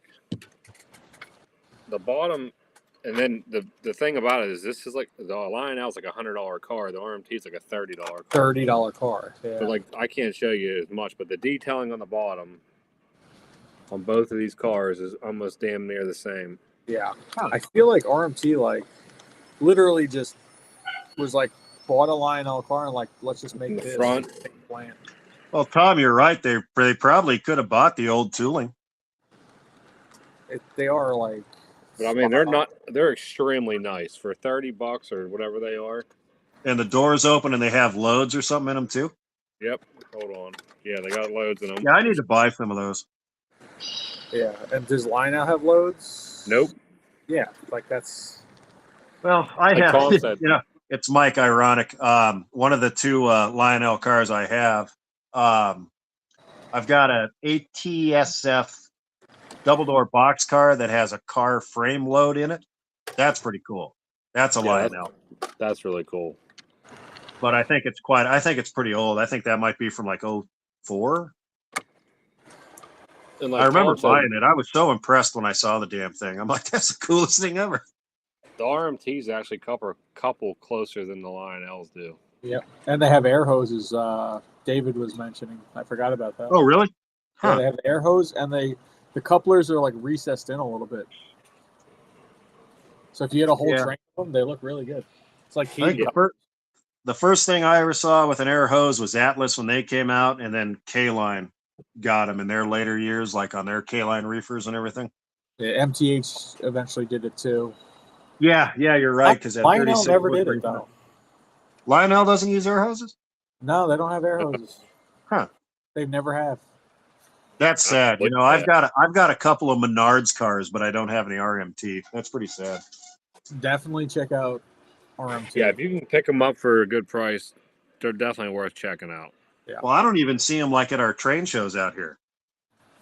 That's interesting. I wonder, I don't know, does he not market to the West or? Should. Because I don't mind buying like East Coast freight cars. I mean, that's common, you know. Trying to think. Actually, now that I think about it, I think a lot of the road names that he does is like New York Central, Pennsylvania. Oh, that's fine. I mean, I've got all sorts of old Southern Pacific videos where you can see Pennsylvania, New York Central cars on their trains in California. yeah. No big deal. That's what I Check like. it. Pat's Trains got one of the best. Like he got a wide selection of RMT stuff. Yeah. He does have a lot of custom Yeah. runs and just a lot of stuff in general. I will say I don't know. He won't let Ray film in the store. I don't know about that. No, he won't. That's pretty sketchy in my opinion.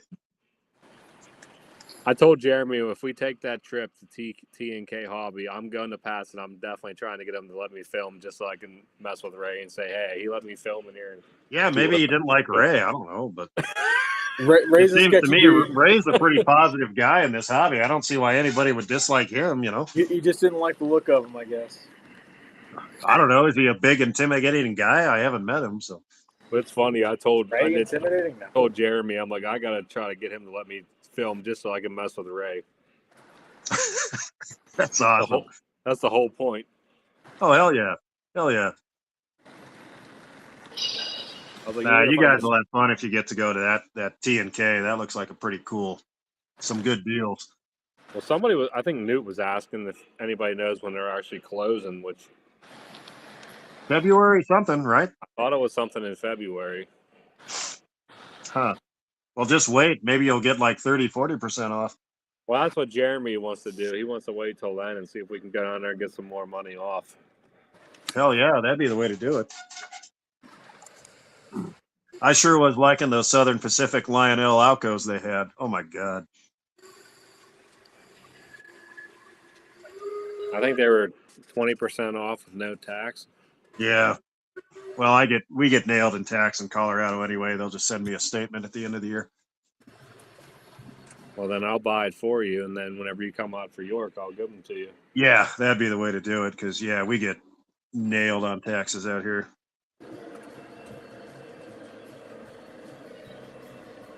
We got to pay for our crumbling roads. We all do. If you want to talk about shitty roads, come to Pennsylvania. No, come to a place where one day it's -10 and the next day it's 70.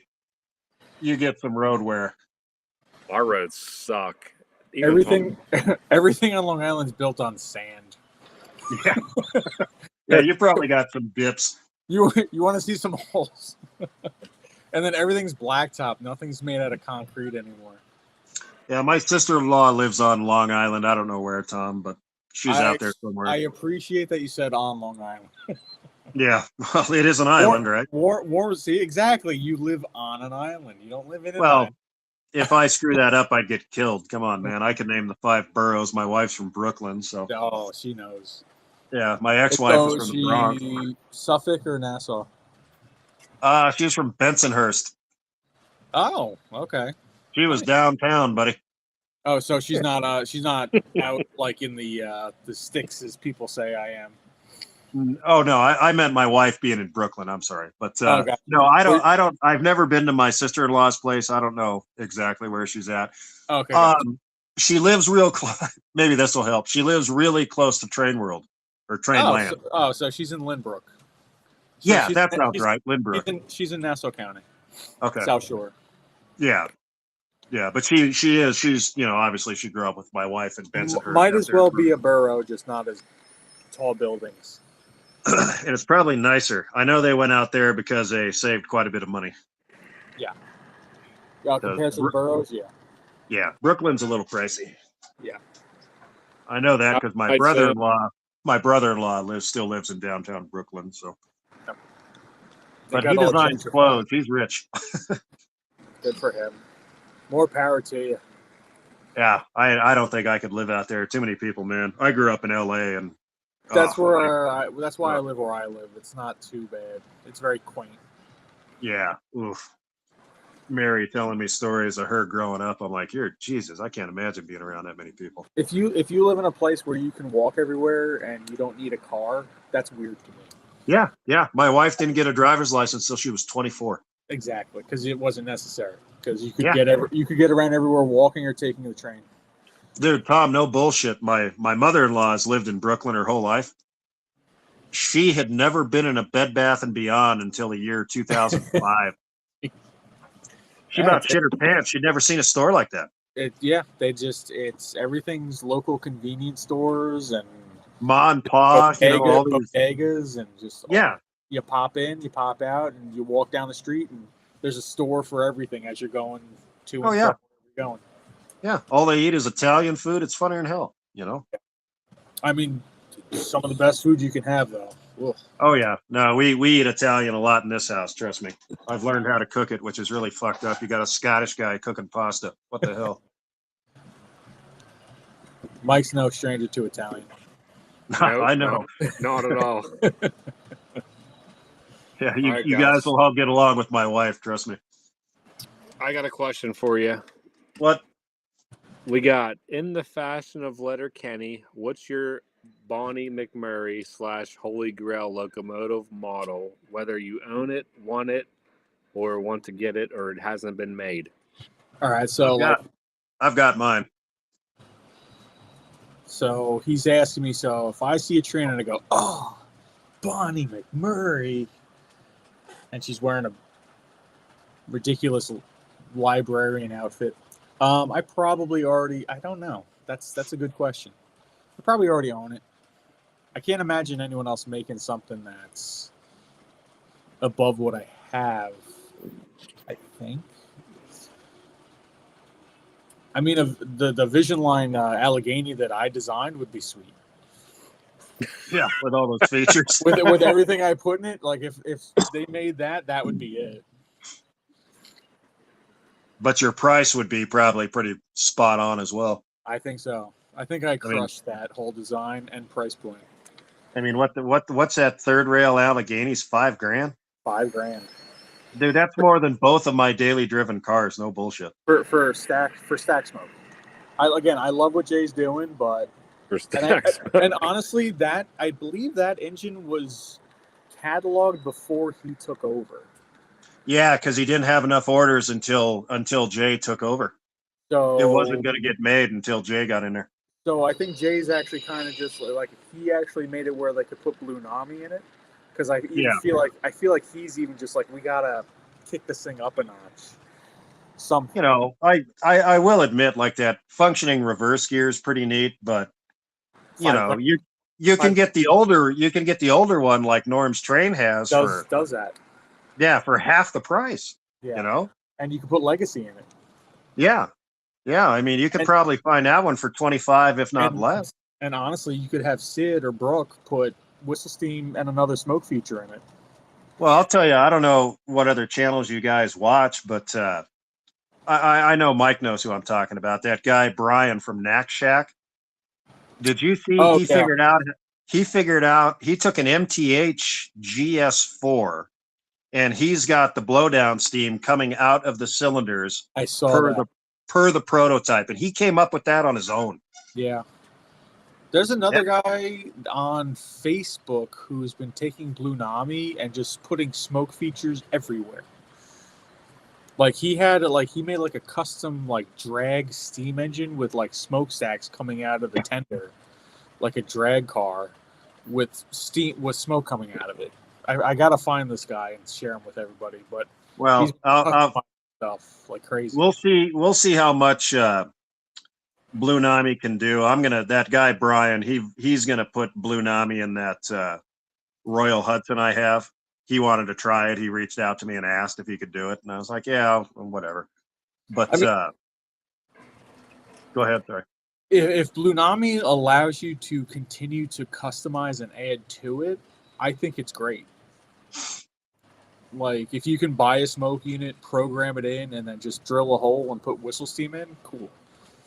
And then just add blowdown later on if you can fit another smoke.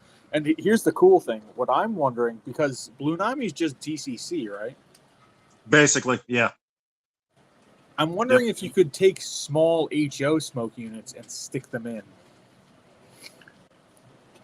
Yeah, that's what one of you guys brought that up. Why didn't Lionel put that in that new 440? Yeah, the American or whatever that's called. That's what I was saying. Just go to BLI and be like, hey, can we license your smoke units? Well, and that was the thing that I had mentioned that I think to Mike. Why didn't they could have put a Sooth unit in that? Yeah, a Sooth smoke unit is smaller than my pinky. Yeah. You know?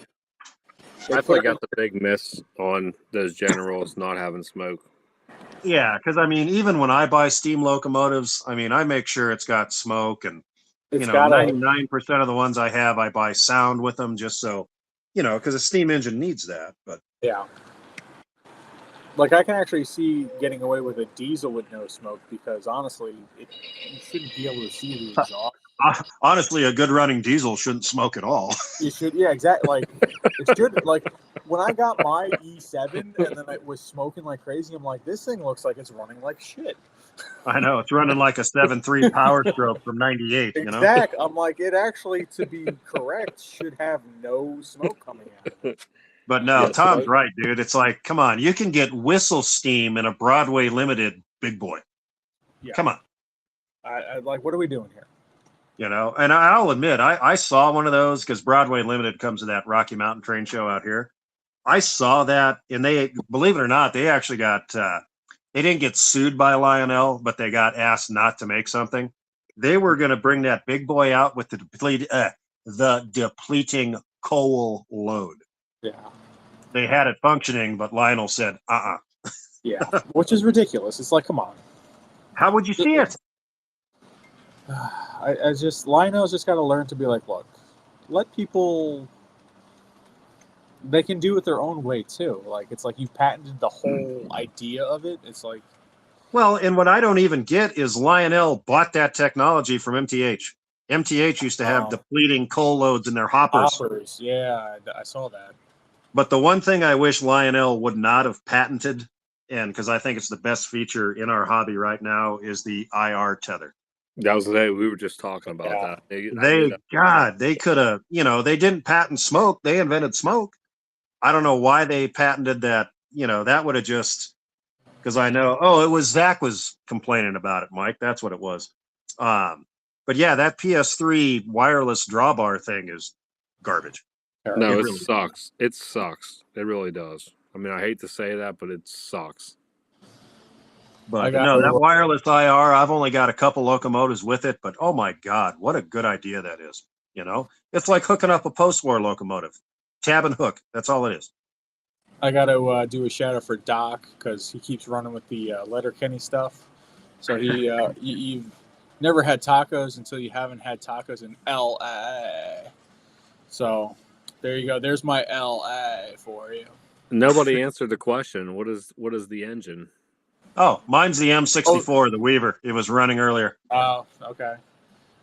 So we've been access, and Mike, you know this. We've been access on so many of our lives what our upper echelon, top, tippity top tier steam engine or engine is. To this day, I don't really have an answer. I have an engine for every category, so to speak. But I do feel like the Allegheny is my top tier one. It just hasn't been done fully correctly to my standards yet. Someday. I can see that. Allegheny is a nice model. I feel the like H7s are pretty dang close too. I feel like that's a hard E7. to ask. You have to break it down by category. It's like articulated versus, standard chassis. And For me, that's easy, Tom. Believe it or not. I mean, I'd have nothing against people that collect them, but I'm not a fan of articulateds.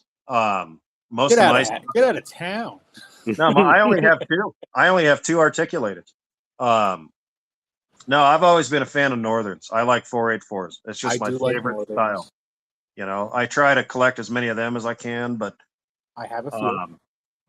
yeah, I don't know what it is. I've always, even when I was a kid, the first steam locomotive I ever saw was 4449, and that just stuck with me. And then the second steam locomotive I saw was, back then it was 8444, which is why I have a model of 8444. Yeah.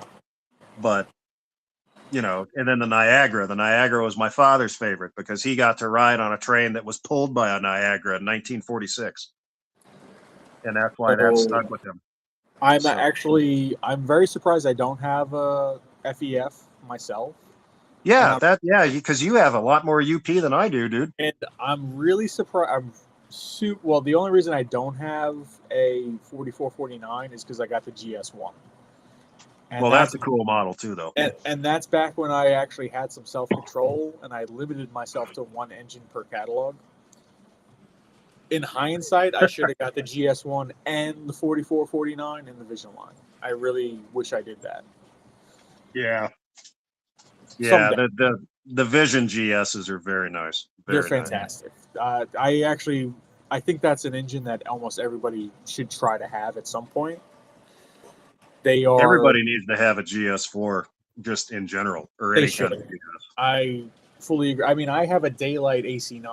I mean, I do. I know that's fantasy. I do like that engine though. And I have a Daylight passenger set, and the fact that I don't have a 4449 is kind of a little questionable, collector wise. Well, Tom. Are you the one that has the white cab forward? Yes. That was it wasn't on the AC12, but that was a correct paint scheme. That was a paint scheme they really used. What's funny is I thought it was pure fantasy. No. I did find out that was a real paint scheme. Yeah. It was a real, I think it was on the style that like Rich just bought, that AS6 or AC6, but no, it was a real paint scheme. I did not. They should do a fantasy like GS in that or something. Yeah. I do like the colors on it. They should. I mean, that's just a neat, there's no white steam locomotives out there. With the really, and they did the red roof really nice too. Yeah.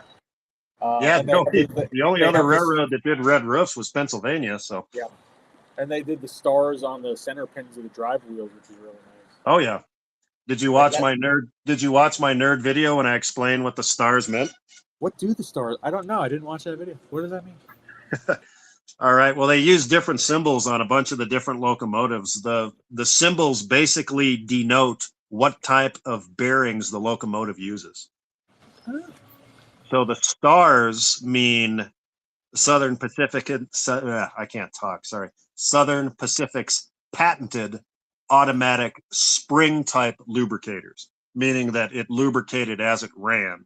If you buy a GS5, it will have a circle with dots, and that indicates roller bearings. Now, that is some information I would never know until. I told you, I am a nerd. That is like me and Mike. We are into the models for the models, essentially. No, that's fine. We are learning the history as we go. No, that's 100% fine. Yeah. You got to. I've just been doing it for a long time, and I was always a Southern Pacific fan. So. But no, that's what the stars mean. So if anybody ever wondered, so I thought they were just trying to be fancy. Trade his GS. What's that? Rich just said salty trying to get Mike to trade his GS. I said I already tried to sell it to salty. Well, I guarantee you, Rich knew what I just said. His dad worked for Southern Pacific, so. Oh, nice! Tim has got himself the third rail GS4 reserved. Ooh, that's going to be beautiful, but yeah, even that's out of even my price range. But I think those were what, like 2,500, 2,600? Yeah, $24.99. I think. I'll give him. He didn't charge any different between like the the mountains and the northerns, but still, that's a little much even for me. So like the Timken 4 Aces, I really want that engine, but for $2,600 with just smokestack steam, I can't do it. Well, you just watched the 4 Aces, Tom. That's what I'm going to have to do. I'll just have to watch everybody else enjoy them. No, that Rio Grande M64 I have, it's the exact same prototype in real life. Oh, is it? Okay. Yeah, it's the same Baldwin 484. Gotcha. So, yeah, if you get the Rio Grande one, just repaint it. Just get the Weaver one to save yourself a lot of money. Yeah, there we go. I can do that. If you can find it. That Weaver one I have is one of 10 built, so good luck. Oh, okay. It's an uphill struggle, but yeah, that's not. But no, it's actually the same. It's actually the same prototype. They were both Baldwin 484s. So that's why they look so good. It's one of the, in my opinion, it's one of the best looking Northerns out there. That's why I wanted it. They're little guys though. Don't expect it to be like a Niagara. It's about 5 inches shorter. They're little. Oh, I didn't know that. It's a really interesting looking tender too. It's got a weird doghouse on the back. Yeah. That's why my Rio Grande ones have the dog houses on them as well. So interesting stuff. It's just like I'm looking at my Hudson right now, the custom run of muffins, and unfortunately I had to pay retail for that, which freaking muffins. Like with all the stuff that it does, it's like it's hard to justify buying something. Like I understand detail and all that stuff, but like those came out really good with details and all that stuff, plus all the features for way less. So like it's like I understand like if you want the absolute best looking engine, yes, third rail's probably the way to go. But I also run the shizzle out of these things. Like I run trains almost every day. It's not like whether it's in the morning, but like when I'm having I come down first thing in the morning. I'll run trains for like a half an hour to wake up, and my kids will hear the trains running. They'll wake up. They'll come downstairs. Like it's just a way to start the day, and then like at night I'll wind down, run some trains. So like I use them. Oh yeah. Well, I'll tell you, my older brass stuff, I'll trust that much. You know, the older Korean stuff, but I don't know about the new ones. I don't know. So now my old Williams brass or some of this old Weaver stuff, it'll run all day. It really will, without a problem. A lot of mine have run for 30 plus years, but I don't know. I don't know about Chinese brass. Chinese die cast is one thing. I don't know about Chinese brass. But even I've seen people like make comments in the lives before saying like, "Are you guys worried about running your trains for a long time?" I mean, every time we do a live, we run our trains for 3 hours straight. Yeah, they're fine. I got a Vision Line big boy. Mike, I've been hammered enough where I forgot to shut trains off in the attic, and I've come out the next morning. That's impressive. If I ever do that, Well, now you know why I don't turn on my smoke units. It's because of shit like that. Exactly. I'll burn down the house. You're gonna burn down. Yeah, exactly. No, there's been mornings I've come out to the garage and I hear this noise, and I'm like, oh shit. And I go up and there's a a Weaver steam engine rolling around the layout. I'm like, God damn it. But I mean, I'm still young. I'm sure I'll do something like that. Oh, just wait, dude. I was doing that stuff when I was in my 20s, man. It's nothing to do with age. I mean, I have definitely put my trains on, and then someone knocks on the door, and I go out and I talk to them about something. And I come back downstairs and I'm like, oh man, these things have been running for like 45 minutes an hour without me watching. Oh, I was even worse when I was in my house because I'd pass out in the train room. You know, my old ass neighbor lady, she's still on the planet. She gets a kick out of it because she was like, I used to love watching the lights go around the window. You know, because she could see it flashing toward her house or whatever. But yeah, it was much worse when it was in the house. God, I probably wouldn't even go in my bedroom anymore. I mean, I agree with Chooch. He's saying, I just run trains. As long as they look good, I don't care. I don't care about manufacturer. It's just because I have this thing right here and I only have this, you know, it tethers me pretty much to Lionel Legacy or TMCC. Which I don't even have TMCC. I only have Legacy so far. I also don't want to. I don't want to buy 150 engines. You know, I'm still under 30. engines, which I kind of am already almost maxed out. I mean, Yep. Mike's probably at about 60 of them. I remember when I counted my engines and I got really depressed. So Salty got way more than.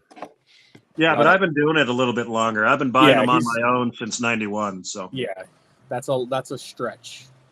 But I'm doing better than Eric. Come on. I mean, my engine count is only 36. Now, is that ones that you're keeping, or would you have some boxed up hiding? No, that's my collection's 36. So what other ones do you have? And that's only command controlled. That's not counting conventional or starter sets. 36 command controlled engines. So how many do you have that's total? where you guys got me beat. I think I only have like 20 command control engines total. Ah. Most of my I don't stuff have many more. I might have another 5 or 6 more after that. So I'm maybe around 40 in the 40s. Okay. I'm still scared to say. I was telling Mike this the other night. My best running command engine that I have so far is a K-line. I was amazed. I never would have. I know it's a K-line scale Mikado from like the last year they were in production or whatever. It's got cruise control and all that crap on it. That thing runs awesome. It runs better than my AC9, and that has Odyssey. You know. If you when you come out for York, if you stop at my house, I can't wait to let you run some Legacy and Vision Line engines. Oh yeah. I still have to get a Legacy. I'm waiting until York to find one. But no, you're gonna let him run a Vision Line? He won't go back.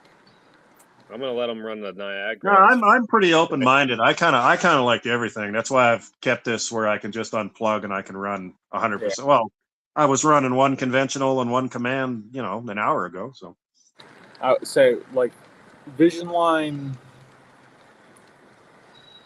It's worth every penny. I have said that since I got my first one to the next one that I'm gonna buy. Except for the Commodore. You know that, right? I didn't even buy steam engines until I met Zach. Shit. Oh, okay. And now I've noticed in the past. Hold on, we're not doing layout stuff anymore. I've noticed in the past year, everything I bought was a steam locomotive. Everything, and I bought a lot of shit last year. That's pretty much all I have. I had to get peer pressured into a diesel. I feel but you picked some pretty good ones there, buddy. That's what I just try not to make a bad decision if I can help it.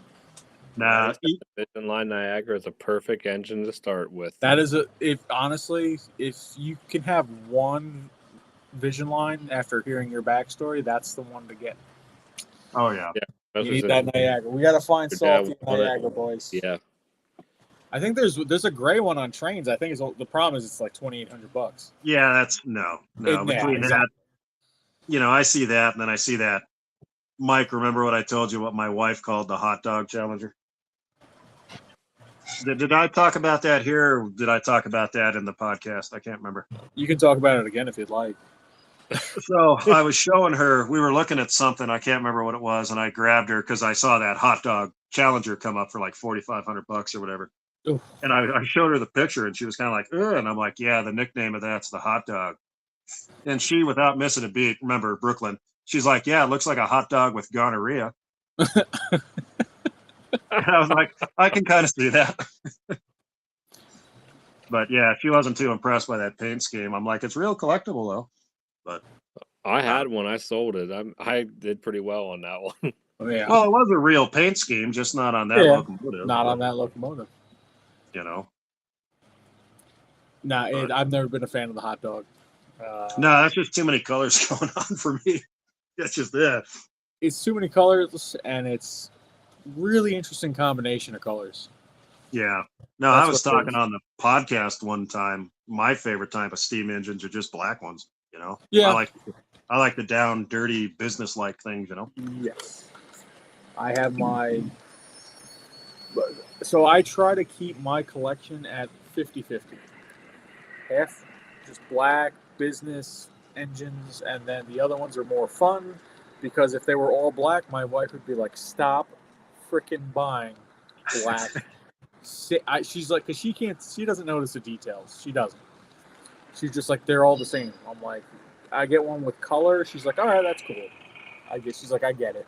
Her favorite engine is the Great Northern Diesel. No, that's Out of cool. all the steam engines I have, she's like, That's funny.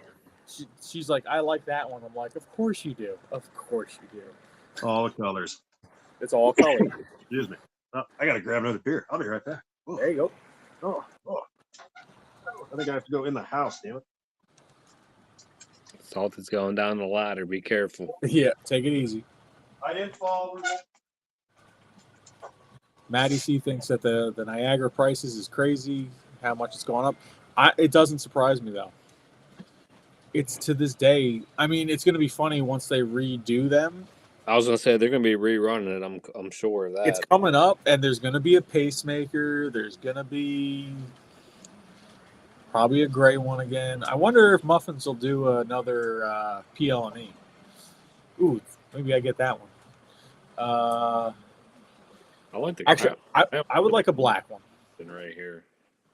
That like weird greenish blue. That looks awesome. Oh, the teal.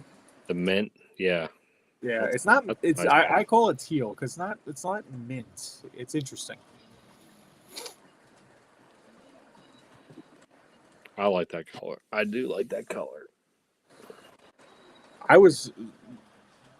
It's actually one of the mess ups that I think Lionel actually got right because they cataloged it. It looked gray. Then I got it and I opened the box. I'm like, this shit's teal. But I'm like, you know what? Then I looked up online. I'm like, oh, it was the one that's in preservation is teal. Or was. Now it's black.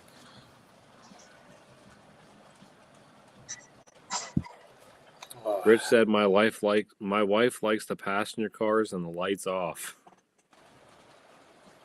That's interesting.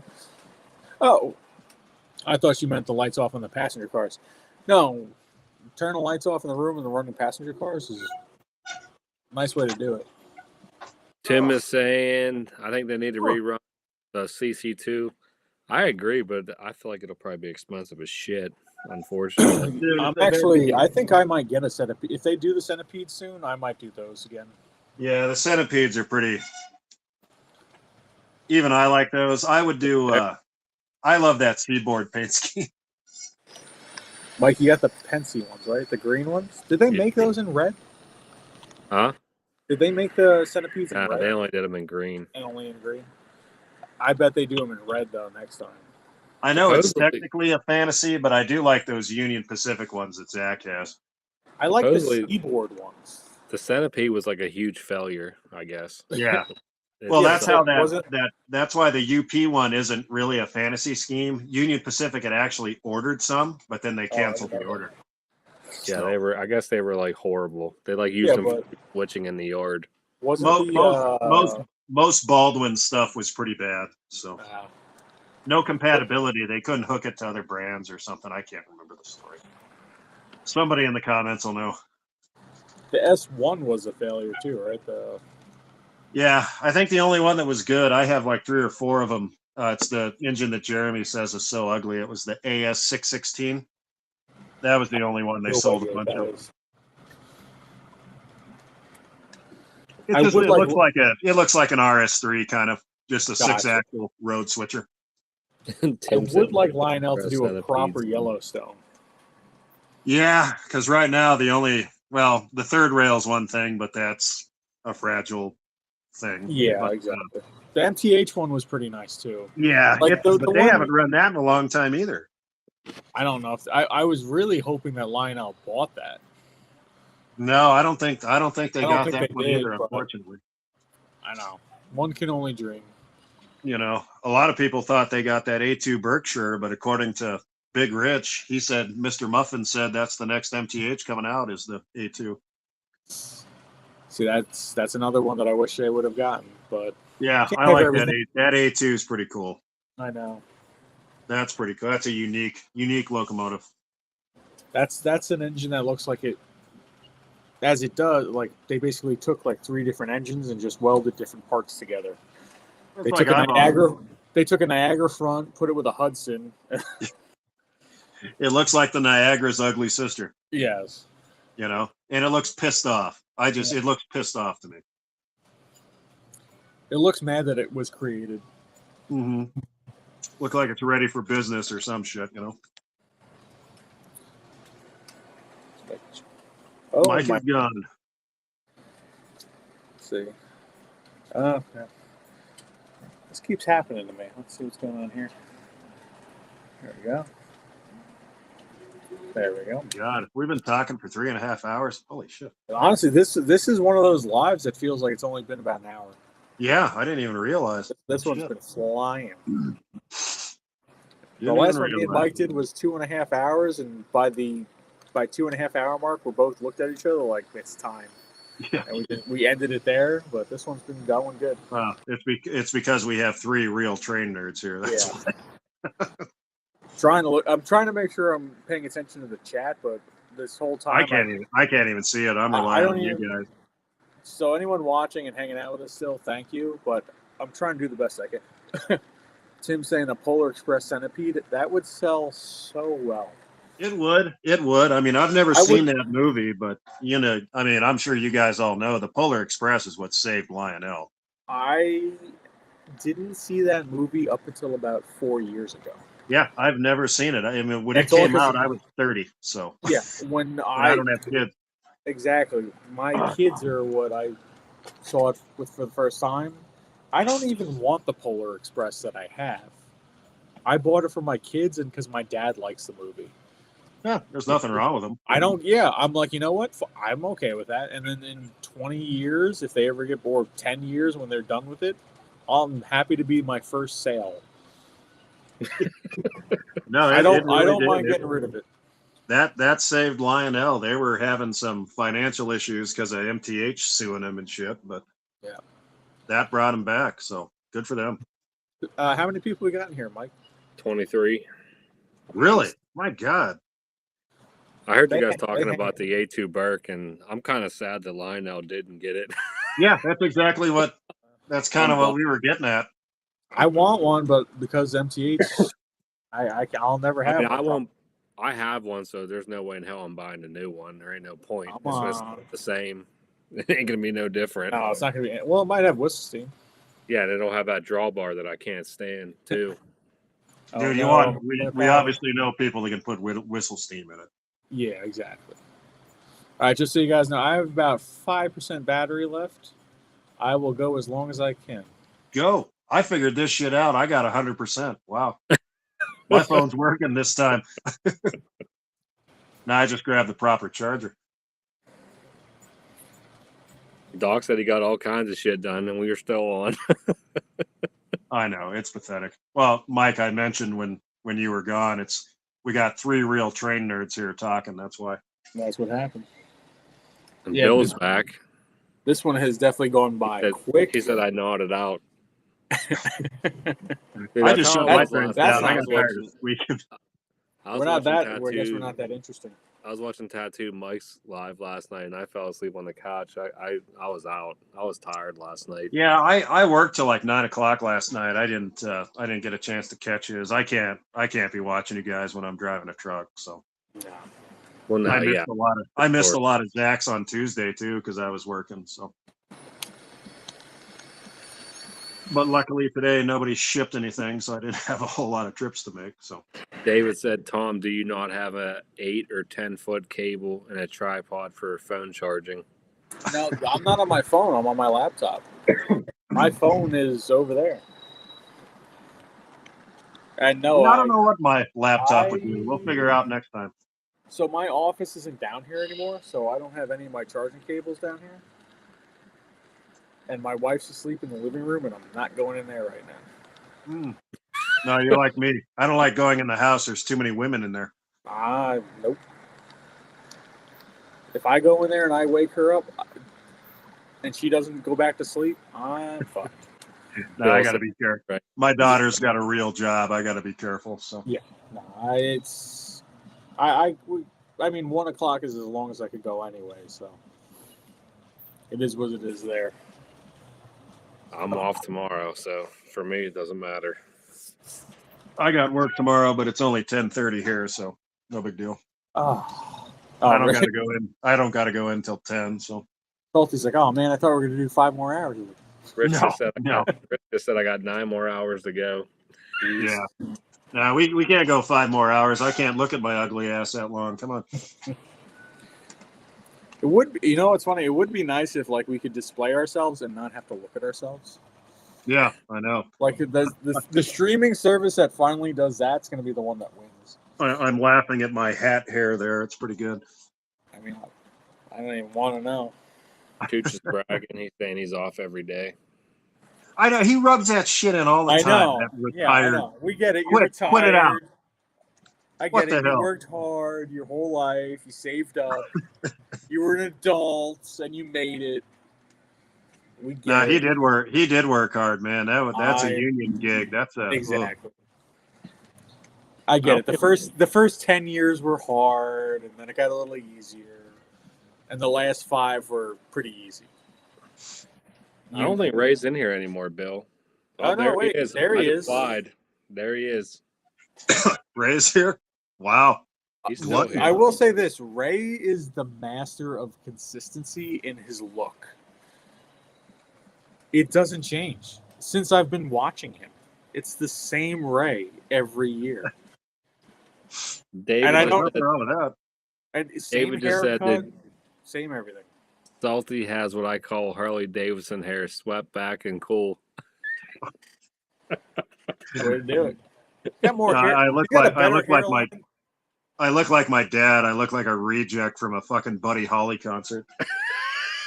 I mean, he's got a better hairline than I got. I'm Scottish, dude. We don't lose our hair. Oh yeah, you only get hairier.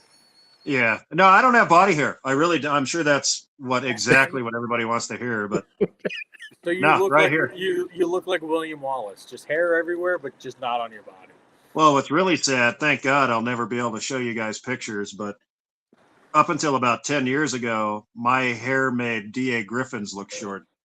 Wow, that's Yeah. saying a lot. That Yeah. is saying And a then I lot. realized one day, I'm like, this is stupid as hell. And I actually shaved my head, and my wife freaked out. I thought she was going to leave me. So I had to grow some hair back. My friend is the same way, and his wife, while he was sleeping, I mean, it's still long, but it's just not nearly as long, and she just cut it in his sleep. Chopped it But off. She's like, we can't that long anymore. He woke up and he's just like, okay, I get it. Oh, I couldn't believe it. I'm like, why did I do this for 30 years of my life? It's a commitment Right. too. It's a lot of hair. It was dumb. Dumb.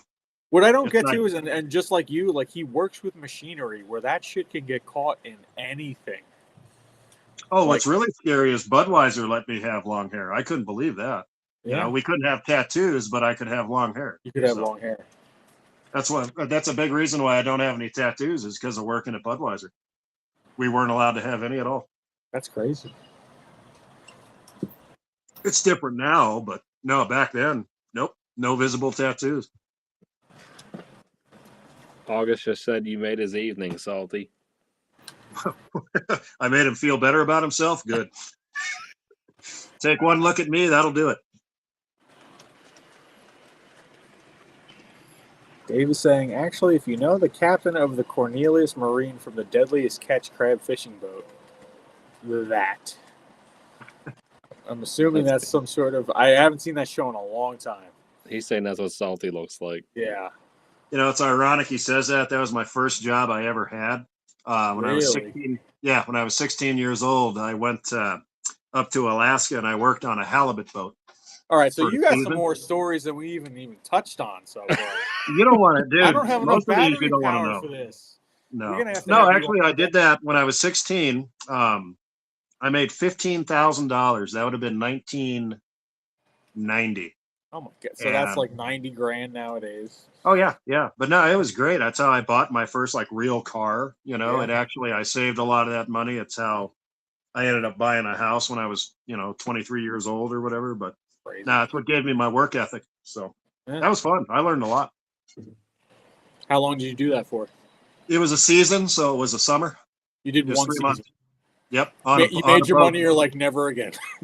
Yeah, I'm Yeah. a man now. I'm good. Yeah, thank you.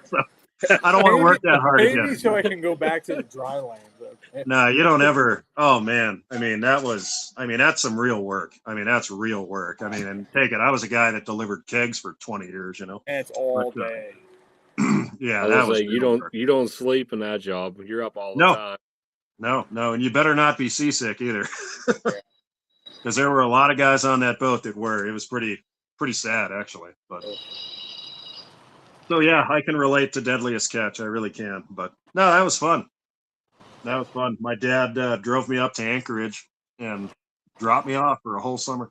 So That's crazy. that was fun. It was fun. No, that'd be cool. That'd be really cool. I actually watched that show. I used to watch that show. That's been going a long time. It Yep. has. I was on nets when I did it. I had to do the net. So when the net came into the boat, had to clear it, get the fish out, get that net back in the water. So See, you were about 15, 20 years away from being famous. Or famouser. yeah, I guess. Nah, I would never want to be famous. This is hard Doc enough. just for me, said- trust me. No. I'd Doc love to said be s- rich. Yeah, rich but is not one famous. thing. Rich, I don't want to be famous. I'd love to be in Chooch's situation. I'd love to be retired by now. But Retired. Oh. unfortunately, an ex-wife took that away from me, so I'll be working till I'm 70. So no big deal. Sorry to hear that. All right, so David wants to know if that's where the salty name comes from. Oh, where does that come from? Oh, well, I did explain it on the podcast, but no, that nickname came from Budweiser of all things. So when I started at Budweiser, I was a little bit older than most of the guys, and I was quite aggressive, and my management style was a little aggressive, you know. And one day, this guy just came in, and you know, they were two brothers, and the one guy's like, because I was pissed off or something, he's like, "Man, you're a salty son of a bitch," and the other brother just looked up, and he's like, "Your Uncle Salty." And it just stuck. So I've been called that forever. A lot of people think it's the old Aerosmith song, but it's not. Nah, it's just me. I love that old Aerosmith song. Yeah, there is an old Aerosmith song called Uncle Salty. It was on Toys in the Attic. So I gotta check that out. I thought Oh, I yeah. knew most of her songs, but I did not know that one. yep, same album that had, you know, all the famous shit. But yeah, Uncle Salty is an Aerosmith song. But no, that is not where my name came from. Because like you, I didn't even know that was an Aerosmith song either at Yeah. the time. So. Ray, I like how you go to these train stores and don't tell us that you're there, because I could have just told you to get me something if I wanted. Yeah, something. Ray doesn't want to include us in anything. Yeah, he just goes to the stores and then he's like, "Oh, just order it online so you can pay $30 in shipping." You can. I know shipping sucks now. I stopped You my were train. just there. I could have just had you pick it up, and I could have got it from you at York and got shipping for free. But no. Well, to give you an idea how much shipping costs these days, so last year I shipped Zach a 30-pack of that, you know, Busch Light Lime or whatever the fuck he wants. $100. What? Yeah, Because of weight or like yeah, volume? because of weight and the size. I had to tell him, God, what the hell did I put on the thing? You I would put have it been with better off just finding a store that had it near him and telling him where to go. Well, that was the thing. They Then don't mowing him the sell it money. in Florida. They don't sell it in Florida. So, Sorry, that. but you know, I sent him a picture of it. I'm like, is this the shit you like? Because I wouldn't touch Bush anything. But Yeah. he's like, yeah, that's it. I want it. I'm like, okay. Yeah, I had to put it was a 57 Corvette generator because I can't tell him, oh, I'm shipping beer. I'm sending you a Holly carb to rebuild for me. Yeah. No, I seriously, because at the time I was working on that old ass Corvette in my garage. I'm like, yeah, it's a 57 Corvette generator. And the guy at UPS is like, okay, because even I don't trust FedEx, and that's where I work. So $100. That's insane. yeah, that's crazy. Yeah, but it mainly was weight. But Yeah, which makes sense. Mike, you can And I- get rid of my phone camera. I can't believe that was $100 to ship Mm. that. well, I had to pack the shit out of it too. It's liquid, so I had to make it so it wasn't liquid. Yeah. So, but yeah, I wouldn't have paid that much for Busch Light, but hey, that's just me. Hell no, not I would. If someone would have told me the shipping was $100, I'd be like, yeah, that's not happening. Well, I dropped I was like, oh my God, but I couldn't get a cheaper. I mean, even going through FedEx, I couldn't get a cheaper rate. So. I just flew from New York to Florida. Round trip was $147. Oh yeah, yeah. No, Tom. That Last year, my shipped wife and me. daughter. I was able to ship myself with my stuff to Florida and back for $147. Tom, no bullshit. Last year, my daughter and wife went out to Brooklyn to visit the family. $67 to LaGuardia. Yeah. I mean, I was like, that's nuts. Yeah. That's a tank of gas in my Chevelle. I'm not kidding. Yeah, that's true too. I know. So You it's know? like some things I don't understand the pricing. It's just compared to $100 to ship a case of beer. Well, my daughter's real good at finding all those like Priceline and all that shit, Yeah. finding the good deals and all that. So, Yep. you know how It's also about timing and like, you know, if you think about it, if you said, hey, I got to ship it when it's convenient for you and the cheapest, they could probably do it for $20, but because you want to ship it now, oh yeah, that's what it is. But that's it was like 140 if I would have went through FedEx. Oh, God. Yeah, and that was like with me being an employee. I mean, I have an employee number and everything. That's crazy. Holy shit! So I Doc ended up going to the UPS store. Doc said he's looking forward to Uncle Salty has a great voice for story time. So he's looking forward to story time at the Lower Susquehanna Club. Oh man! See now, now I really would wish I could go. We'll see what happens with my life, but if I can make it, Tom. Come on, man! I'm never going to get out to Pennsylvania. I'm going to drive 26 fucking hours. Come on. Oh man, we should just all send you like how much would a round trip flight be? Do you fly? I can't fly. I don't fly. Okay, yeah, no, I can. And you know what's funny? When people tell me they don't fly, I get it. I don't even argue. I understand. Well, thank you. I appreciate that. Yeah. Most of the time, people tell me I'm a bitch, and I'm like, well, you don't know why I don't fly, but whatever. I don't even. You don't even have to tell me a reason. I get it. I get it. Yeah, it's. I just don't fly. We'll just leave it at that. So. That's fair. But I completely understand. Enjoy the trip. Hopefully, you stop at a few places if you can. Oh, but then you want to get there. Well, luckily, like I said, my wife's going to go with me, and she's like me. She can drive for very long time. Okay, cool. That's nice when you can trade off. Yeah, thank God. I don't think my daughter can go because she would do all the driving. And plus, if my daughter goes, it would be like, it would take us 5 hours the way she fucking drives. But, oh, my God. She drives like a teenager. Her car has 2 speeds, forward and off. So. Yeah. But that's why her brand new Bronco is going in tomorrow for a head gasket.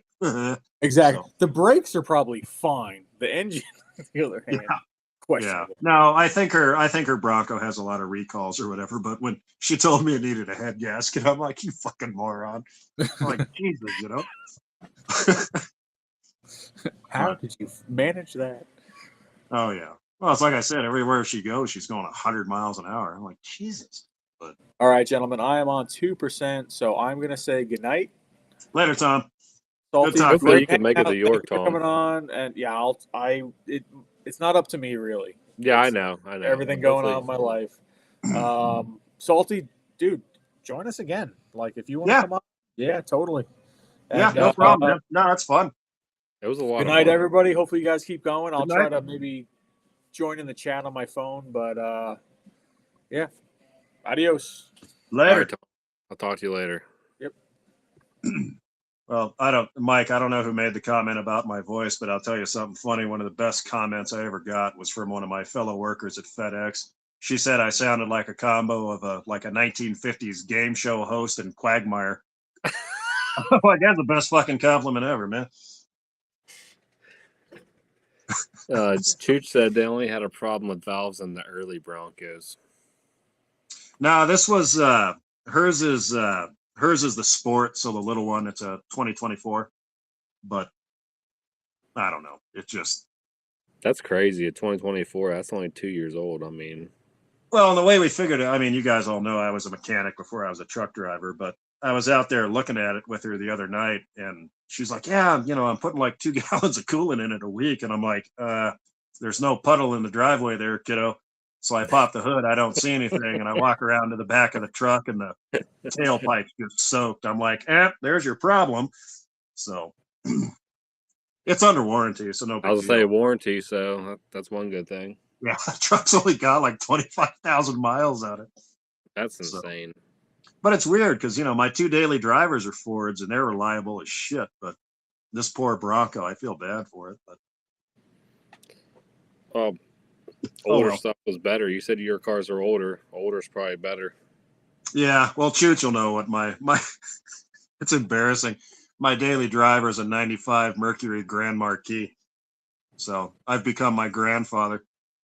But That's like nah, the police car, isn't it? Similar. yeah, pretty much. It's the full size sedan. But no, it's got an old Ford 4.6 in it, and those I was a Ford mechanic for during the 90s like that, and I can tell you those motors had 2 options.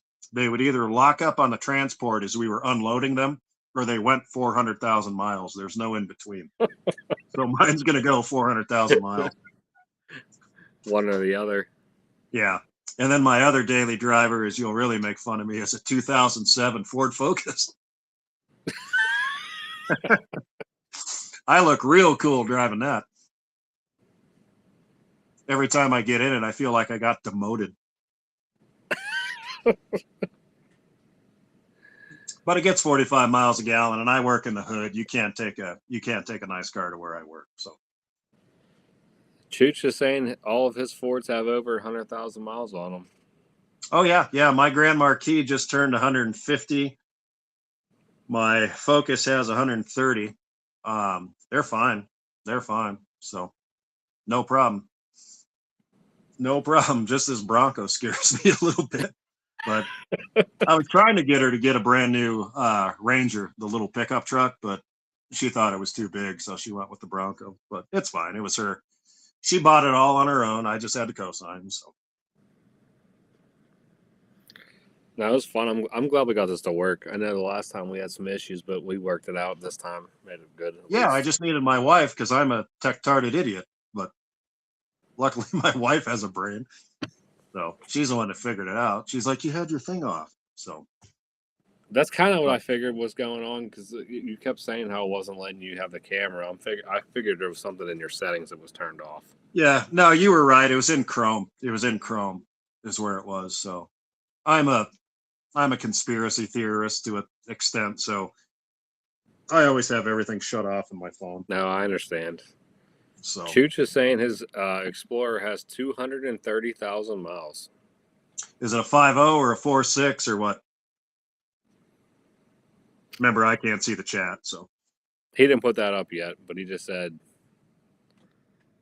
Because that was the other car I was trying to get her to find. I was one of the cars I looked for, daughter, was an 04 Explorer that had a 4.6 in it because I knew that would last forever. So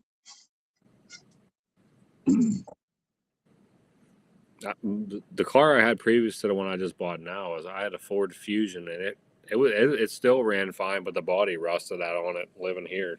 Everything yeah, rusted. we don't have that problem in Colorado. They don't use a lot of salt out here. So Yeah, our cars get hammered with salt. It's bad. yeah, I've got an old. I guess I can tell the story on this. I've got an old 78 F-250 crew cab that is an ex-Burlington Northern Railroad high rail truck. Oh, that's cool. The title that I have still says the former owner before me is BNRRCO, Burlington Northern Railroad Company. So when I bought it, I had to cut all the brackets off for the high rail wheels. It's pretty cool. Chooch said it's a 4-liter V6. Oh yeah, the 4 liters. Those well, if it's not the overhead cam one, it'll really last forever. But yeah, I was a Ford mechanic from 92 to 98. So and then a soccer mom with a Ford Windstar made me quit on the spot. So pretty cool. That's crazy. Yep. I had to tell her I had to tell her GFC. So use your imagination on that one. So I'm sure you know what that means. So if you watch internet memes, you know exactly what I'm talking about. So that was the end of my career at Ford. That was it after that. Well, I went and worked at a Chevy dealership for about a year, but GM was much worse. I didn't like that.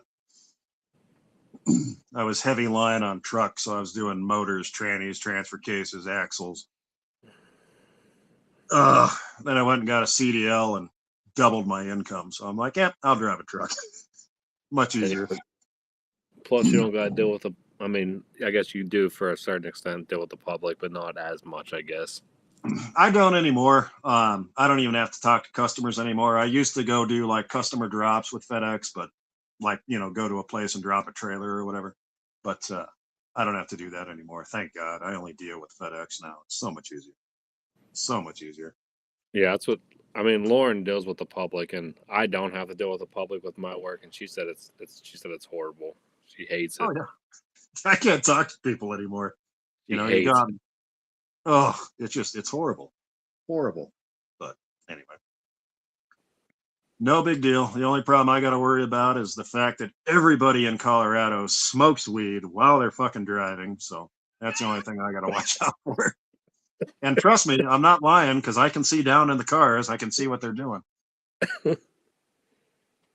Everybody out here is a stoner. It's horrible. Yeah, I saw. Or Jeremy sent me this Weaver flat, and it was. I think I got it for like $25. I'm like, that's a steal. So I Oh, hell bought it. yeah. Thing's brand new. I think it said the box had some little bit of like water damage, which I don't really care about that. Well, that Campbell Express I got from your boy. I got that from Brady. That's where I got this from. I got this from Yeah. Brady. Yeah, I didn't pay $20. $1.50. Well, I know you said that was. I mean, that was a rare one, though. You said. So. Oh yeah. And I'm trying to figure out why the hell is that in Pennsylvania? It's a Santa Fe flat car. I mean, I had no idea. Everything I find train wise is in Pennsylvania now.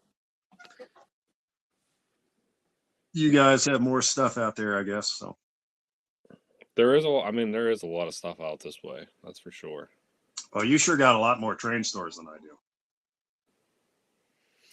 Yeah, I don't know how long you're planning on staying. Well, if you even stay out around here, but we'll have to go check out some stores and if you have time.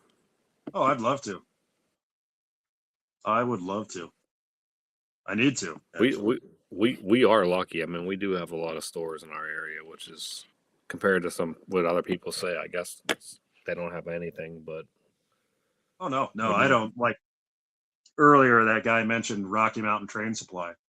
That's an N scale store, and I found a legacy set there. So in his used section, I was like, what the hell? So I kind of had to do that. Yeah, whenever you sent it to me and you told me the price on it, I was like, yeah, I think it's definitely worth getting. Oh yeah, what the 400? I think is what I paid for that. That's nothing. That's nothing. So, and then I saw what they were going for on that place with a Z. I was like, holy shit, that is a good deal. So they had some for like $1,400, And I'm not. I mean, I still kept the plastic on it, just like you said or whatever. Yeah, I noticed you got all the plastic on everything still. Yeah, it was like unused. So I got no problem with that system. I didn't want to mess with the MTH. That seemed a little too complicated on the wiring. So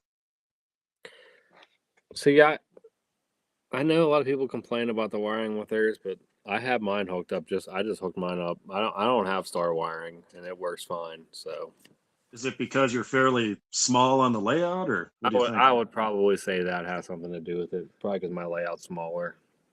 Well, it's like we were talking. I mean, look at mine. I have virtually no drops, and my layout's actually pretty good size. Exactly. Yeah. Yeah. I mean, I don't know if that's what the reasoning is, but I mean, I don't have any issues with the MTH. Surprisingly, I thought I would.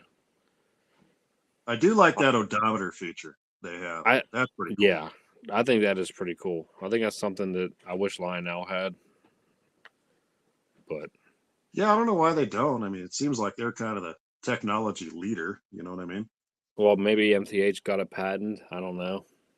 And that's exactly something that Same old thing with slick. miles per hour. Like MTH can tell you the miles per hour, where Lionel won't tell you that. Which Yeah, that's kind of. I forgot they have that. That I'm guessing that probably has something to do with.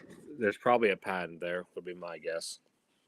well, plus MTH likes to sue everybody too. So that dude's sued everybody. I swear. It's like, man, it's toy trains. What the hell are you doing there, buddy? Because So I mean, if I would guess that Lionel would probably be able to do that. Well, here David's claiming that Lionel has an odometer on the cab 2 remote. Which, if they do, I have no idea how to access that. dude, it took me 3 days to figure out how to turn it on. So don't even tell me. So I figured out how to wire it. It's just going through everything. Now he said Lionel tells the miles per hour. You have to read the manual. Which, yeah, I'd never read the manual. Yeah, mine didn't come with a manual, and that's why they told me it was so inexpensive or whatever. That's why they were selling it for cheap. I'm like, dude, I can probably download it. I don't care. Oh, you could easily print that off. But yeah, I mean MTH, it's definitely convenient how it has all that stuff on there, and like how many. The one thing I don't like about MTH is they count hours. So say you have an engine just sitting on the track, even though it's not powered on, it's just sitting there. They count that as hours, which I don't really like that either. Which, So it's got an hour meter in it, basically. yeah. Huh. But like I said, say it's sitting on a siding and not turned on, but the power to the track is there. That counts as time. That's weird. So you got to I have do that with some of my locomotives. I'll just park them on my one siding and just have them on just for the sound, you know? Yeah, so like if it's an MTH, it's actually counting time while it's sitting there Huh. still, even though Well, you're not. I can't talk. I only have one PS2 locomotive, so I don't know much about modern MTH. I Quite have. scared of it, actually. I did that collection video. Like I told you, I did all my engines. I haven't posted it yet, but I think I only have like 4 or 5 MTH engines. Not many. Well, in all honesty, I have more MTH engines than anything, but it's not because of MTH. It's because of where they were built, and I'm the only guy out here that actually likes QSI. So, but 7. I just looked on my list. I have 7 MTH engines, command controlled. So I'll bet you I have 70 to 80, if not more, MTH. But it's because they were all Korean, built in Sam Hongsa and all that stuff. So that's back when he made a good product. I had 2 PS2 engines. One of them I got so frustrated with, I ended up giving it to somebody, someone within our community, but and he got it to work perfectly. But no, I just wasn't impressed with it. Like build quality and everything, it just kind of went a little downhill, and it wasn't a steam engine, but just compared to Lionel, just quality wasn't there compared here, to any of David said restricted speed is 5 miles per hour, slow speed is 20, medium speed is 35, and limited speed is 50 miles per hour. them. Really? That's interesting. I didn't know that. Yeah, I'll have to figure that. Well, none of my TMC shit will have that, but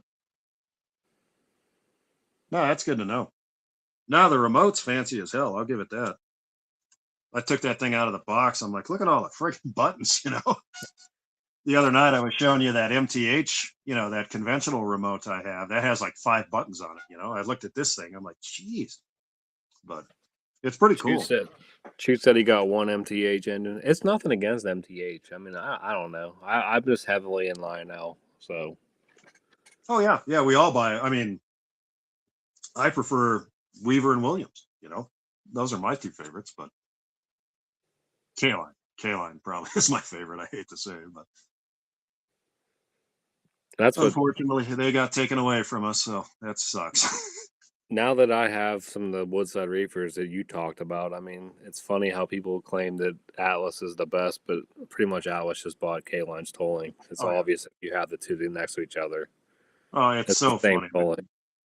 The other night I was in the server or whatever, and somebody was talking about, oh yeah, I don't like K-Line. I prefer the Atlas. I'm like, yeah, same fucking thing, bud. But it's okay. It's okay. If I have, yeah, and the K-Line K-Line one, has more features. exactly. The K-Line has more stuff going on in it.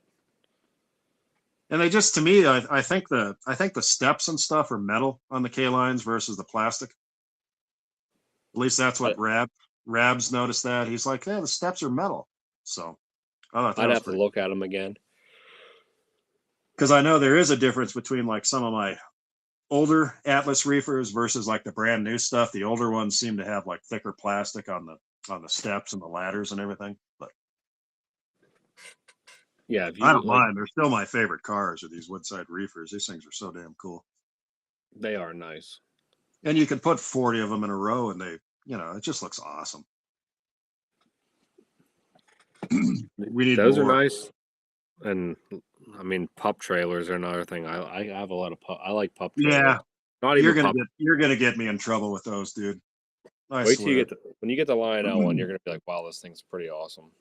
Because you saw them the other night. I do have quite a few of the MTH ones, but I was like, I need more because they just fit my era. The old ones do. But I like the Weaver ones because I mean, I have nothing against the Weaver ones. Yeah, the flat itself might not be as nice, but the Weaver ones look pretty nice too. oh yeah, yeah. I was surprised when I took that thing out of the box. There's a big old emblem on the side, "Made in USA." That kind of That's surprised me. with the Weaver one. Yeah, yeah. The Weaver flat. I don't think the trailer is, but the flat car is made in America. It says it right on your flat car or on the box. On the box. The box says "Made in America." Yeah, grab it where it says features on the flat car. Yep, made in the USA.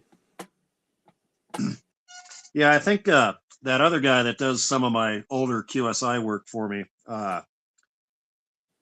Warden Entertainment, he was telling me that when Weaver shut down in 2015, over 75% of their products were still made in America.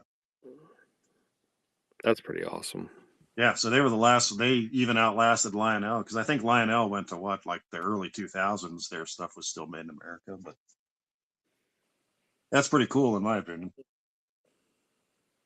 But no, I like the Weaver stuff. They make a good product.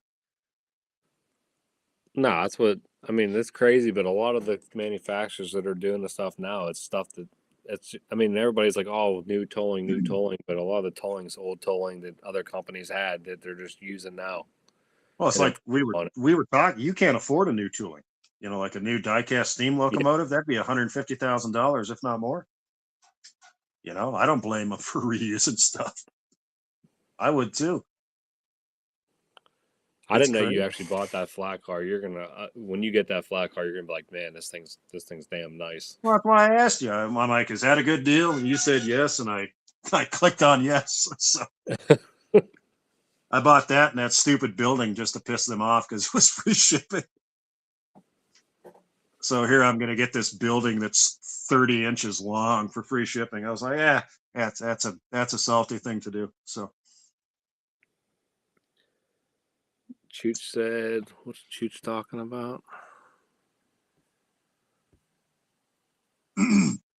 Strange piece, definitely not a prototype. We could definitely either do 15 or 20, depending on the situation. Yeah, that's what Jeremy sent me that flat, and he's like, "Check this out." And I looked at it, and I'm like, "Holy shit!" For 20, or it was like $35. I'm like, "Yeah, I'm definitely buying that." oh yeah, And then I was on there the other day, just looking again, and I saw that trailer come up for like $10. I'm like, "Yeah, I'm buying that too."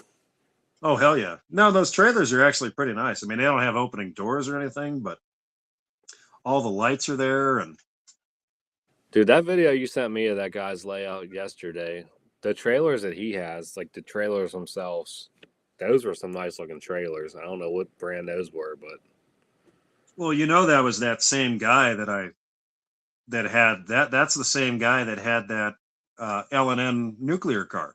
I thought that was the same person. Yeah, John Sethian or whatever his name is. Yeah. Yeah, that dude's a master, and he's a real Pensy guy. But yeah, I didn't even know that until he pointed it out that he didn't even have he had the catenary pulls, but he didn't have the lines hooked up. Yeah. I didn't even notice. I thought it was pretty awesome that he made all those walls out of damn Legos. Oh, I know. I was like, insane. I thought it was crazy. It's a friggin' 2-rail guy running MTH DCS. Well, he said he buys all 3-rail and then converts it to 2-rail, pretty much. Yeah, because you can't afford 2-rail scale. That's why. But no, even in that first video I sent you, he has those Lionel sharks that he put a bunch of money in, and everybody thought they were Overland models, which are. And he wasn't kidding. I mean, if you find a set of brass Overland sharks, they're, $8,000 to $10,000. Yeah, that guy's layout, and he got some nice stuff. Really nice. And it wasn't even that big. It's smaller than this attic I have. And he fit a lot. But no, I just liked it because I like Pensy electrics a lot. So when I saw that layout was so cool. It was impressive. I will say that. Yeah. If anybody's a Pensy fan, they should check out his layout. So. And then how he tells you like all the like ideas and how he does the stuff, like in the description and just talking over it. I thought that was pretty cool. Yeah, he's a modeler, just like who's the other guy? Norm's Trains. He's like Norm. Yeah. A real modeler. So, and I like guys like that. That's a fun aspect of the hobby. So, and he's not an operations guy. He said he's just like the rest of us. He just likes to run his trains in a circle, Yeah, exactly. He said he barely has any switches or any of that stuff. It just makes your layout more reliable, Exactly, yeah. You guys are lucky with like your fast track switches. They actually work. Yeah, that's what I really haven't had many problems with my, knock on wood, my fast track. I mean, I know a lot of people do have problems, but I can't really complain about it. No, there's nothing wrong with it. The only reason I'm not using it up here is when I initially put something up here, I had a loop of fast track. Oh my God, you should have heard how loud it was up here. Like you couldn't hear the sound system. Fast track is loud, I will say, because like on my layout it doesn't sound loud, but when I have it up on my living room around my Christmas tree, it sounds loud. Oh yeah, this K-line stuff with the plastic ties, it actually does a really good job of sound deadening. But if I was smart, I'd put foam or something up here. I'd put like a 2-inch foam under the track, but you can't get that. They were when I did my upper loop, I was talking to people and they were like, "Oh, you're using Atlas track. You don't got to put nothing under it. It's quiet." But I don't know if it's because I have my table so high that it makes the sound like comes off the table. But it kind of like the engine's quiet over top of like my layout itself. But when it gets to the table side, it does have some noise. So really, huh?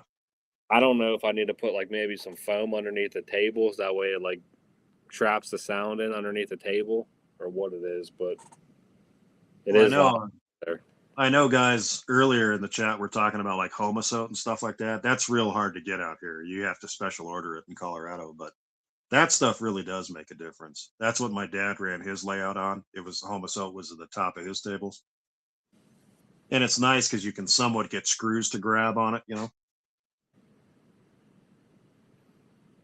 Yeah, that's what I don't know. I like the way it turned out over there. I mean, the whole upper loop turned out pretty good, but I will say that it is louder over there. So I'm probably I don't know if I'm gonna buy a piece of foam and stick it up underneath there to see if it'll help or what. And like close the whole bottom in. No, it'll be fine. Wait, what's going on? Oh, hold on.